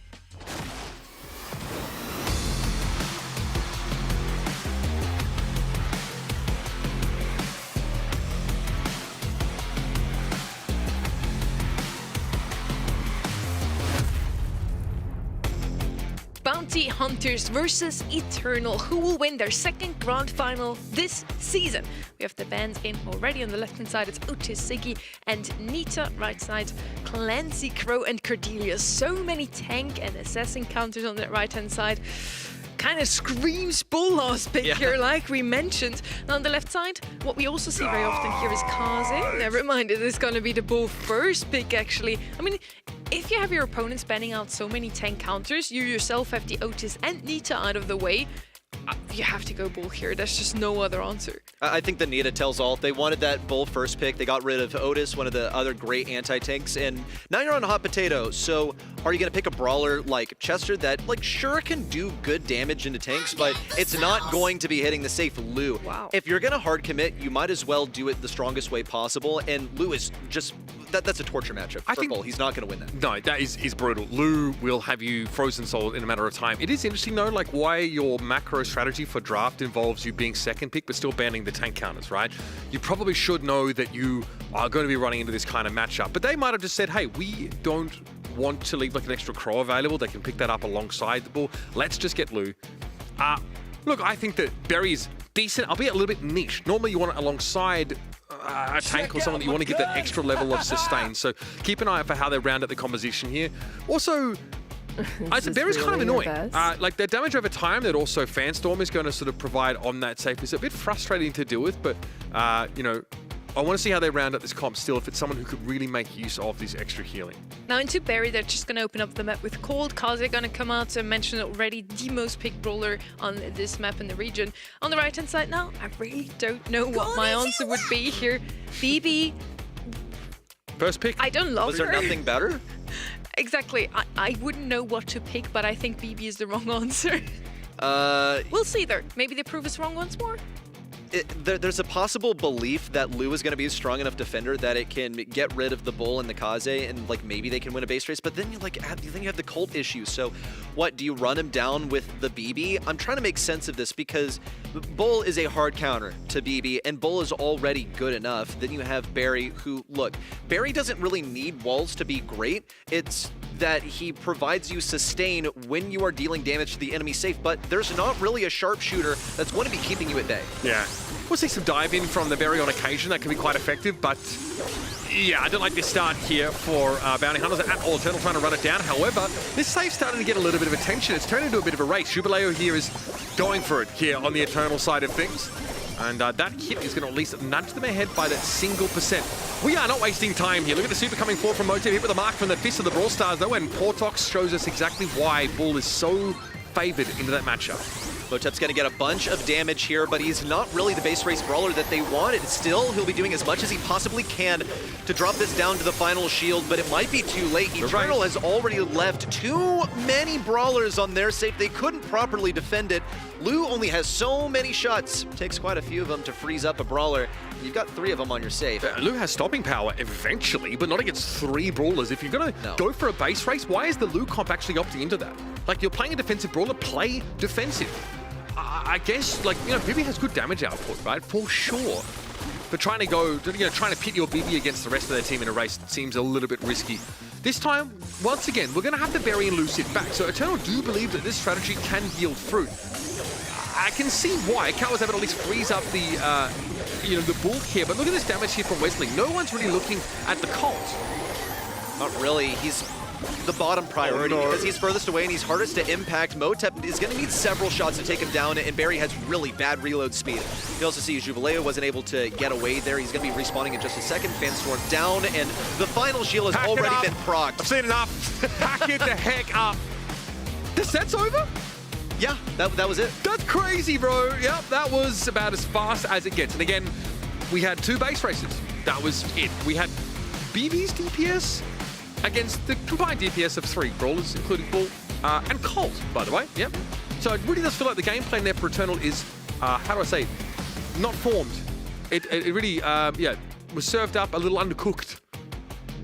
I think it was pretty much spelled out to be the perfect Bull game. You didn't really have a strong, or like a strong enough anti-tank that you could go into all of this aggression. Lou is like a respectable idea into just the Bull. And you would think that, okay, now they're facing a Lou, they'll just like try and support the Bull. But no, not at all. I'm also questioning the Barry. I don't really think it was the thing to go for here. Yes, you will be able to make occasional visits to the enemy side, use your gadget, get damage that way. But again, the Barry here is more for like a long-range matchup. It's not for defense. Yeah, like, exactly. He can't hit a shot, and you know it's not a him issue. It's just that look at how fast Colt is with his buff. He moves so quickly every time he shoots. He has basically unlimited ammo. You're not going to hit him, and Barry just like does no damage with a single shot. If you were to look for a definition of outdraft, I will refer you to this match. We already saw it coming just after the draft stage. That Bull first pick was just there for the taking. There was nothing to stop him. The Lou, an interesting answer. We see him often hot zone, you know, very rarely on hot potato or heist in general, and it didn't really work out as the only force to really stop that incoming aggression from the Kaze and the Bull. Because yeah, you have a thrower, you have the Barry, can't really defend himself, even with a gadget that he has like every 20 seconds, does do enough damage and stop them. And yeah, Colt as well, they just have so much damage on that left-hand side. I really hope for a better draft here, because I said Eternal's gonna win this. Yeah, it was a game plan as well. Like, the draft was odd. Surprise! Like, why ban Cordelius if you don't think you're going to get the best tank? Like, you might want to answer. They've just felt like if they can get the Barry and Vivi attacking, but the Barry didn't want to attack, and the Lou can't defend on their own. Let's not harp on it. Dead horse, well and truly beaten. It is Bounty Hunters up 1-0 here. Chester already picked up here straight away on Hard Rock Mine, so very solid, but not telegraphing too much. Powerful mid-range brawler who can really bully into these side lanes. Respectable damage, just the best anti-tank option that they had here. Super safe, basically. In fact, probably the safest thing that we've seen from Bounty Hunters all day. So it's curious to see it appear now in the grand finals. Charlie, basically the next best thing that they had to shove away any aggressive brawlers. On the 4-5 turn, Bounty Hunters could opt for something aggressive. Maybe they decide to. Lily is wide open, so that would be a great way to get those gems. Lily's a nice shot comeback mechanic in person, or in flower, I guess. Bull is going to be next pick here, and we already called it Bull and Leon. Those two brawlers are going to be the two that either need to be banned out or picked up right now. On the left-hand side, we could still go with... is it enough damage, though? With those bouncers, Ruffs and Reek are always super strong on a map like this. I mean, Ruffs is global, so like I guess you can play Rico, but... Sandy to stop the Bull? is Yeah. usually also something quite a lot of people go for. Sandstorm! Yeah, Okay. Sandy, great pick. Obviously, and just amazing at getting back into the map. Otis is also an option. Obviously, someone who has that similar capacity as Sandy, but you know, with that longer range, the fat splatter, sort of zone denial as well can be quite helpful.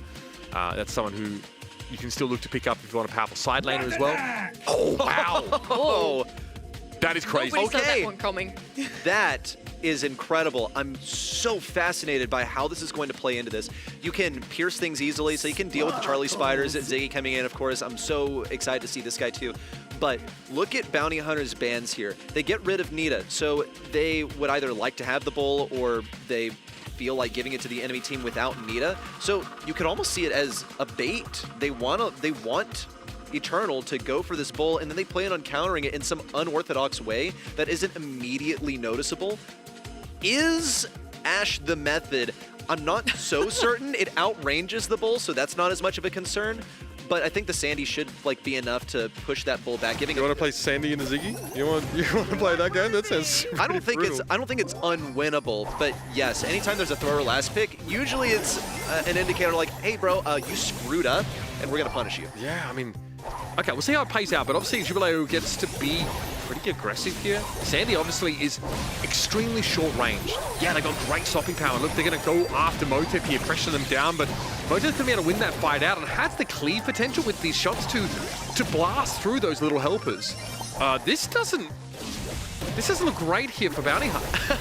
It doesn't read as immediately dominant as you might expect from such a strange sort of draft. Like, how often do you actually see Ashe picked in competitive Brawl Stars? Wesley nearly caught by Jubilee, who's cycled his super forward. He's going to be putting it on the left side. Looks like Wesley is going to move over towards the right as well. Jubileo is keeping him hard stuck in this spawn. But with Motep falling, now Bounty Hunters get to break through this newfound void on the right side. Prosy also has a hypercharge to use. Putting that on Kawi would be ideal because all of those bats are going to be so troublesome to deal with. Meanwhile, Jubileo's all the way behind. Will get the first takedown on Wesley. Okay, here's that gadget popped as well. Prosy going to take a bunch of damage, and Motep comes in with a hypercharge. Super's going to be hitting pretty darn hard. A little helpers though, get them there. Portok's damage pretty impactful. And there it is. Kawa gets himself to 10 gems. Wesley caught inside a cocoon. And that's going to give a head start now as Eternal back away under this countdown. Just 5 seconds to go by now, and Eternal are safe and sound. Just really no way of accessing Kawi. He might even get next to his next super. Prosy, despite his good dodges, is there too late and with too little HP to really commit. Is this a self-out draft? Because you played the Sandy into the bull, which you left wide open, which you enabled by banning Nita, and you went for Chester first, by the way, like you could have first picked bull again. Now, it's not a base race, it's more of a gem marathon. And Sandy has... Okay, so Sandy has a stopping power. Sandy can't actually knock out any brawler on her own. On his own. Like, he doesn't have enough damage. And at short range, so you need help. You need someone to collapse that side lane. So you need the Ashe with you, most likely. That leaves you a little bit weaker elsewhere on the map. Wesley can try and extract himself from this situation, but Kawa has that mid-control, and I don't see how Prosy's going to get in a position to threaten this gem carry. Eternal now stacked against the right side, find themselves in a less usual position. Wesley's going to be easily broken out of that cocoon. Yeah, it was a long-range impact by Kawi, but he's not where he needs to be at the moment. He's out in the open. Bounty Hunters are just moving as a unit right now. They're a full team. Now they split up to try and encircle Jubileo and Kawi, who've been stuck in their spawn. Yes, this actually could be a winning move. Wesley's able to easily circumvent the effects of this super. Kawi's going to take sufficient damage. Portok's now with the healing. They can even get Motep to further stagger this respawn of the entire team. They're going to pursue him and get it, but were they too aggressive? Doesn't look like it. Prosy can now rotate backwards, and this looks like a successful move for Bounty Hunter. So this is what I'm saying. Sandy, obviously, while not being able to eliminate brawlers on his own, definitely does well in a death ball, and that's exactly now how you can play inside these root sands, which will reveal you, and also, importantly, give you advance notice if anyone's going to try and take those gems away. You're moving quickly. The Ziggy doesn't have enough time to sort of pin you down. Much better look here for Bounty Hunters, even if it does feel like their comp fundamentally is a bit weaker. But you can only pull that new trick once. If you decide to reuse it here in game number 3, then it's going to be expected. And with how swiftly this game number 2 went, I don't think we saw any moments where it was possible to develop an anti-strategy. Now we head into game number 3. Eternal have to be ready for this. They're already keeping note of who is on what lane. Things could be forming and starting to gravitate towards each other on the right side, and they adapt accordingly, all moving to the left side. This time they cannot let anyone encircle them from the top. They're keeping a close eye on Prosy in particular. And Motep staying with them as well, importantly. Last time they split the bull off from the rest of Eternal. It was very hard for them to get back into the game. Kawa with some spiderlings, that's pretty effective with the cocoon catching on, and Prosy was on his own. Not what Bounty Hunter's looking for. Kawa here, chasing down the Sandy, able to take Wesley out. Portox with 4 gems though, so that map control, at least for Bounty Hunters, manifested in a gem lead. So winning position for Bounty Hunters, a bit of a whiffed jawbreaker there from Portox. It wasn't really necessary for him to use a super, but you can see that he was not very confident in winning that matchup against Bull in close range. Motep, not only does he respawn freshly with a super, but he's got the hypercharge too. Goes for 1, stunned. Still can cycle forth another. You've only delayed the inevitable. Now cut off Portox from his retreat route, and he's just going to do as much damage as he can, but all these gems are forfeited over to Eternal. We're counting up to 10, even 11 if they want to get some bonus points. 15 seconds to go. Nice adjustment here from Eternal. They know they got a better composition, so all they need to do is play together. Don't give up any easy openings to their opponents, and they're going to be able to even up this series. Portox is in trouble. Supering himself, Motep here spotted out behind those Indestructibles, but no chance to get to the gems. And Eternal, even up series. All I can think of is the Crow. An IQ too high? Because maybe their draft IQ was a little bit too high. They went for something untraditional, and it was too untraditional to work, really. Now, they did adapt mid-set. They managed to deathball together, travel as a unit, caught Eternal by surprise, and wound up with them thieving all those gems and bringing them back home for a game win.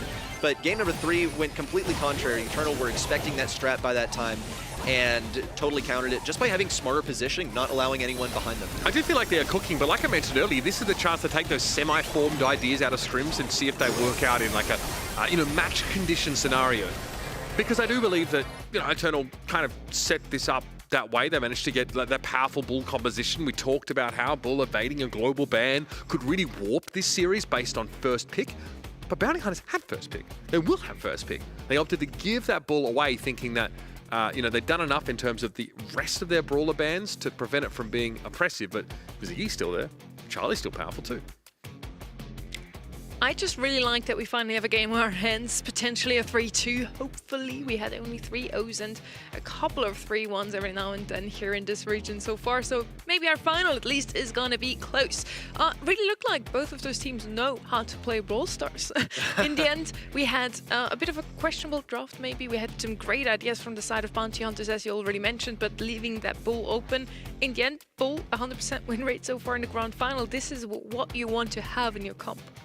At this point, you should not be enabling a Bull and then trying to punish it when you've taken the best Bull counter out of the game. Also, we just saw a total lack of mid, basically. You have Charlie, who serves as a justified mid, is also able to counter the Bull, or just anything aggressive in general. Yeah. Proved to be way better than Sandy. Look, it's good in some situations. Can you stun something aggressive? Yes.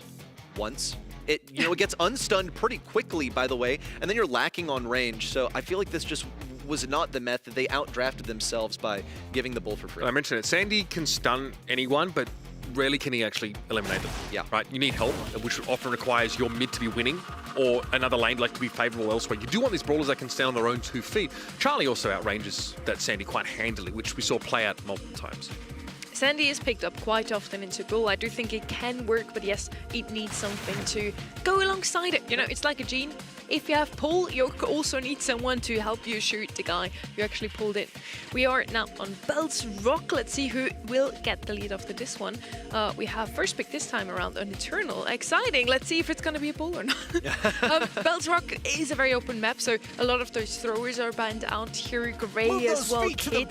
Some very cheesy comps here possible with Kid Doc, for example. On the left-hand side now, we have Leon banned out, super aggressive bowler, super good on a map like this one, thanks to the lollipop crop. Brock as first pick, I always quite like, because then you have it in your hands if you want to open up the map or not. They could potentially go for a Rico pick later on, because, yeah, left-hand side now can't pick him up, because that Brock is just going to open up everything. Pretty much. There's so much power in having this brawler. Also, really a top pick in this region today. Now, we've seen a lot of knockout, so to be fair, he's a prime pick on that game mode, just generally speaking. Now, when it comes to just winning the sharpshooter 1v1, I believe in Gus to be able to do this. They've got comparable range, but Gus has just better survivability, can also get that kill confirmed with the Kooky Popper more easily than Brock is able to do it with his rocket fuel. Also sets up for some synergy with the last pick also. The wall breaker Brock matters because you can set a pinch up with your mid or one of your side laners. Also, there's Brock is that unique combination of sharpshooter potential and zone denial, which you don't get from any other brawlers in his class, really, which is pretty important. Like a Bell maybe with like a nest egg or something like that, right? But and you don't have to really risk too much in order to just punish chokes, keep people back, and have an AoE super. It's kind of a nice kit in general. So we're going to see a very, very classic composition here. This is super safe. It's got contingency for the end game with the gas coming in, because you've got RT and Gus who can combine really beautifully. Also individually, both can get those key kill confirms, right? Especially if you're collapsing with someone else and you can find a way to produce a bit of damage as unexpected. The Rico gets picked here because it might just be that Eternal don't opt to make use of their wall break. Rico is something we see quite often paired with the Brock, because Brock first pick, you have it in your hands if you want to open up the map or not. The opponents can't pick him up, and then you just decide to not break it. Bell is going to be the last pick here. You were talking about zone denial. I would like to see a Squeak. It's a brawler that can work quite well for that exact reason. They already have something on their side that is really good in late game with that RT. They already have the Gus to win his potential 1v1s against the Bell and Brock. Now at last pick, Squeak, a thrower, or even something aggressive. Ollie is one of these bowlers we see quite often on Bell's Rock, and he would have a shield from Goss. Yeah, it's just that the struggle is that you're going to have to deal with wall break, and then you don't have anything to hide behind. And also, just note the geography of this map. The walls that you can't hide behind are diagonal, so you can't really properly get behind them. And you might just have to stay in the mid that Rico is going to be polluting with a bunch of bullets, or Brock could break open. There's so many possibilities for Eternal that make it almost imperative that a control brawler is selected last. I believe in Piper just as a duelist to win these matchups, because she does have the kill confirm with homemade recipe. She's not worried about anything getting too close to her, so she has no reason to run auto aimer. Yeah, and again, I think when you're not against a Piper or Pierce, you don't need the Nani so much, right? Because Bell's damage comes in smaller increments, as does Brock's to some degree. Piper's going to give you that, again, another source of kill confirm with homemade recipe potentially. Look at this gadget choice from Kawe. I've seen it, come up a lot in popularity. It's just amazing to use on Bell's Rock. Bouncy Castle to heal up. Prosy expended an entire gadget to get some initial damage on Kawe, and he just shrugged it off. I don't know if that one's going to be happening again. Okay, he's going to go for it. And does Kawe respond with the gadget this time? Yes, okay. So they'll be trading it back and forth, but Prosy tried to punish that positioning. Now he'll be opening things up even more, and this is where Piper comes into play, because not only is she a sharpshooter, but she is a wall breaker. Now the wall break is on Bounty Hunter's terms, and Rico might be without a strong lane to play. Quietly, Wesley's having a pretty good lane against Jubileo here, putting a lot of pressure down on the belt. It'll be a reverse polarity pickup, and those bouncing shots are a little bit uncomfortable for Wesley to try and go across. He's low! Pordock's down! Look at the collapse here from Eternal! Wow! Not one player lost. Clean finish there for Eternal. Wesley could have won that lane on the left side, but everything collapsed inwards. Prosy just wants that initial positioning, and that felt like a bit of a waste. I feel like he could have gotten aggressive and maybe broken open the wall on the right side. That's excellent from Jubileu, but Prosy's going to try and punish Jubileu from getting too aggressive. Now with the hypercharge, what is he going to go for? Additional damage onto Motep. The pop-in as he moves away and opens up yet another wall. With one brawler taken down, Bounty Hunters are all but guaranteed to win this round. It would take a serious clutch for Eternal to take it, and Bounty Hunters just have this dream landscape for taking the next round with all the walls broken. What Prosy just had to do there is kind of actually insane. Walked up, dodged a bunch of shots, got him Motep's face and forced him to try and jump away. That is pretty absurd gameplay. Pordox here can just shield himself if he needed to, but now he takes that super into the next round. And you said it, the map, it's open. This Rico, not looking quite as good, and we've had to see the lane swap for Kawe to the left. And Wesley's been tapping up his matchup, so I don't really think Kawe wanted that one at all. Prosy into this lane versus Jubileo is not all lost. That's going to be some pretty serious damage. Prosy stayed just on the edge because he didn't want to get tapped by Motep, forced out into the open. Excellent kill. Synergy from Portox to keep his teammate alive. It's 3v2 once more. Actually sick. That was such a nice response from Portox there. I mean, you saw the pressure coming in. The Bell just walked up, tried to find that elimination. But again, you're going up against the Gust. It's no guarantee that you'll be able to get in there. Cuckoo Papa there, aimed over at Motep, and that is going to force the Brock to cower for a few moments. A little bit of healing from Kawe as he tries to steel himself for this final matchup. It's 2v2, but without really many walls. Wesley's got to be close to some kind of hypercharge. What? Said, bye, Lo. And scared him away. On the right side was a good old-fashioned victory on the lane, but that was interesting to watch. RT with the telepathic takedown. Yeah, didn't even have to drop legs. Nope. Just went straight forward there. Yeah, nice looks. We can see the Rico's effectiveness obviously falls off a cliff as the map gets broken up that little bit more. You probably want to get ahead early and maintain it if you're going to make this brawler work. Kawa, though, by no means having fun in any of these lane assignments. Prosy here can like follow up a hit like this with like a homemade recipe, force the gadget out of the Rico. But I like this positioning. You just kind of got battered as Rico, but you're still playing with a bit of, you know, spring in your step, trying to play into the middle of the map, and you're forcing Prosy out into a bit of a weird spot to fight against a Rico. Yeah, with where Kawe is now, he's eliminating Prosy's ability to easily flex onto the left or right side to help pick up a kill. Prosy also doesn't really want to retreat into these bushes and fences, so he's forced to take one of these lanes on the left side. It'll be a couple takedowns for Eternal as they clear out the right, now taking down Prosy, who ultimately was just playing to get his super. He wanted to break open this wall that's close to him on the left side so he doesn't have to be stuffed by Kawe. Kawe's immediately going to go for the laser. What a total waste. That, I think, shows disrespect of his opponent because you should not be getting caught by that at this level. Yeah, no way. Still hope to mix it in. Jubileo's been dominating this right side matchup, to be fair. Portox has not found a lot of success against the Belt, and even without the collapses of the Rico towards the right side, Jubileo has been doing pretty well. Map's starting to open up though. That's obviously an issue for Rico. Rocket Rain also helping to that extent now, so Wesley has a pretty wide open diagonal, but he's in a virtual 2v1 as Prosy's forced out of the map. Prosy still trying to get some taps in on the right side. Jubileo now pops his hypercharge. He's getting a mark onto Portox. I feel like Portox is close to a super. Yes, in fact, was just one shot off, got aggressive and got a kill off of it. Now, though, punished by Jubileo, who is tapped up by Wesley to confirm the kill. It's 2v1, and Prosy's going to be the one tributed on the left side because they want him to get a super. They want these walls broken open. It would be even better if he can break this up before the round ends, not offer the opportunity. Fine, Wesley says, I'll get closer to my hypercharge, which is a win condition. It could be big, yeah, especially on this map if Wesley is in a position to move up behind cover, but it's pretty unlikely that in these sharpshooter battles that we get towards the gas phase. Rarely do we find ourselves in that super late game scenario. I don't think Motep's looking to break open too much more of this map at all. We actually have a lane swap here as Jubileo wants to go over in the RT direction. He's trying to get in close. Must also be close to his super. A little reverse polarity for the additional range, but no impact. At least he was only one shot off of his super, which he would love to hit on Wesley, who's looking pretty meaty here, has a bunch of HP. It's one of the reasons that you pick RT. Meanwhile, on the right side, Motep is also taking a battering. Prosy's able to snipe him between this newfound corridor as he's broken open the left side. He has his hypercharge also. Things are setting up for a pretty solid late game for Bounty Hunters as that poison is due to close in any second now. Wesley is marked up though. That's a concerning sign for Bounty Hunters later on in the round. Here's a hypercharge pop from Prosy, probably just for the raw stats here. Now has the ability to break the map, hoping for Portox is wrapping around. Again, it's a matter of time before the Gust goes aggressive with the shield and finishes the job. Nice looks here for Bounty Hunters. Good patience. We're starting to see why Gust is such a go-to alongside RT on these knockout sets. I loved this draft from Bounty Hunters. I was questioning it first, but then it started to become evident, like, why are you using a homemade recipe?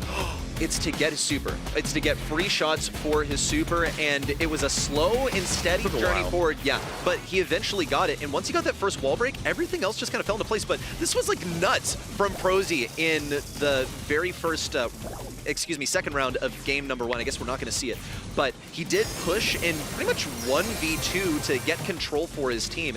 That's what got Bounty Hunters game number 1.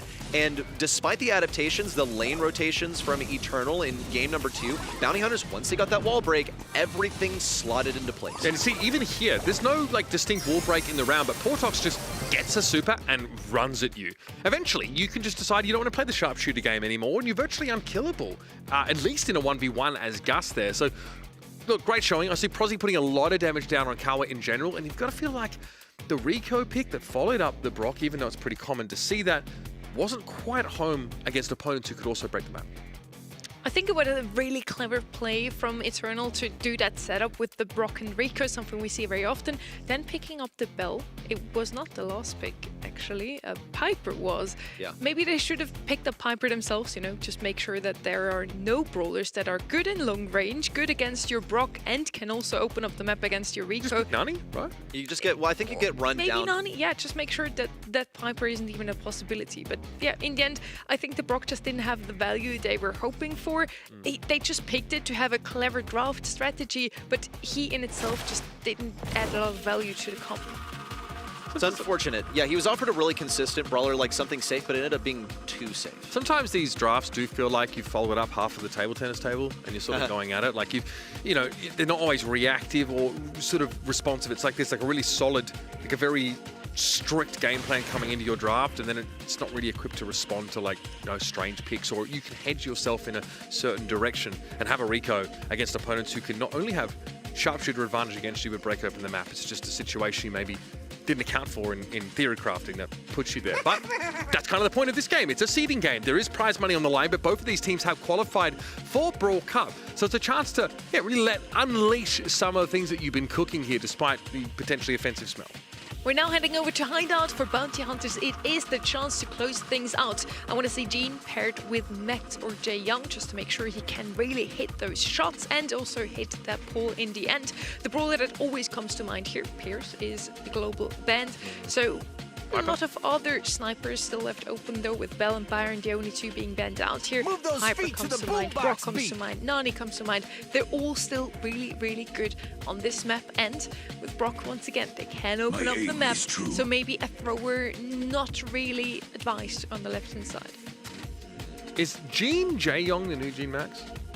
Because I still like Max Hypercharge. I feel like that's still pretty sick when you want. I mean, There are better ways to give your teammate a hypercharge these days with Colonel Ruffs, for example. Yeah, true. Yeah, so has fallen out of favor, but can still be a pretty strong mid in like a different mode where you're maybe playing against like a control-based brawler or a sharpshooter. Not completely out of the running here, I suppose, but I would call it unlikely. Here comes Jae Young. Yeah, this is the composition that you called, Sonny. Flex your muscles. They're us flexing on the Unfortunate desk. that the viewers can't see that. Oh, really? No, but You yeah, wouldn't have done it if they could. Come on. Yeah. I wouldn't have done it on camera. Yeah, but yeah, Gene and Jae Young is a comp we see quite often at the moment. I really like it. Gray coming in at his last pick. Also quite like it, just to make sure to potentially get that blue star with the walking cane, making sure at least that whoever picks up the blue star on the other side is going to get pulled in immediately. And they now have the double pull set up with Gene and the Gray. Last pick now on the right-hand side. They will get super quite easily with a bow. Is it going to be an aggressive brawler now, I wonder? Flying hook Carl. Do it. Be honest, Do man. it. Imagine. Yeah, I mean, Mortis and Kaze both banned, so you don't have like a Wow. freebie blue star take. I guess you're just going to speed in with the Jae Young and hope not to get Such a clapped here. tame draft from Eternal. I did not expect that. And I have to side with Bounty Hunters here. Yeah, no, I completely agree because Eternal are going for, what, 3 consistent brawlers that kind of like sit in a spot. They don't often play that aggressive. Like, Gus is going to have those fleeting moments where, oh, cool, he got the super. Now he can move forward and it's over. And that's about it. So I am not such a believer. I feel like we need to see some aggression out here, and there was just no setup for it. A pick of a couple of like consistent sharpshooters, but no aggression, nothing to support it. And there is the blue star. It's going to head over to the Jae Young team. It's just really, really typical. And if we had seen something aggressive from Eternal to get that blue star, it no doubt would have been pulled by Prozzy. And don't forget, Jae Young does mad damage if you are not careful. I like the map breaking open the map because remember, the activation of Weekend Warrior is AoE damage that hits through a wall. And Wesley was definitely trying to abuse that a little bit. But look at this kind of immense map control here. With the limited amount of damage that Bounty Hunters have been taking, they've somehow split the map left to right, and it's being further opened up. It's what Eternal want. What a pull there for Prosy. Nothing to follow it up, but it still looked pretty cool. You also see his Star Powers proc there. Didn't take too much damage. Going to get healed up by Wesley once again. On the right side, Vortox is gradually working towards that super, using whatever cover he can, but we see Bounty Hunters gradually moving back. It is a control diff. Eternal do have the range advantage, but really not much more. It's honestly pretty high execution what Eternal have gone here, because they haven't done themselves that many favors with the draft. They're just going for the long range control problem. Oh, nice little walking cane, but a shield there for Jubilee should be able to keep him alive. Prosy wants to try and chase down, but the body block from Kawa is good. Magic Puffs aren't going to do the trick here, and I'm just going to say it, bro. Brock is insane. Wall break, sharpshooter, zone denial, AoE super. Okay, you should be allowed to have 2 of those things, not 4. It is crazy. Look at the map. It's completely opened up now, and you can see why Eternal are more favored of these conditions. What we haven't really seen yet, though, is a strong pull from Bounty Hunters. There's what they needed. Wesley needs to escape with his life, but Motep with the hypercharge active is just too strong. Kawe also follows up with a bit more punch. It's 4 stars of differential. Wesley has to get some speed onto his teammates. They don't have any supers. They don't have any utility. Maybe Prosy can land a pretty good snag. He has a hypercharge teleport as well. He's going to go for one. One more on the left side would get it, but no, they simply cannot. And Motep is too far away. Eternal keep themselves alive. You got to hit the magic hand in a moment like that. You have an opportunity to go after the Gus and at least prolong the game, potentially even things up. Eternal here to say, okay, well, we're just going to open the map straight away. You have like Jaeyong, you have like some sharpshooter potential, but in general, it's like, Jean, okay, what are you going to do? Just, what, pepper us down? Take 25 years to do any damage? Okay, we're fine with that. Even though like Magic Hand is easy enough to build up with an open map, and it's not really that effective. Kawa here does get caught by the walking cane, but Wesley's in no position to assist. Where Bounty Hunters lead in utility, they trail in terms of DPS from these brawlers. Really, the only damage dealer is Jaeyong, and to be fair, he's actually a support. Yeah, the only thing that he has in his kit is this Weakened Warrior gadget that will give him a pretty sizable damage boost, but that's all that this team has to boast. And no connection there with the walking cane. Eventually, Prosy's going to get it, but the question remains whether the team will be able to act on it. They still have this blue star, but they cannot afford to play defensively. Anytime Eternal gives them a moment to aggress, they must take it, because if Bounty Hunters have to try and recoup this lead, Eternal outrange them and will punish that march forward. Yeah, it's the way we saw the last round play out. Expect to see this look pretty identical here. Weakened Warrior active, Kawa actually down, and look, there's no trade here. There might be an opening. Motep tapped down. Prosy had to go for the play, and there's a lovely little hook, and all of a sudden, Bounty Hunters are unfathomably back.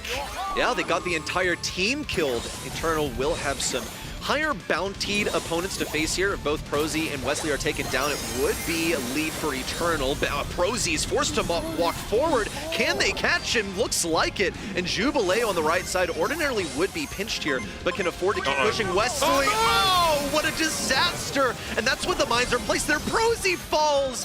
It's all crumbling to pieces. 25 seconds to go, and Bounty Hunters are in the same place as they were in game 1. And look where the hypercharged mines are placed. Eternal say, all right, if you come forward, you're just going to walk into these and get stunned up, and we are going to take more stars from you. Here they come. Vortox clearly aware of where the mines are, but they might not really help. They're going to try and come forward. A lot of healing here. Magic Hand catches on to, well, the Gus. One of the most durable players. And yeah, there are the mines. Cool. Kawa gets 2 easy kills off the players. Stunned by the Motep with the 3rd. And there it is, Eternal. Very solid draft. And once again, the game revolves around a brawler that's been in Brawl Stars for like 10 years.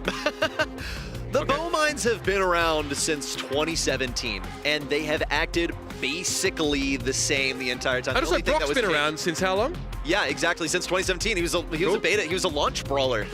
I'm just saying. That's pretty wild right there. That is the effect of some reworks and some buffs and some buffies that have come into play over the years. A couple buffy brawlers. That's part of the reason they are so strong. Bounty Hunters had some pretty synergistic plays here. They had the double pull possibility, but the damage was just not there. And ultimately, the bow mines are at 3. Bounty Hunters are at 0. They've been caught off guard by 3 kills in that last game. All it took was a single bow super to flip things in Eternal's favor, and then the moment that it looked like it was possible for Bounty Hunters, bow mines again. 2 people stunned at the same time from the same set of bow mines. And flattened. And that was, yeah, obviously, like you mentioned, after a bow mine already set up some kills earlier on. It's like the faster your comp is, the more likely you are to run into them. I thought Eternal didn't stand a chance in that game number 2, but yeah, I guess I thought that pro players can dodge bow mines. My bad.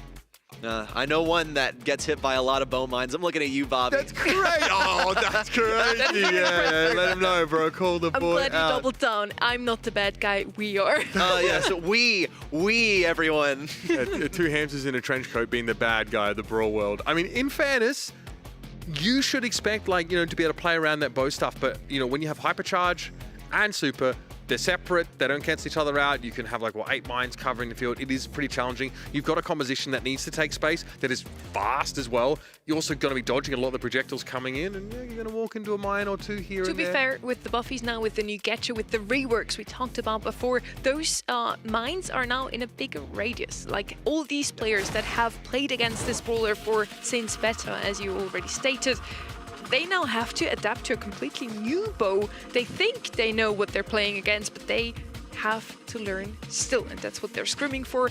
That's why they're here in the grand final.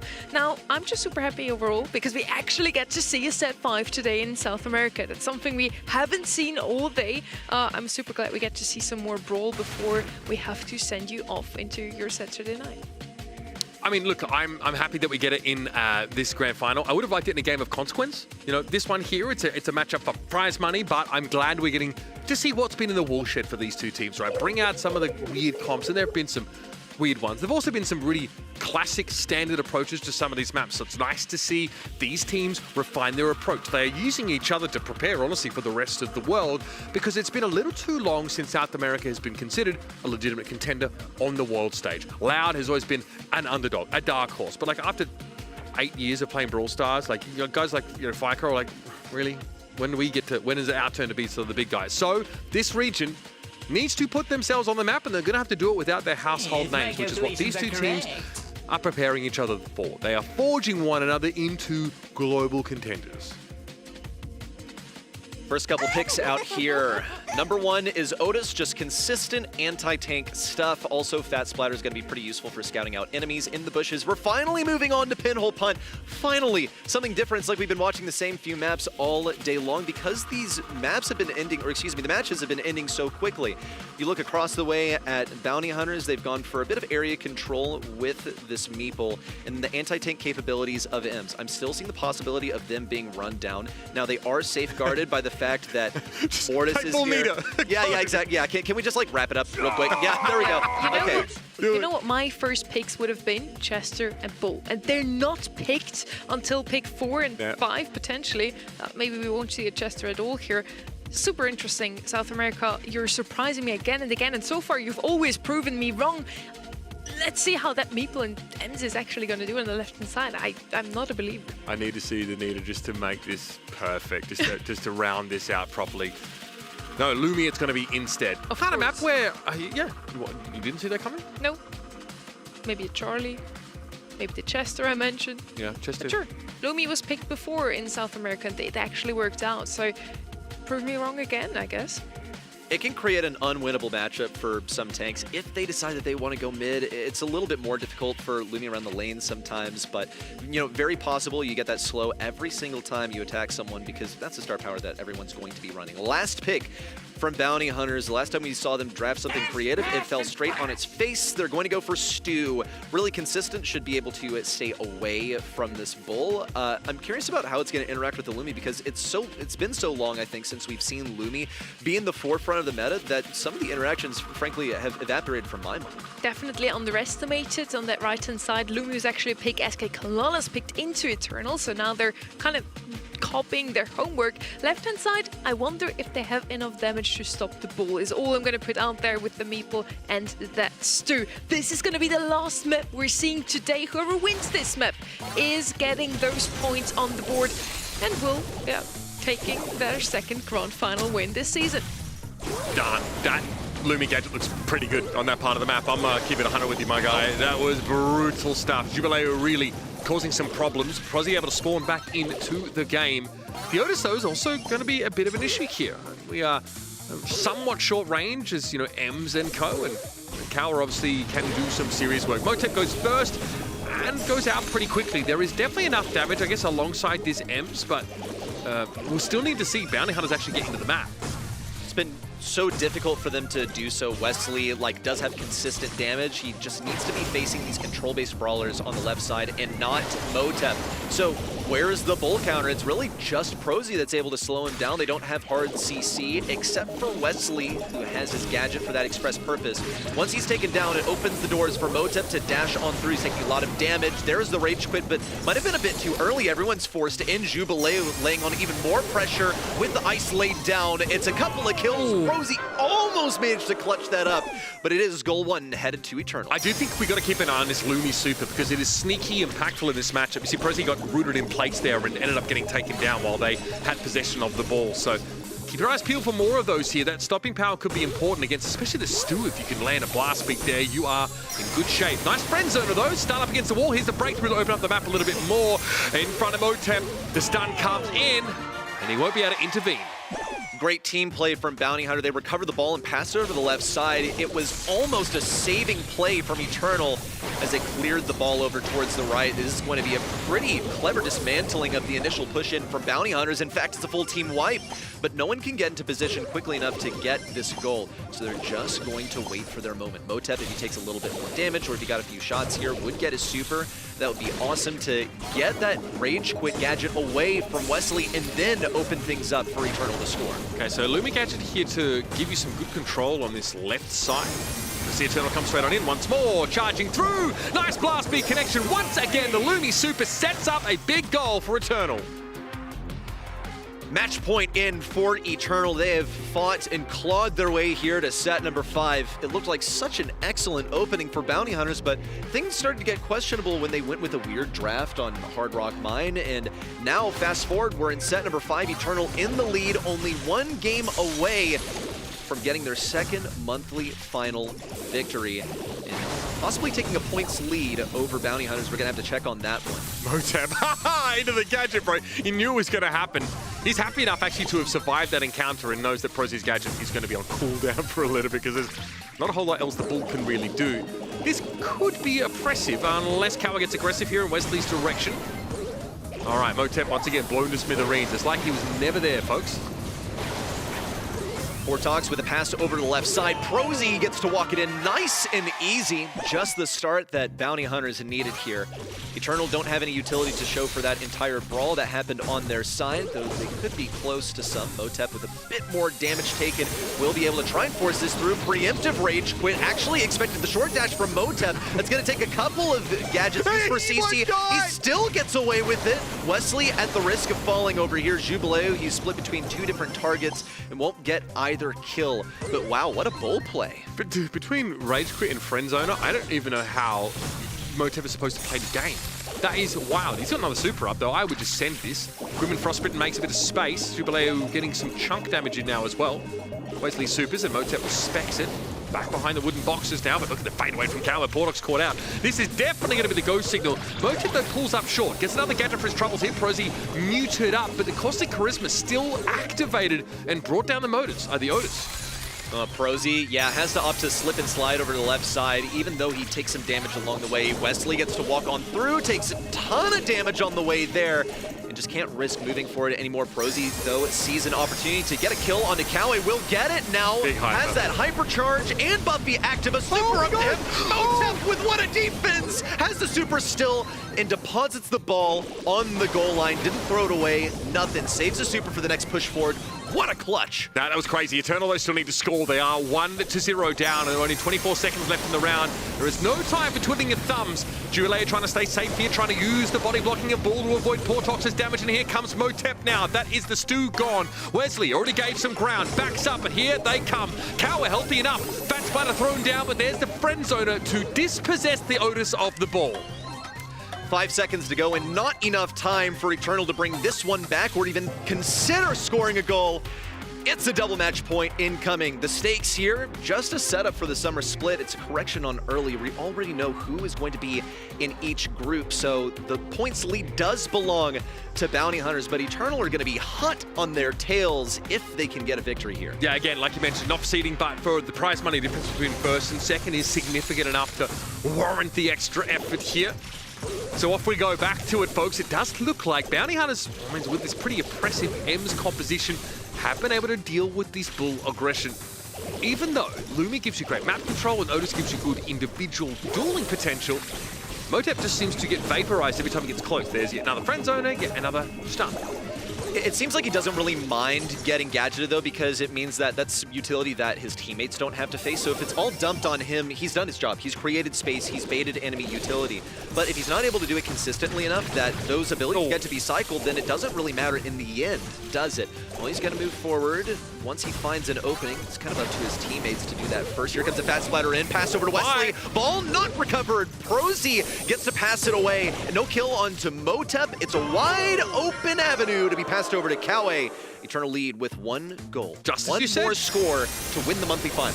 Kawa just Motep just soaked up all the utility. Once again, got stunned back, but it was Jubileo and Kawa that were passing the ball and were able to score a goal. Motep is the greatest decoy right now, charging in inside their caustic charisma even, and keeping everyone from Bounty Hunters very interested, very, very busy. Motep, tanky as you like, is actually able to get a trade against the Ems, and Portox ain't going anywhere. Great blast beat connection, full map control for Eternal. Eternal still standing inside of this donut of bushes at mid, and they're keeping this secret. Does Bounty Hunters know that Motep has a hyper super? Well, they do now, but he wasn't able to cycle it forward. Now passes forward. Wesley can't intercept it. Jubileu walks it in for one final time. It's a return to form for Eternal.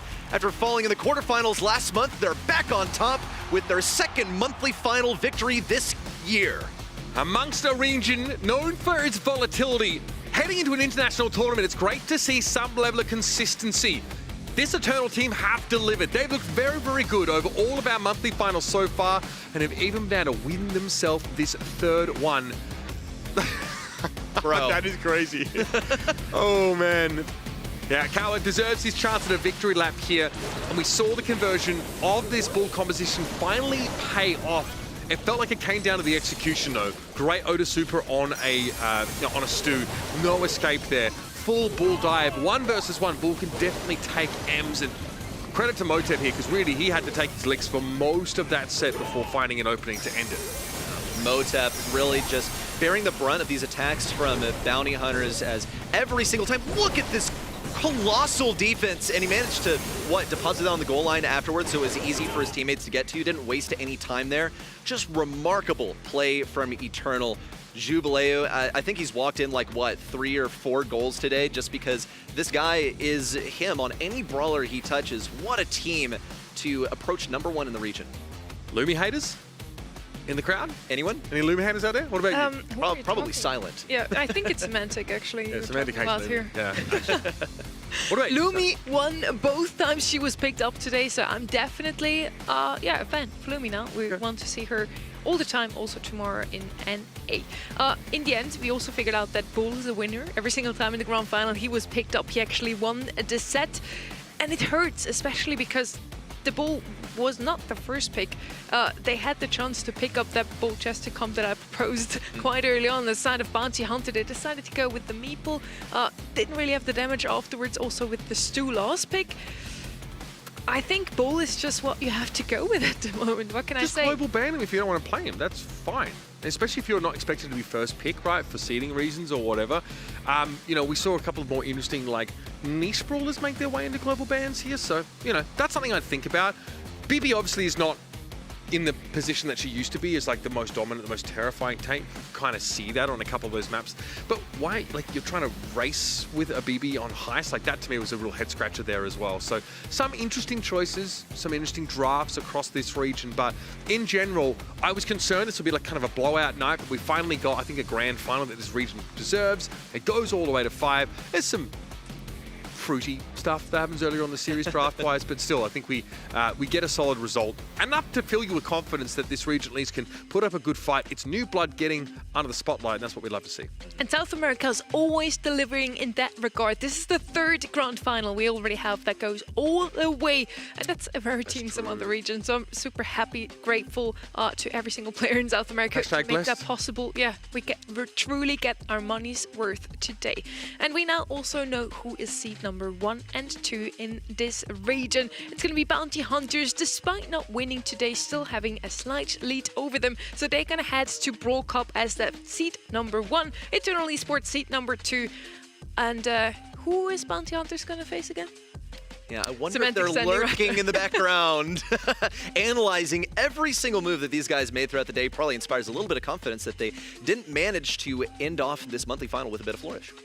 Yeah, I think that the LAN experience factor here for South America is going to come into play, right? Motep and Jubileo do have some, right? But they've never really performed well at those events. They've just not really, you know, and pretty disastrous ending for like VC Gaming last year and Castle Brawl respectively. So want to see what they can provide in that Group C. Crazy Raccoon, Revenant X Spark as well. Despite having a different qualification method, they're still a team that should be respected. Humble, they've got A0, a really interesting prospect, right? That team out of China that's finally upsetting the status quo over there, but feel like Humble are in a good spot here to take some big steps forward. And I might be saying that just to try and jinx Semantic. This day, for me personally, truly couldn't have ended in a better way. We had a 3-2. I like to see some more Brawl stars. We had so many 3-0s Lumi today. goated. Finally 3-2. Yes, Lumi is a goated brawler. And Eternal 1, which also means I just got my pin over at the reward page. Man, I had SKC winning, so I'm never getting my pin. Yeah, at Bounty Hunters winning. You can still get it I need to tomorrow. vote for some MVPs, dude. That's what I need to get on that. That's what you got. I'm telling you guys, this is how you get the points most efficiently. And you can still look in your predictions for tomorrow, Uber. So hopefully you're a bit luckier. Then you make sure to tune in for that again. NA is gonna deliver as well. First up, though, we want to talk a bit more about the draft. And we already had Chester, I think, being the most picked up in East Asia. We had EMEA showing us a lot of Pierce. And now I wonder, who is it gonna be here in South America? Oh my gosh. No, don't talk about Hey, it. Bull's got the Address 9 me. games. Address me. He's got the 9 games, bro. No, obviously a 2/3 win rate is pretty huge. I think that, like, you know, 6 out of 9 games won is pretty big, you know. Also, Leon is a bit of a standout to me. I mean, 29% win rate over 7 games, not that impressive. Really getting reached for quite often, and the Sirius did look a little sus, but I'm going to blame Loud for tanking Sirius's win rate. Yeah, that was putrid, boys. Yeah. Well, they won one of the times they played him, and they lost the other time that they played him. Am I correct on that? Yeah. And it was just like not a great time to pull out that brawler. So interesting. And this is pretty in line with what we've seen just like in scrims. Also, he hovers around a 50% win rate. Leon is the only one who also shows up here in the most banned in South America. Crow actually with the most banned, which is super interesting. We're also going to have a quick look at the global bans round after that. He was global banned only in EMEA so far, not in East Asia, not in South America, but they just banned him in the regular bans as the most often banned brawler overall. Why are we hating on Ruffs here in South America? It's funny because he's like just a good role player and he's not really a standout. It just seems like very consistent and safe pick. That's basically what it is. He's just like, he's a draft brawler, basically. Like, he's so versatile that you could go so many different ways with him. It doesn't indicate what you're going to do with your composition too much, while at the same time acting as a strong springboard for any kind of 4, 5, or 6 pick. What about 6, 7 picks? I'm leading, Did by it the way. anyway. I'm We fine. both agreed to not do that. Please. Maybe. Why do MEA hate Crow? That's what I want to know. He's strong. That's basically it. He's strong and he sucks to play into. He had 22 bans also here in South America. I think he's just strong overall. We already saw that even though Bounty Hunters didn't win the grand finals today, they're still sitting in that #1 seat for the Brawl Cup. And it's not that many points anymore. Eternal is coming closer with today's win. That's not bad. I mean, you know, you still are a decent way behind this Bounty Hunters team because they get to the grand final, right? So that's like a very healthy chunk of points. A lot of our clinching scenarios for our outside teams kind of require Bounty Hunters to not be good, and unfortunately that's just too much to hope for. They make their way through. Yeah, they don't win in that grand final, but like all the games in the lead up to that Eternal matchup were kind of one-sided. I am impressed with the Olympus squad. I would have liked to see little bit more from them in that semi-final. For me, they just... I think it's another 5 to 10% for me before that team is in the conversation for like a top 3. I want to see them win a monthly final by the time the year's out. Honestly, after today's performance, for me, Olympus Squad is the 3rd best team in this region. So actually surprised to see them at that 5th slot. They didn't perform well in February, right? Yeah. So let's see where they're going to end up in the end. We have 2 more teams that are now locked in for Berlin. They know they're heading there. We're only missing 2 more for an A, and we're going to figure out tomorrow who's it going to be.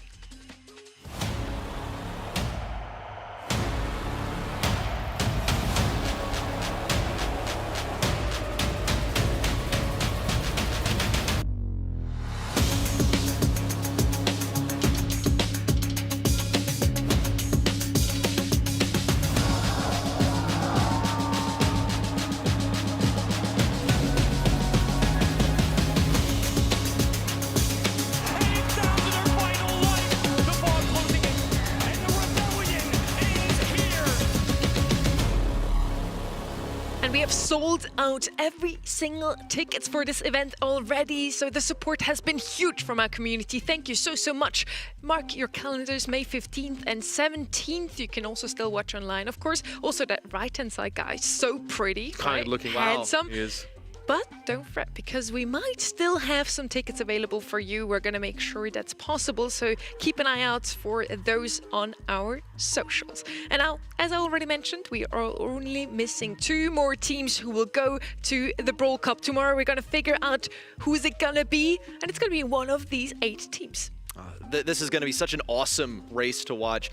I'm looking at Only Realm, Tribe Gaming, Team Electros as the front runners from this region. It hasn't all been decided yet. Some teams cannot go, but they can still set up for a strong summer split, and I'm here for it. I think there are a lot of different ways that this one could go. It's going to be way less predictable than SA did. There's a lot of storylines here, though. I think, like, you know, Bobby and Sands versus OG in that Only Realm versus Vic Day, matchup is interesting. FA Homeless were really impressive last month at Zeus Esports, right? Tyron, Zemp, and Ducky looked really good. I think they're like a great dark horse team. Zemp loves to talk some trash. His tweets were just very good over the course of that day. No shortage of entertainment. So NA always kind of drama-filled, always going to kind of pop off, and I can't wait to track our race to Brawl Cup from that region, who also needs to get themselves back on the map, boys. It's been a few years. Yeah. A super entertaining region. You don't want to miss it, that's for sure. So make sure to tune in tomorrow, same time, I believe, same place. As always, also thank you for tuning in today. We had a blast, and tomorrow there's going to be some more of Semantic.